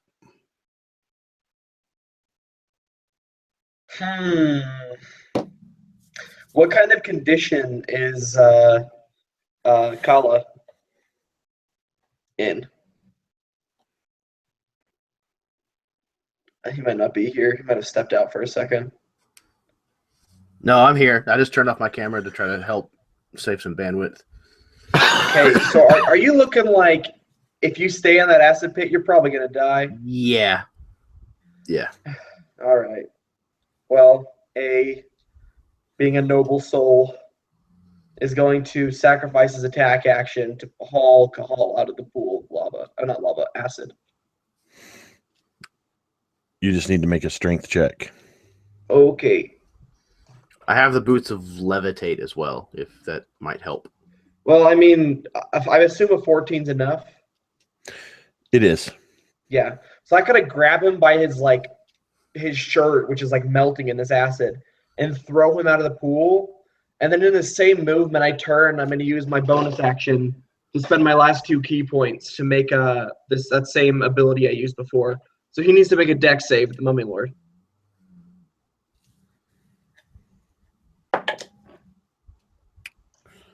Uh, 16. Okay, so he succeeds, so he'll only take half of this. Okay, so 8 plus 5 plus 6, 13, no.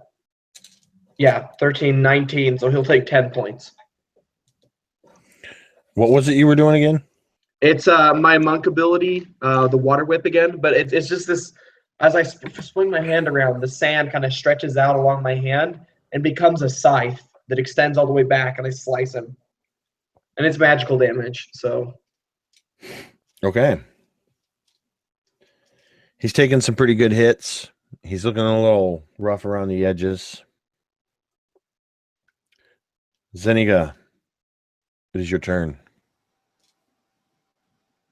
All right. So Niga's going to kind of work her way across. I think she'll go across it, basically across the dais, since it doesn't look like that's going to fall into acid pits.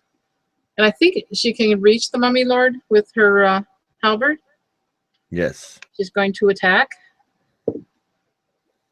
And the first attack is 21. That's a hit. Yay! It's going to be 15 points of damage on that. And I'm just going to attack it. How? Sorry, I dropped it. Dang it. It's going to be a 20 if it hit the counter, but it didn't, so I have to use this one, which won't work. 14 isn't going to hit, is it? No. No. All right. Well, I don't think there's really much else left I can do. I don't see any other magic things I can do. She's going to back up on the dais a bit so she's not right up next to him, although she was 10 feet away to start with. The Mummy Lord he looks like he's doubling over in pain where you struck him in the gut. As he bends over, almost kneeling, you hear and there's just a tremendous and I think everybody is going to be in the range of this as he just channeled negative energy. This goes through the room. And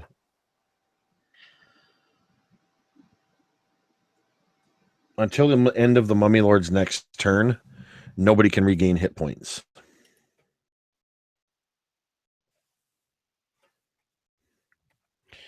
Let's see. Kala, you're up. If you're still up. Yes, thankfully, because A pulled me out of the acid pit, I am able to still got a little fight left. So how tall is this room? How tall do you want it to be? I don't know, 20, 30 feet tall. I'll give you 20. Okay. Works for me. I will activate the boots of levitation. I'm going to fly up, put myself directly above. I'm going to kind of take a run towards Hyceneroth, so I have momentum, and then jump into the air, levitate up, and I'm going to pull my alchemist fires. I have 2 remaining, and drop them like a B-52 on top of his head. That's fantastic. And I'm going to give you a point of inspiration because, one, I'm traditionally very stingy with points of inspiration, mostly because I forget. And 2, that's old school gaming right there, knowing you need to get momentum to move forward after you levitate. Yep. I played a warlock that had levitate, and I had to do all kinds of crazy stuff to make sure he actually could get around. Okay, so what would you like from me? I need ranged attack for those. Okay. The first one is a 20. No, wait, I'm sorry. That's a dexterity. So it's actually 21. Okay, that's the other one. I doubt it's going to do much. It is a 7. That one's not going to do anything, but you can roll up the damage on. It says a D4. Yep. Alrighty. 4. Sweet. So 8. Burn, baby, burn. And he's on fire. But, oh no, he can't do that. He spent too many on the last one.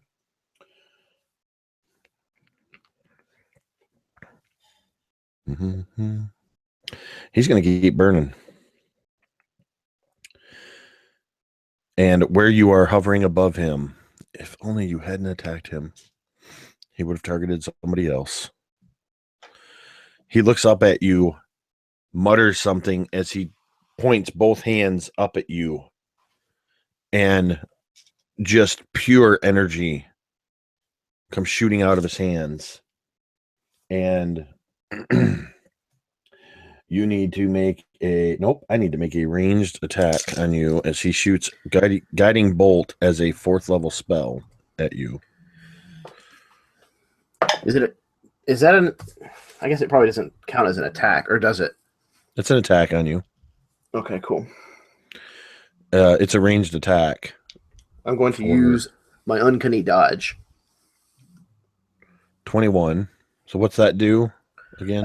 It costs my reaction, and as long as it's an attack that I can see, I take half damage. Okay, because I'm rolling 7d6. It's not going to matter. That's a lot of 6s. Let's see. 15 and 12 is 27, 28, 29, 30 points total. So half of that's 15. 15. All right. So as I'm kind of flying over him and he hits me with this negative beam of energy, Kala's body kind of just goes limp in the air, and the momentum that he had that was carrying him with the levitation just kind of continues forward, and his limp body just kind of collides with the wall on the other side. And I imagine the boots probably stop working at that point.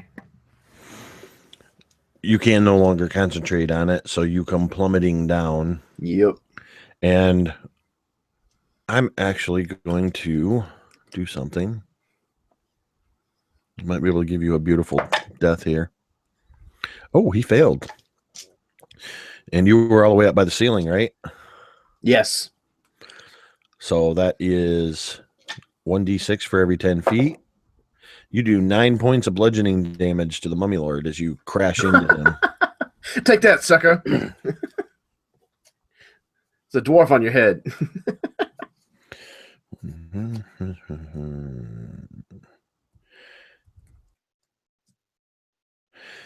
Padraig, death saving throw.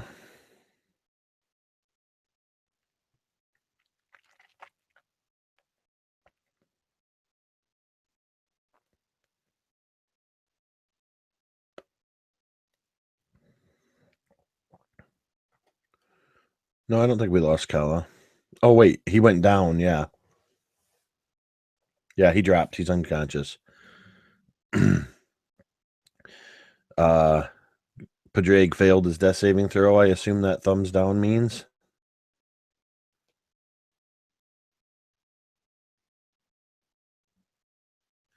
Oh, you succeeded. There we go.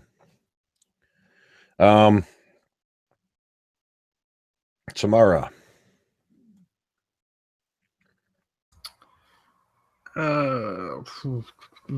Samara. The Mummy Lord Mm-hmm. is looking in pretty bad shape, and he's on fire, and a dwarf just landed on him. Got it. So dwarf landed. I mean, he's still standing. Yeah, it kind of like crashed into him. It didn't like knock him down. All right. All right. Samara, in a desperate act of trying to destroy the Mummy Lord, she is gonna bull rush this Mummy Lord and try to use Kala's body as leverage to keel him over the dais and make him fall into that acid pit.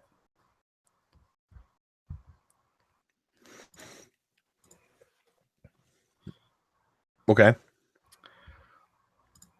So what do you want to do with that? Make it a strength check. He's not in the corner. He's actually quite a ways away from the wall. Oh, okay. Okay, I got a 16. Let me see if my...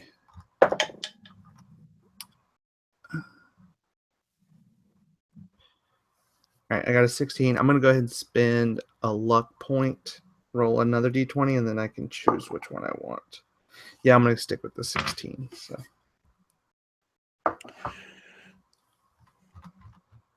that just beats the Mummy Lord's 15. As you tackle the Mummy Lord, go ahead and describe for us what happens as you tackle the Mummy Lord and send him careening into the acid pit. So Samara, in this moment where Samara, I mean, it's like kind of slow motion for her, right? She sees, her friends are basically dying. Kala falls out of the air, and he falls. He's limp on the ground, and she cries out, "No!" And she's moving in slowly, and as she gets closer to the Mummy Lord, she goes, "This is for my mother," and she just pushes him with all her weight, giving it all her got, not even caring if she falls into the pit herself. And as she does, the Mummy Lord stumbles back, tripping on Kala's body as that forward momentum carries him into the pit, and she falls just short, like her face is just like staring right into the pit as he splashes in. And the Mummy Lord unceremoniously tumbles face first into the acid. And as he hits the acid, his body disintegrates. And with his heart destroyed, the Mummy Lord will not rise again. The treasures in this room, the wealth of this burial chamber, now belongs to you to divide up however you will. Untold value in gold, gems, artwork, artifacts, magic items, sentient items. In fact,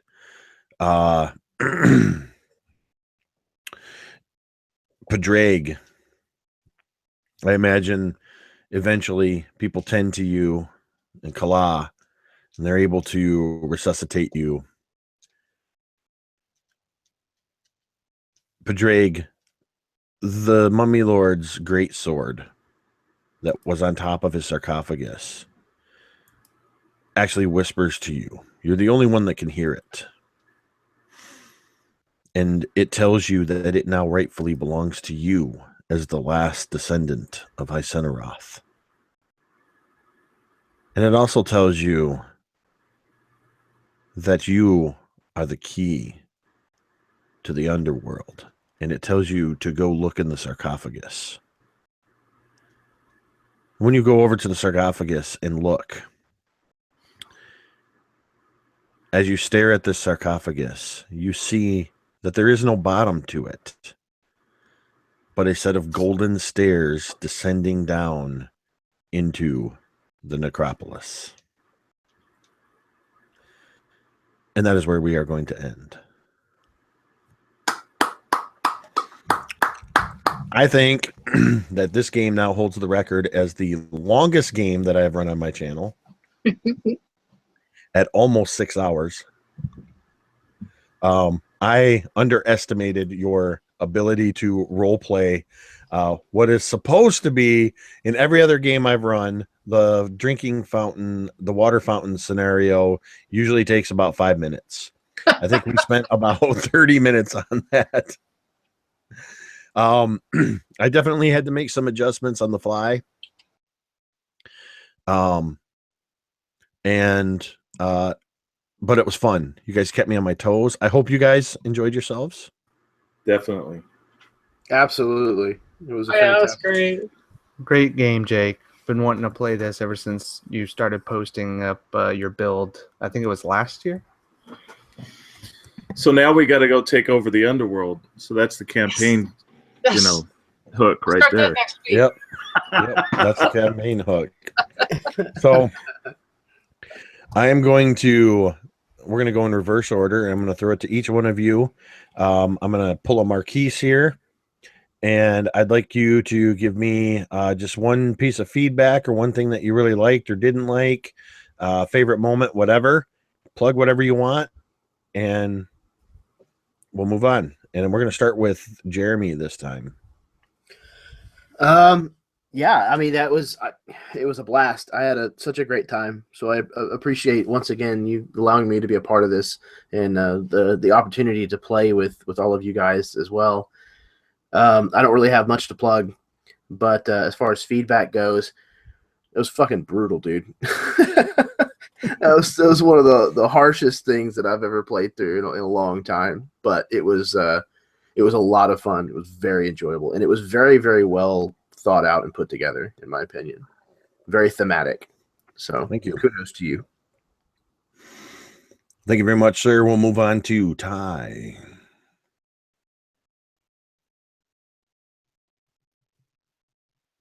As always, just a good game. Just good pacing, good chance for role play, good chance to, cool, interesting encounters. I honestly thought that the normal mummies were going to wreck us. That's the point where I was scared to actually take on the Mummy Lord when his 3 little cronies were whooping on us.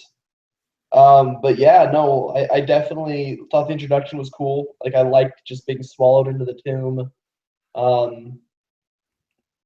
Yeah, no, I don't really have any suggestions for it. I think I liked getting those magical items halfway through. That was interesting.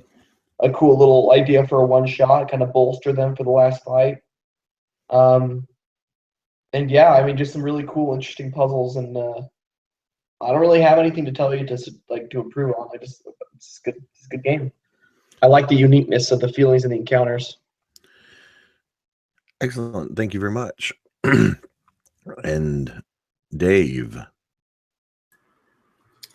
Thank you very much. Actually, I'd have to say that I think the cinematic moments were really cool, like the moment with Samara, and I thought it was really neat that you were able to inject those through the heirloom moments or what have you for each character.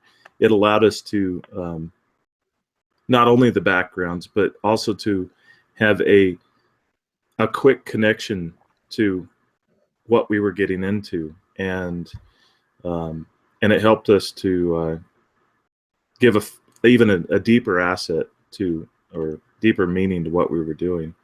So I thought that was really cool.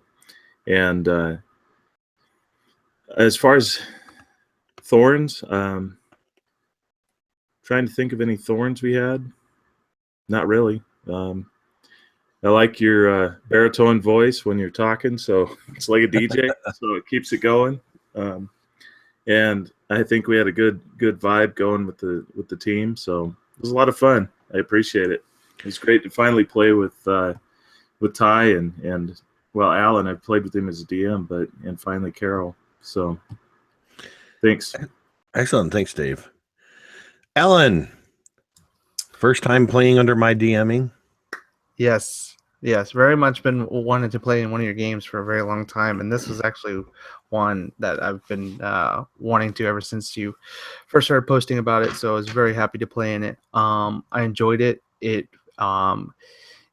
even though it's a 5e adventure, it definitely felt, harkens back to those old dungeon crawl days. So I really enjoyed that.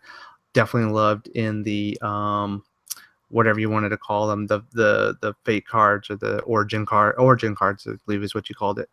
Secret motivations. Yeah, secret motivations. There you go. I think those are great, especially if you're running this at a con or something like that. It's a great way to just give players an instant tie-in into the adventure and something to use somewhere within the adventure itself. I really enjoyed all the interaction with the other players. Everybody just role played phenomenally. It was a really long game, but I think everybody really enjoyed it, and that's just a testament to your DM style. So thank you so much. Well, thank you very much, Alan. I appreciate that. And finally, but certainly not our most least, is Carol. We saved the best for last. Is that what it was? Well, they've already said all the cool stuff I wanted to say. I don't think they left anything out that I wanted to cover. It was a great game. I enjoyed everybody. I love your DMing style. It was brutal. I like brutal. I keep telling myself that as we were all like dying like flies. I'm like, I do like brutal. I do. I really like the secret motivation cards. I think that there's a lot of fun doing the character, having something, all your own special to work with. I think that's really cool. Really like the dungeon crawl, the traps, the interesting stuff like that, the puzzles. It was a really nice mix of all those things. I do have one little postscript for Zuniga, who never really got to use her secret motivation particularly. But at the very end, when it's all said and done, here's poor Zuniga sitting there with all these things like spinning around in her head, all these voices speaking to her. And she knows that she's going to be Zuniga, forever prisoner to those voices in her head. Nice. And I hope you get that. Well, I want to thank each and every one of you. I want to thank each and every one of you for playing in this game. This felt very much like a home game. Obviously, I'm getting tired because it's near 3 o'clock in the morning, my time, but I wasn't concerned too much about the time because it's the weekend. I don't have to get up early tomorrow. So it felt like a home game. In my home games, we typically play roughly 5 to 8 hours. So this was my first time playing with a really RP heavy group, and I think I've got some real big heavy hitters here. So it was fun to see what you guys did, and I won't tell you exactly what. Well, actually, I will tell you what. I'll tell you what. See, now I'm getting tired. I'm getting loopy. Every group approaches the different aspects of the dungeon differently, and I don't think I'm spoiling anything for Carol here, but I will say this one thing. When you had the first orb, Jeremy, as Kala, and you went to stand on that symbol, nobody's ever done that before, so I just used it. I had to make up that interaction. Because I'm very much of the I really hate to say no. Mm-hmm. I very much want to be the yes and or the yes but, and there was no reason to say no to that. No, you didn't do it my way. So and it turned into a pretty cool little moment, and then it kind of triggered you to know what to do the next time. So I'm going to go ahead and myself say thank you to everybody who watched this, and if you're catching it in reruns as it's syndicated on MTD TV in the future, thanks for watching this 6-hour game. I hope you enjoyed it, and just keep your eyes peeled for when the actual adventure gets published and will be available probably at Drive-Thru RPG and maybe on the DMs Guild as well. Thank you, everybody, for watching. I've been Jake of the internet. Mitada.